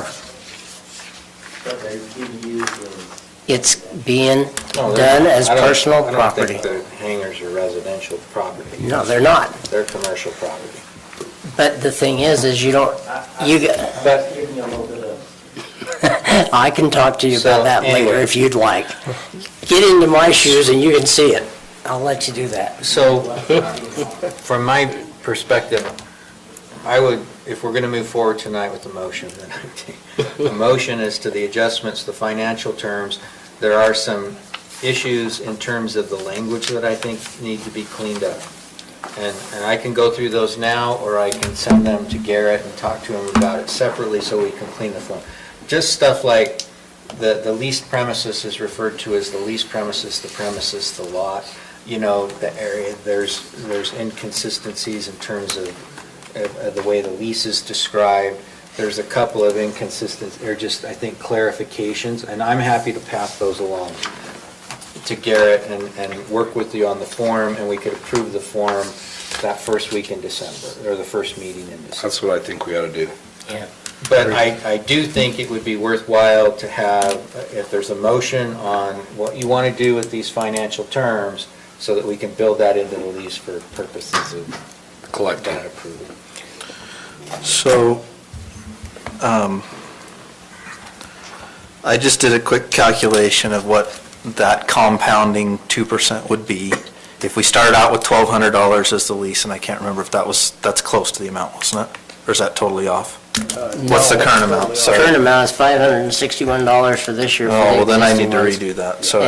And the, 15.606. the new ones will be It's how much? 600. 15.606 cents. Well, Per okay. square foot. So what's the average on a 60 by 60 hanger then? $560? Yes, or Yeah. maybe 561. I don't know where I came up with 1,200. 16% I came up with it Okay, let me earlier. calculate that out. Okay, it's 3,600 square feet times by,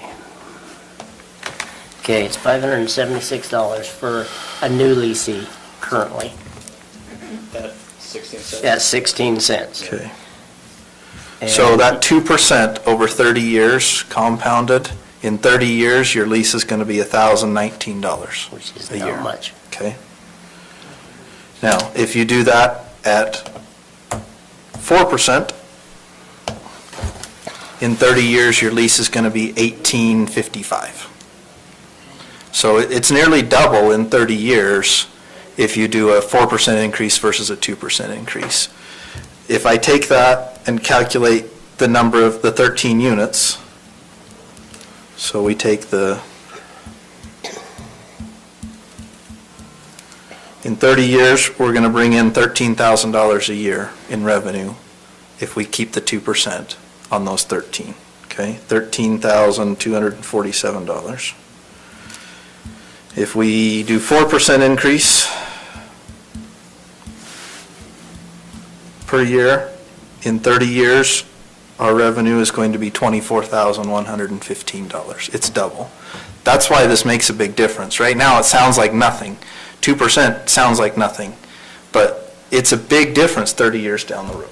That's my point in this whole discussion. Well, I understand Well, and So- inflation in that time. all that. And I did similar calculations. And yes, I'm aware of all that. And I don't have strong counter arguments to not raising it. So it's whatever you want to do. I would say 4% might be excessive. 3% might be easier to get guys to accept. And if you want to put an adjustment in there at 5 years or 10 years, I don't know, maybe that's the way to go. $23 a year. So I'm a numbers guy too, and I want to bring this up because I don't question the chairman's numbers. It's just when I see the numbers, they make more sense to me. And so I'm just explaining why I would like to see the numbers. We've already started talking about the office building. It costs $10,000. We want to, and it's come up here before as well, we want to get rid of that. And one of the individuals brought up digitizing the records, because that's one of the primary reasons that we have that office, and I don't think I mentioned this. It's not going to make a difference whether we decide to finalize this tonight or first week of December. You're right. He can still get his leases signed and cleaned up. I think we. Well, they're just. I think we. But I do think we need to Yeah, restructure. give some direction on the amount. And whatever it is, if you want the 5-year adjustment, if you want to go with the 3% or 4%, let's just. I think we ought to go with the 3%. I think we ought to go with the 3%, and I think we ought to do 5-year adjustments. With a max of 10% adjustment or something like that every 5 years. Or based upon the CPI. We can do that, no higher than the CPI. Not to exceed the Not to CPI exceed, over yeah. such 5-year That's period. correct. Yeah. That would be fine. Can you help him with that? Just have Garrett help him with I that? think that's fine. Okay. The rest of the lease, I don't have any issue with. It really just boils down to the dollar amount in my mind. The rest of Actually, it there's is, a couple areas. Did I word it well enough where it made sense? I think it's Yes. fine, and as long as our attorney signs off on it, we're And good. Robert has There's his a few- changes so he can. There's a few other things in it that you need to consider, and it's not county council anymore, change that to commission. And where it says you've got no commercial purpose, well, you've already, except in section whatever it was, you've already got commercial purposes in there, that you are renting it out, or you There's are. another section that says that renting it out is not considered a commercial. Right, I know, and so you've got some controversy between the two. Where There are are inconsistencies between the two. I'm on page 3 of your agreement, your lease agreement. Is it somewhere? And, Well, I think Yeah, the Garrett subletting. can help him go through all yeah, that stuff. and that's what I'm saying, is just go through all that, because I know you have a business there that you're doing mechanical stuff, and that's considered commercial, and yet you say you can't have commercial. We've got commercial. So I'm just saying that, you need to get it into the language that they can do that legitimately, and make it into whatever they're doing there, which is they're restoring airplanes. And I think it's a great idea. Built under commercial standards. Okay. Those, however, are not going to. So why can't they be? They can build it under commercial if you guys want to, but Well, I'm just saying that if they do, then there ought to be No, a different rate or something like that in your new agreement. No, Okay. it explicitly just says they shouldn't be doing commercial purposes, and subletting space for another airplane is not commercial, right? That's what I understand it to Running a mean. Do we have a business. motion? Yes, Do you want me to make a motion, or you want to make a motion? you do it. You're better at it. Okay, so, Mr. Chair, I move that we approve the current lease agreement with the following changes. That the increase, annual increase percentage be adjusted from 2 to 3%, and that a clause be added to the agreement allowing for an adjustment of the lease rate to be made every 5 years, but not to exceed the CPI adjustment over that 5-year period, or over the previous 5-year period. Does that capture what you were thinking? The 16 cents per foot. And Second. yes, and leave it with the 16 cents and everything that we have there. I'll second that. We have a motion by Commissioner Newton, seconded by Commissioner Wilson, to approve the form of lease agreements with the following changes.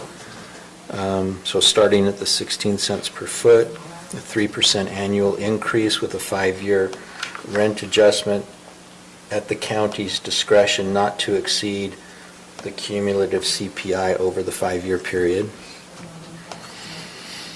subject to further approval of the county attorney Okay. and cleanup of several language provisions. Is that, Yeah, that's great. any questions on the motion? All in favor? Aye. Aye. Okay, I think we've taken care of all your items. Do you want me to come back for a work session? Or did this resolve I think that? what we'll we do is resolved just that. work with, Board Advisory Board should do it. between, I'll get my comments to Garrett, Okay. hopefully tomorrow, and then we'll circle up on the lease form, and once we've got that dialed in, we can circulate it to the commission, and if there's any additional comments, then we can incorporate them, but, Okay. okay? Thank you for your time. Thank you. Thank you. Sorry I gave you such a bad time. I just want fairness. You're Okay, right. I understand that You're right. the gentleman in the back is waiting for item number 10? I'm really okay, whatever. Let's get to it now. Let's move forward. Item number 10, Jared Anderson, approval of an agreement by and between Morgan County and the legislative executive and legislative executive consultant. So, we got the agreement, we went back and forth with Mr. Dave Stewart, he's the one that initially presented this. And I don't see the agreement in the packet, but I sent all of you the final updates to that agreement. I don't know, I think Chair McConnell, you might have had some recommendations to that, but I don't know what your thoughts are on that. But the update we have is, we have stakeholders who are very interested and energetic about this project, which we're excited about. And those stakeholders have committed up to this point to match over 50% of the value of this. So I think the matching dollars that Commissioner Wilson and I are currently tracking is right around, I want to say 70,000 matching dollars. Our Economic Development Director, James Ebert, has been also working on this, so it's an exciting opportunity. I think the stakeholders involved are seeing the need for this and are helping to contribute to this amount also. So that's the update I have for you guys. So the agreement itself, there is one in the packet. Are we still at the 120? Yes, we are. We did not get that. Okay, but down. so now the update is that it's paid monthly. Yes. For November 2020 at a rate of 10,000 per month. Correct. And it's November, it's this month, November through October 2022. Correct. I guess the one clarification that I would ask for is, it says identify a champion for infrastructure improvements to the Mountain Green interchange. And I would like to just say, in such other matters as the county commission shall direct from time to time during the term of this agreement. I'm not expecting to have a broad list of issues, but I think there are some related things that we might tie into that request in terms of studying what that interchange means and what else would further the economic development package generally. There's constant issues, frankly, in this part of the community with respect to water infrastructure and multiple water companies. There's other types of infrastructure issues, but I don't have the details to say, I want it to be X, Y, and Z today, and I'm not sure that it will be ultimately approved by the commission, but if we could have some flexibility on that, so it's not so isolated, then that's one suggestion that I would. So yeah, I got a. What was your name, sir? Yeah. Said you've been sitting here for 3 hours. I've been enjoying it. I've sat through a few of these myself. I'm Kerry Gibson on behalf of Lincoln Hill Partners, which is one of the subcontracted entities listed in the contract. This is a consortium of 3 firms that have joined together, I think in a wise move by you all, to expand the reach up on the hill to make sure that this project has the highest level of funding possible. So to answer the question that was asked a minute ago by one of you, I'm sorry, I can't remember which one. Because this is not exactly, I'm not the person signing on this contract, this is the other firm that presented earlier. I wanted to be here as a resource because I'll be handling the portion of Lincoln Hills portion of this, at least here locally. And in our contracts, we would, it was you, Mr. McConnell, I'm sorry, I forgot who it was, but in our contracts, we would absolutely generally have language like you expressed. And I can commit that we don't have, I don't think any of these groups will have any concern with adding that type of language. Generally, we want to be a resource on Capitol Hill for local communities in any way that you see fit. And if you come to us and say that your focus or direction has changed somewhat, we work for you, and we want to make you happy. You're the boss, and so yeah, we recognize that in this case, this is a big project. It's one that's important to you all, and we want to do the best we can to make it happen. But we're more than happy to take adjustments in marching orders as we move forward and adjust our direction. Yeah, and I think we can add to that too. I know the previous changes we had with Dave, he was more than willing to make whatever changes he wanted. It's interesting because it kind of reminds me of our ARPA dollars.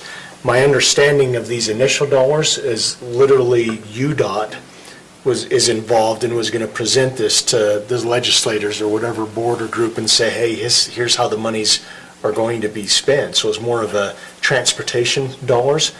But ironically, similar with ARPA, we started out like this, and now all of a sudden it might include transportation. So I don't know if there's a possibility, like you're saying, Chair, maybe this starts out with transportation dollars, then it says, hey, we're gonna look at water and sewer to help out. So I do agree with that change, and I believe David make it quite quickly, to be honest. So Well, and what I'd also suggest is that, you know, I don't know if it's Commissioners Anderson and Wilson that are going to be the principal people interacting with you. I think that you have to kind of set up a regular cadence of meetings to make sure that we're communicating with them and they're communicating exactly what they're doing, or who they're meeting with and the progress on it. And I think it'll be an evolving initiative, frankly. I think they'll come back with input from the legislators that they've been meeting with, and we'll want to refine and respond. And so in order to do that, I don't know that we want to do that in these county commission meetings. Maybe there are some issues that will rise to that level, but in the interim, I think we need to be meeting with them. And we may want to have every one of those meetings involve some of these stakeholders who are generous enough to contribute to help fund it, so that we're making sure we're tracking that input as well. This is our first go-round, Kerry. Yeah. So is that something we can do? Absolutely. We're comfortable with whatever level of engagement in the commission meeting itself that you are comfortable with. If you want to make sausage with us here in the commission meeting, we're happy to do that. If you want us to work with assigned commissioners to make the sausage, and then we'll just come to commission meeting and let you know when we've had success, that works too. I mean, that's what we'd love to do. We'd love to be able to show up and say, hey, we worked this out and we made it work. So, but again, we're comfortable with whatever kind of process you request, because at the end of the day, you know, what we want to see is the work get done and the project get funded. I can agree with do we want to say monthly? Do we want to say regularly scheduled? So it gives us flexibility. I'd say regularly scheduled, but I wouldn't let it go more than a month. Yeah. Yeah. I mean, the legislative session's frankly short. During the session, you know, you probably want to meet every 2 weeks. That's what I was going to say. Things will move quickly during that 45-day period. I mean, very quickly. There might be a period at the beginning where things are moving a little bit slower, but as time goes on, the closer it gets to the end, it'll be moving very quickly. This has a term starting November 1st of 2021. I'm assuming we want to just push that back to December 1st. December through November 30th of the next year. So we're still doing the 12-month term. It'll just be. And then what funding source have we identified? So we've got about $70,000 in potential matching funds. So we've got to come up with about $50,000 more from Of our own. Yeah, I think I talked a little bit with Blaine about it, but I think the thought process is if it qualifies, don't know fully if it qualifies, but the initial thought would be the economic development funds if they qualify, because there's a possibility that they would, with this being an economic development item. And then of course, the second thought might be that 1984 fund that they've got a certain amount waiting there to be used. Perfect. Wasn't Yeah. it emergency management? Well, It was. it was, Actually, it it's like- technically could be used anywhere because it wasn't ever, It was actually put back into the general fund from what. I would past prefer to use commissioners the said. economic development funds that we've talked about. And I think it probably would qualify, but we need to confirm that it qualifies Right. under those terms. But it sounds like at least we have some funds identified. Yeah. So we could make a motion and figure out where the money's coming from later? That's not, Not a good Shucks. idea. I thought that'd be the easiest way through it. I thought when we Come out of his discussed, bank account. no, I think when we discussed that 1984 fund, I thought we did say it actually could be used, although I think the feeling is we want to use it for emergency management, because that's what it was set aside for. So I guess the thought I have is if for some crazy reason we can't use it from an economic development pot, which we should be able to, that would could be look from to that those 1984 pot. And possibly ARPA? Yes.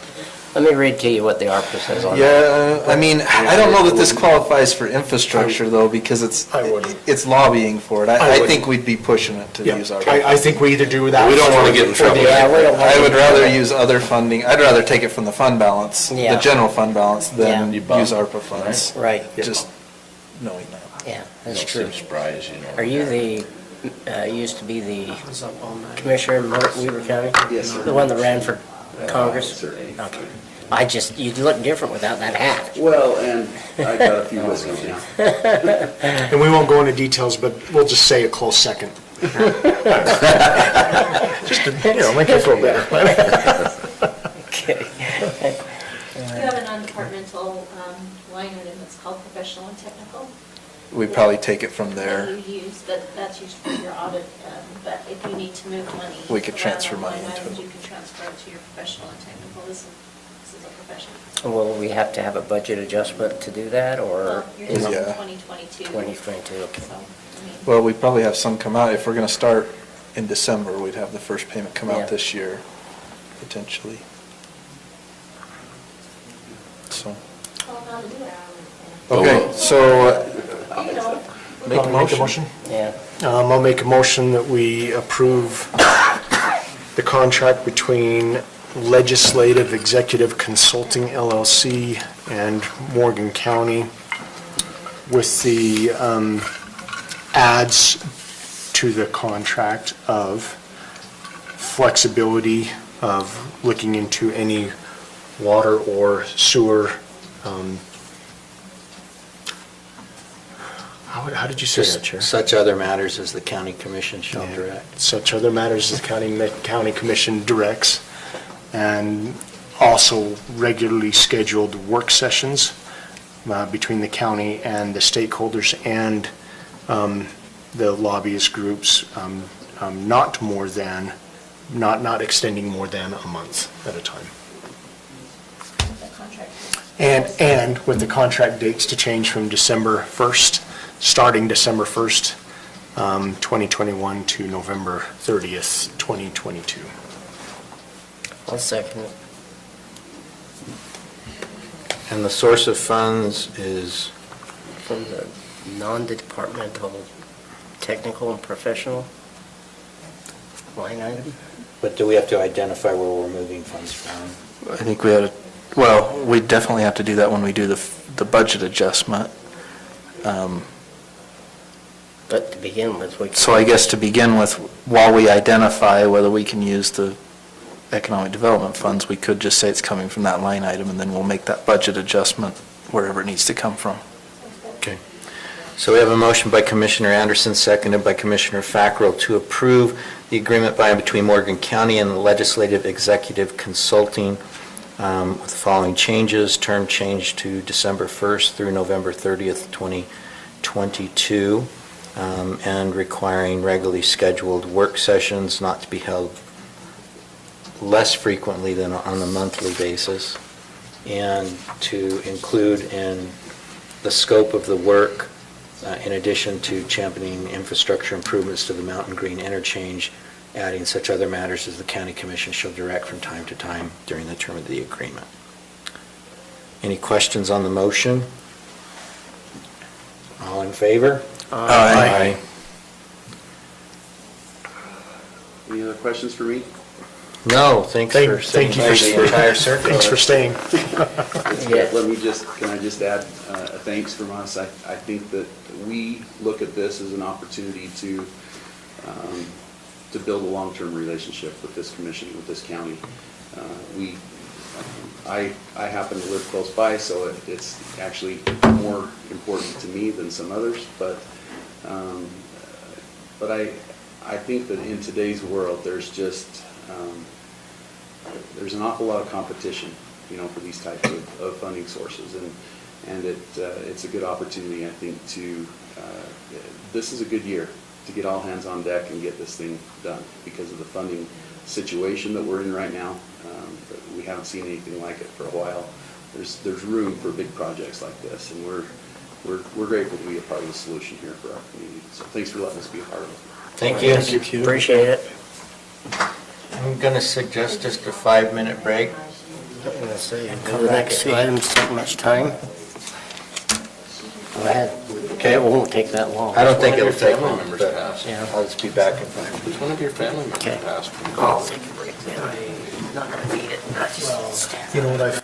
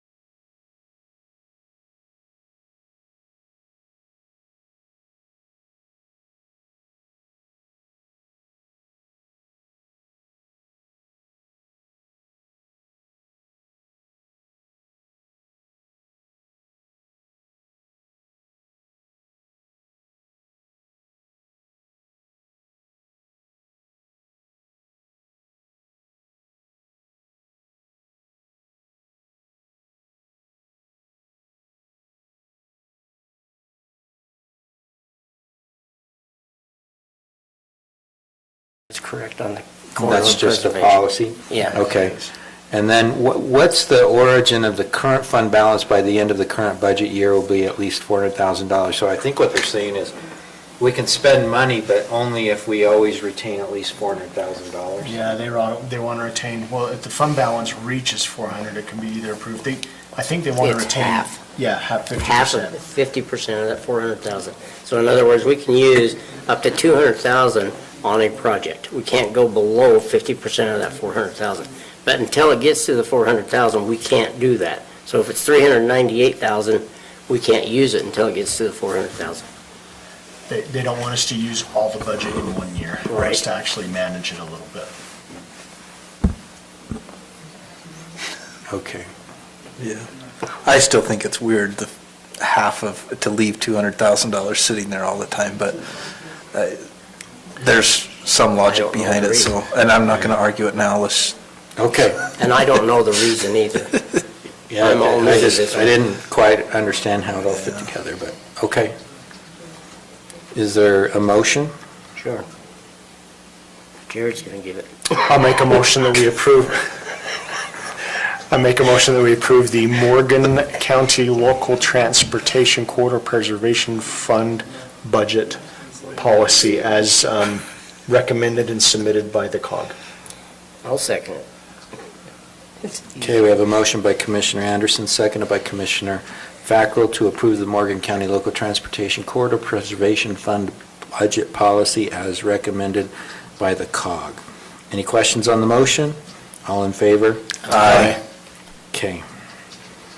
Resolution to create the Morgan County Active Transportation Advisory Board. Okay. This is, I hope you've all read it, because we need to have an active transportation advisory board to be able to continue working on the trails plan. And the trails plan, UDOT's wanting us to get started on it a little bit faster than what we've been doing. And so we've started with this, and in 2 weeks, I'll be bringing before you the names of the persons and the bylaws. And then we'll start that. So my only question that I had as I read through this is how does this board interact with your Trails Committee? Okay. The Trails Committee will be the board, is what the plan is. Okay. Because the Trail Committee isn't an official board, right? That's right. It's not an official board. So this creates it so that we have an official board to So be you able can to get have. grants and stuff? Is We that will why it be- is? Well, no, they just have to advise us. But yes, there will be grants we will be able to get. But do we have But it to, doesn't have to be. that we don't have to have an active transportation board to Well, receive? no, we do. We do have to have one. According to, I mean, I started this Trails Committee, and then I was told I need to have an actual, they have to be approved. Then I talked to UDOT and WFRC, and they says, no, you need to get probably a resolution and create an active transportation advisory board. So what I would suggest then is that if we move forward and approve this, and then you come back and appoint the same individuals for this, then we probably get rid of the informal Trails. That's correct. Committee. That's correct. All right. That's correct, Please. absolutely correct. Because there's some additional names that will go on into that board that have come and approached me that I think ought to really be there, which one's from the school, or two are from the school, the one's from the city. There's two of us, of course, Lance and I myself on the, for now, on the advisory. We're just liaisons. The city and us are liaisons. You've got the school, two representatives from there, and then the other individuals that were on that Trails Committee. So do you want to change that comment, Blaine, in this resolution, or do you want to put that in the On which? bylaws? Because at the very bottom, it says, active transportation board shall consist of up to 9 members, all of which shall be Morgan County residents. But I'm agreeing with you, most of the boards we have does go into specifics like you're talking about. And so I didn't know if that was going to be in the policy, or? That will be in the bylaws as to who they are, or where they come from, or whatever. That's what my Term opinion of is. service and all of that. Yeah, terms of service and all that kind of stuff. But we will no longer have a Trails Committee, because they're now this, is what they are. Okay. And so Okay. should this be in the format of an actual resolution? Oh, heck, I don't know. Yeah. I would assume. Yes, it should be. I thought it was. What do I So- have to do, Stacy? Well, it'll need a resolution number at the top, and then it'll need the signature block with the attorney and me and. Okay. and chairman. Can you help me with that, Garrett? Thanks. So resolution, do you know the number? CR 2111. Mr. Chair, I move we approve Resolution CR 21-11, resolution of the Morgan County Commission establishing the Morgan County Active Transportation Advisory Board. Second. So we have a motion by Commissioner Newton, seconded by Commissioner Anderson to approve resolution CR-21-11, establishing the Morgan County Active Transportation Advisory Board, the form of which it'll be corrected or put into the appropriate resolution form. Okay, thank you. Any questions on the motion? All in favor? Aye. Okay. I don't have any commissioner comments. Anyone else? I do, but it's a very short one. I talked to Beehive Broadband today, and they are progressing slowly. But after I went to him to ask him or to let him know that we desperately need to have the fiber lines in, and then they can start building their laterals. Because I've also talked to Verizon, and they say they need fiber line to be able to maybe put in a tower for us so we can get more coverage throughout the county. So I'm working with them on that. Blaine and Austin and I are working with them on that with Verizon. I'm working with Beehive and told him that he needs to do that, at least up to the Porterville area, and then we've got All West on the other side, Croydon area. And so we're working with those areas. And now also the Highlands, he said, Beehive has said that they've put out flyers and postcards and all that kind of stuff. He's had very little response to people to get on the internet down there. I'm sorry to interrupt, but they sent that, and I asked about it. I made an inquiry, and they said that something about interference, but maybe it was the other one. Could be, because I know he's got it. Oh, and that's another thing that Verizon is going to do, is the tower that's down at Mountain Green. It's been shooting just down the canyon, and instead of shooting up this way. And so he's going to tweak that around so that way we would get full coverage down around the Mountain Green area with Verizon. So it may help even the Highlands and a few of those other areas there. So, and there shouldn't be any interference on fiber. Yeah. It might have been Liberty Broadband that you contacted? Yeah. The other one is the one that connected illegally to our property. That was B. That was Beehive. That was Beehive. Yeah. So there's no interference at all, just hook it up. They already connected it. Geez, yeah, you can just do that. It's hanging on your wall. So anyway, they were just saying that there was, they have not come, they've got the main road in, the main line into Young Street. Now they're working on the main infrastructure into Highway 66. And anyway, there's an update on all that. So basically it. They're just waiting for people to call them in those certain areas. So if they want internet, tell them.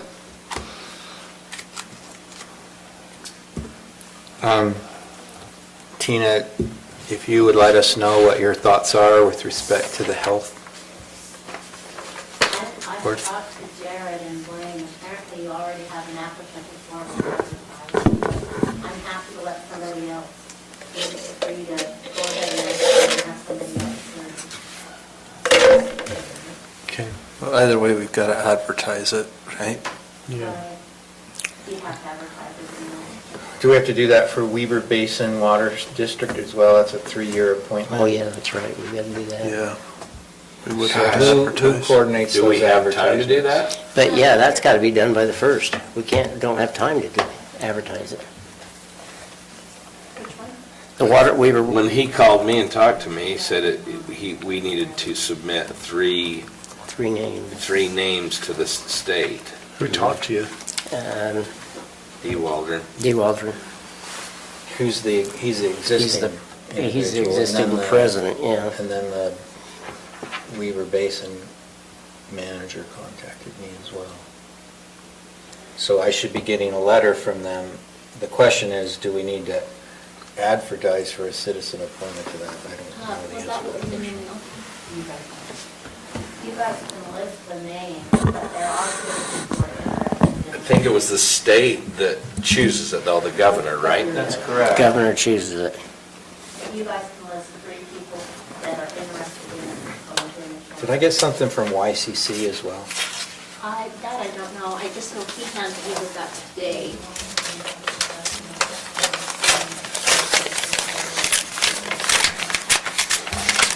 Those is not going.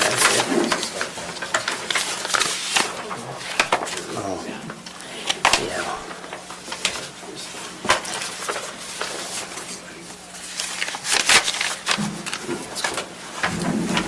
Okay, in accordance with 17B 2A 1005. What was that again? 17B, concerning the selection of a trustee to serve on the Weaver Basin Water Conservancy District, we hereby serve written notice that trustee D. Waldron's current term of office will expire January 31st, 2022. Oh, So we January. got The statute requires the Board of County Commissioners submit to the governor names of 3 nominees recommended to fill this trusteeship. The governor will make the final selection with the advice and consent of the Senate. The governor's staff has indicated it would be convenient for them to receive and consider the nominations from all counties of our district at the same time. Let's see, thank you for your consideration. Didn't say by when though, huh? It didn't, but It would obviously. be convenient for them, for us to do it at the same time everybody else does. Per your request, here are some names that have been submitted in the past. So we've got D, who would like to continue serving? Logan Wild. Isn't he still the No. agricultural? No. Isn't he? No, he's not. No, not anymore. And then Scott Green. Do you know people more? Debbie Sessions? Randy was, had his name submitted. Oh, Well, okay. I think we ought to advertise for both of these Yeah. for applicants, and then we can choose from the applicants and make the Well, nominations. so do we narrow it down to 3 and then submit 3? Yeah, Is that what it That's what it is? sounds like, yeah. Okay. So we need to advertise for this and for the health department. Do we have any other pending board? We're supposed to be doing some kind of survey for the state. You guys all got the email, I think. So you'll take care of those advertisements? Is your replacement gonna come to a couple of meetings before the first of the year? We've only got 2. Would you be 2 more? You're able to replace him. Isn't that what you? Oh, yeah, that's right, the HR person. Administrative assistant. Oh, yeah, Yeah, that's the other thing. Have we wanted to extended discuss. that offer yet? no. No, but I can talk to you guys about that after we adjourn if you'd like. Okay. Okay. So just a reminder, your next meeting is your truth and taxation hearing and your budget hearing. Oh, and we can't be here.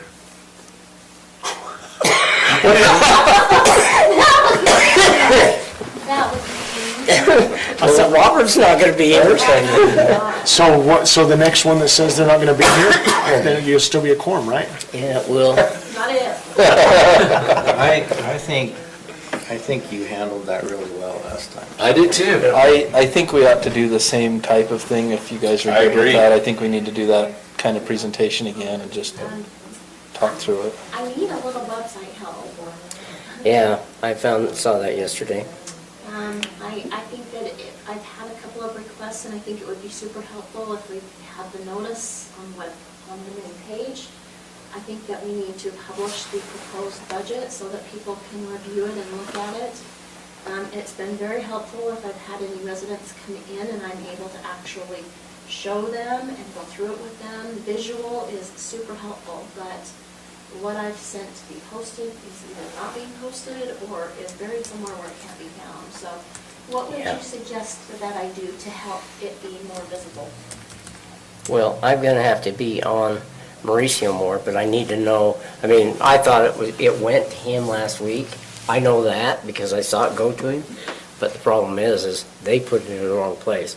Until I saw that email yesterday, actually it was late last night, that I went and I says, Mauricio, I don't care what time of the day it is, you better get it on there right now. Because in reality, we were not in compliance with the 24-hour notice. What went to the wrong place was the agenda for today's meeting as Right. well as the packet. Right. So is it on there? It's there now, yeah. What's on there now? The agenda and the packet. What's not, No. what doesn't exist out there right now is the truth and taxation. Oh, that notice. one, yeah, I agree. I went and looked at that, and it has a 27% increase. And it was back for 2017. That's what I showed. Let me get it. So anyway, just. So is the issue, there's a breakdown in communication between us and the Blue web Sky, hosting? yeah. Is that what it's really boiling down to? So my instructions to upload are to go to an upload website button, and it asks you, where would you like this uploaded, what is it, and are there any special instructions? And when you upload it, it comes up with a thank you and an envelope that opens. My suggestion perhaps to help me better track is that I get some sort of a receipt. You know, when you send an email, it goes to a sent folder and you can say, yes, it was sent on this day and this time. But when I'm uploading to the website right now, I don't get any verification that it was sent, so I can always say, well, I did send you this tax notice, I sent it 2 weeks ago. So it sounds like you're sending a form, you're submitting a form, somebody on his end is getting He's that not form getting it, yeah. and then putting it in. Why can't we just ask them to send an email response back to whoever submits the form That's what saying, I'm gonna do. I've uploaded it, and then with a copy of a link to where it is on the website. So you could copy and paste that or click on the link and go and see it on the website immediately. Have we had people Let's pay just the ask him to incorrect do amount of that. taxes? We had that No, notice. this is for next year. No. We had that notice that came out wrong. So I posted tax increases for 2022. It doesn't affect this year's tax. Oh, okay. Yeah, So he's got next it year. on there right underneath the banner that changes, notice to Morgan County residents Yeah, it's there. that it's incorrect. Please contact your commissioner. That's because Any? Contact any of your- Please contact your I did. commissioners. I did. I says, have them No, contact me. they need to contact the treasurer's office. I told him to not the also contact commissioner. that. I thought you did that. No, That I was did not it. me. I did it. We can change it to your name. I told him to put my name. I didn't No. care. No, that's a bad idea. They should never be contacting you or any of us. They need to contact the treasurer's office who actually has the details. Made the mistake. And made the mistake, that's right. Well, okay, well then I was gonna get grouchy with you, because I thought, how come he'll do things for you, but he won't do anything for me? I asked for my ad, which is correct, to be on that main page. I asked for the budget to be on that main page, so that when they go there, boom, it's right there. Boom, it's right It's there. not there. Yeah, It's not being so put there. it's you I need to get grouchy with. Yeah, you do. So when you send those things out, when I see anything that happens with the website or anything to do with IT, when I see it, I go and respond and take care of it. Well, anyway, that's So- our next meeting. Our next meeting will be your truth and taxation meeting, so. Can we stop this So- meeting? And I'll be with Robert, I don't know where he's going, but I'll be with him, so. You want to come to the Heber City Council meeting? It's not particularly exciting. It's So city you're- council, so you're it not won't here be a next budget week? discussion. I'll be Oh, there. okay. I'm just being silly. Okay.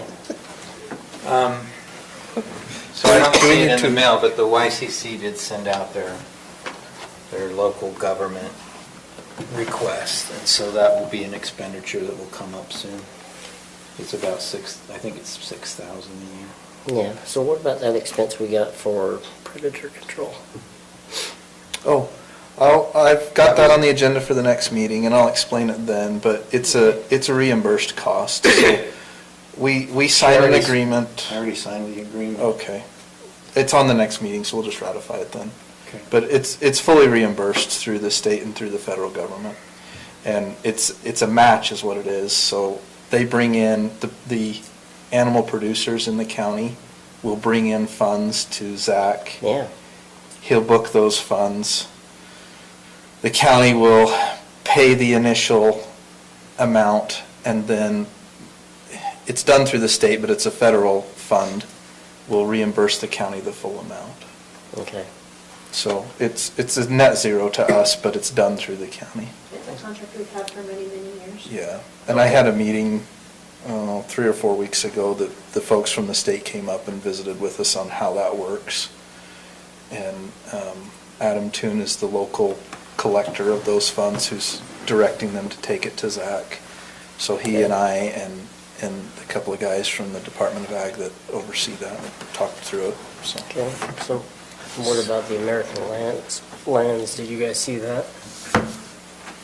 That bill Yeah. that came through? What do you want to do? I don't know that we've done that before, have we? Yeah, actually, we Yeah, have. we've done it every year in the past. So we need to think about that, I guess, and decide what we want to do. Okay, I'll bring it up on the next. Probably ought to put it on the next meeting and we can. Okay. I did sign the ski bus agreement. Oh, did you? Yeah, I signed it electronically and I just handed you a hard Okay, copy. good. Then we'll get that bill for them. Is that just an update? Because it was a 3-year It was a agreement. the last 3-year one we deal, but they signed. do it, they have me sign the agreement on an annual basis. Even though So it's- this is the third of 3 years. The good news is it's down to like $2,000. Oh, really? It's decreased? That's decreased. It's because they do it by number of stops. They must have added stops. Yeah. Because they take the full route and divide it by the number of stops and you pay per stop. Oh, how nice. So, Well, it's going to be a benefit later on. yeah. Did you Okay. make sure Blaine won the Minky blanket like I told you? I did not win it. But I somebody didn't get a did, and they single were very vote. happy with our bass. They were got excited that. about it. I won one from Kane County. Really? What'd you Yeah. get? There's a 2-night stay in Kanab and a tour out to one of the Yeah. rock I didn't formations think about and that. dinner for I have two. a couple and- extra bedrooms. I Yeah, could have thrown a 2-night stay. You could have thrown it. We had an overnight stay in ours. All I know is we had At a East super, Canyon. super basket. They really loved it. Yeah, there was some ladies going crazy over They that were Mickey going crazy blanket. over They're like, winning I that want one." that basket. So I actually have a bag for you in my car and I drove my truck. So it's just a small bag that you got for being on the board for Utah Association of Counties. If you went and got the bag, you can keep it. It's not a big, not a big deal to me. There might be a Snickers in Yeah, like when I walked in, like, what are you doing? I'm the alternate. And I didn't, Blaine went to the concert and I didn't. I had family back at our. That was very, very good. ZZ Top? No, it was two guys that Two did guys. Billy Joel, Elton John, and I guess they dressed Yeah, they like dressed like each them. other, and they had a guitarist and a they were drummer, and good the piano dueling players? pianos Oh, yeah. facing each And other. was that Tuacon? Yeah, it was a Tuacon. I kind I of would wish love would've to see stayed. ZZ And there Top at was- Tuacon. That would be amazing. Nobody was there. There was probably less than 100 people there. And they played for almost 2 hours straight. And surprisingly, I mean, one of his jokes was, the two of us are halfway to 120 in age. And I go, my heck, they don't look that old. And they didn't, but they're 60 years old. They're out there playing with a young kid, and they're both from Utah, from Hurricane. And then the third person was 31 year, was the American Idol in season 14. So they didn't mean that together they were 60 years old, right? No, They might- each one of them were 60. Combined, they- Combined. Yeah. No wonder they could jump around, huh? And then they- 30. And then they went to Hurricane High, they're from Utah, and the other guy that was on American Idol was from Enterprise, Utah. So it was a pretty good, we were able to talk with the wives afterwards, because they were sitting right in front of us, so it was pretty neat. Good event, That's great. it's a great event. You missed Okay. it, good thing.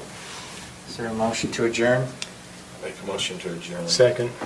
All in favor? Hey, I must have said that right. Okay. Robert, didn't I? Now, We didn't even, Matt, he didn't even you gotta mess with stick it. around though, Matt, you can't leave yet, because we gotta discuss this other thing as soon as they close it off. What other deal?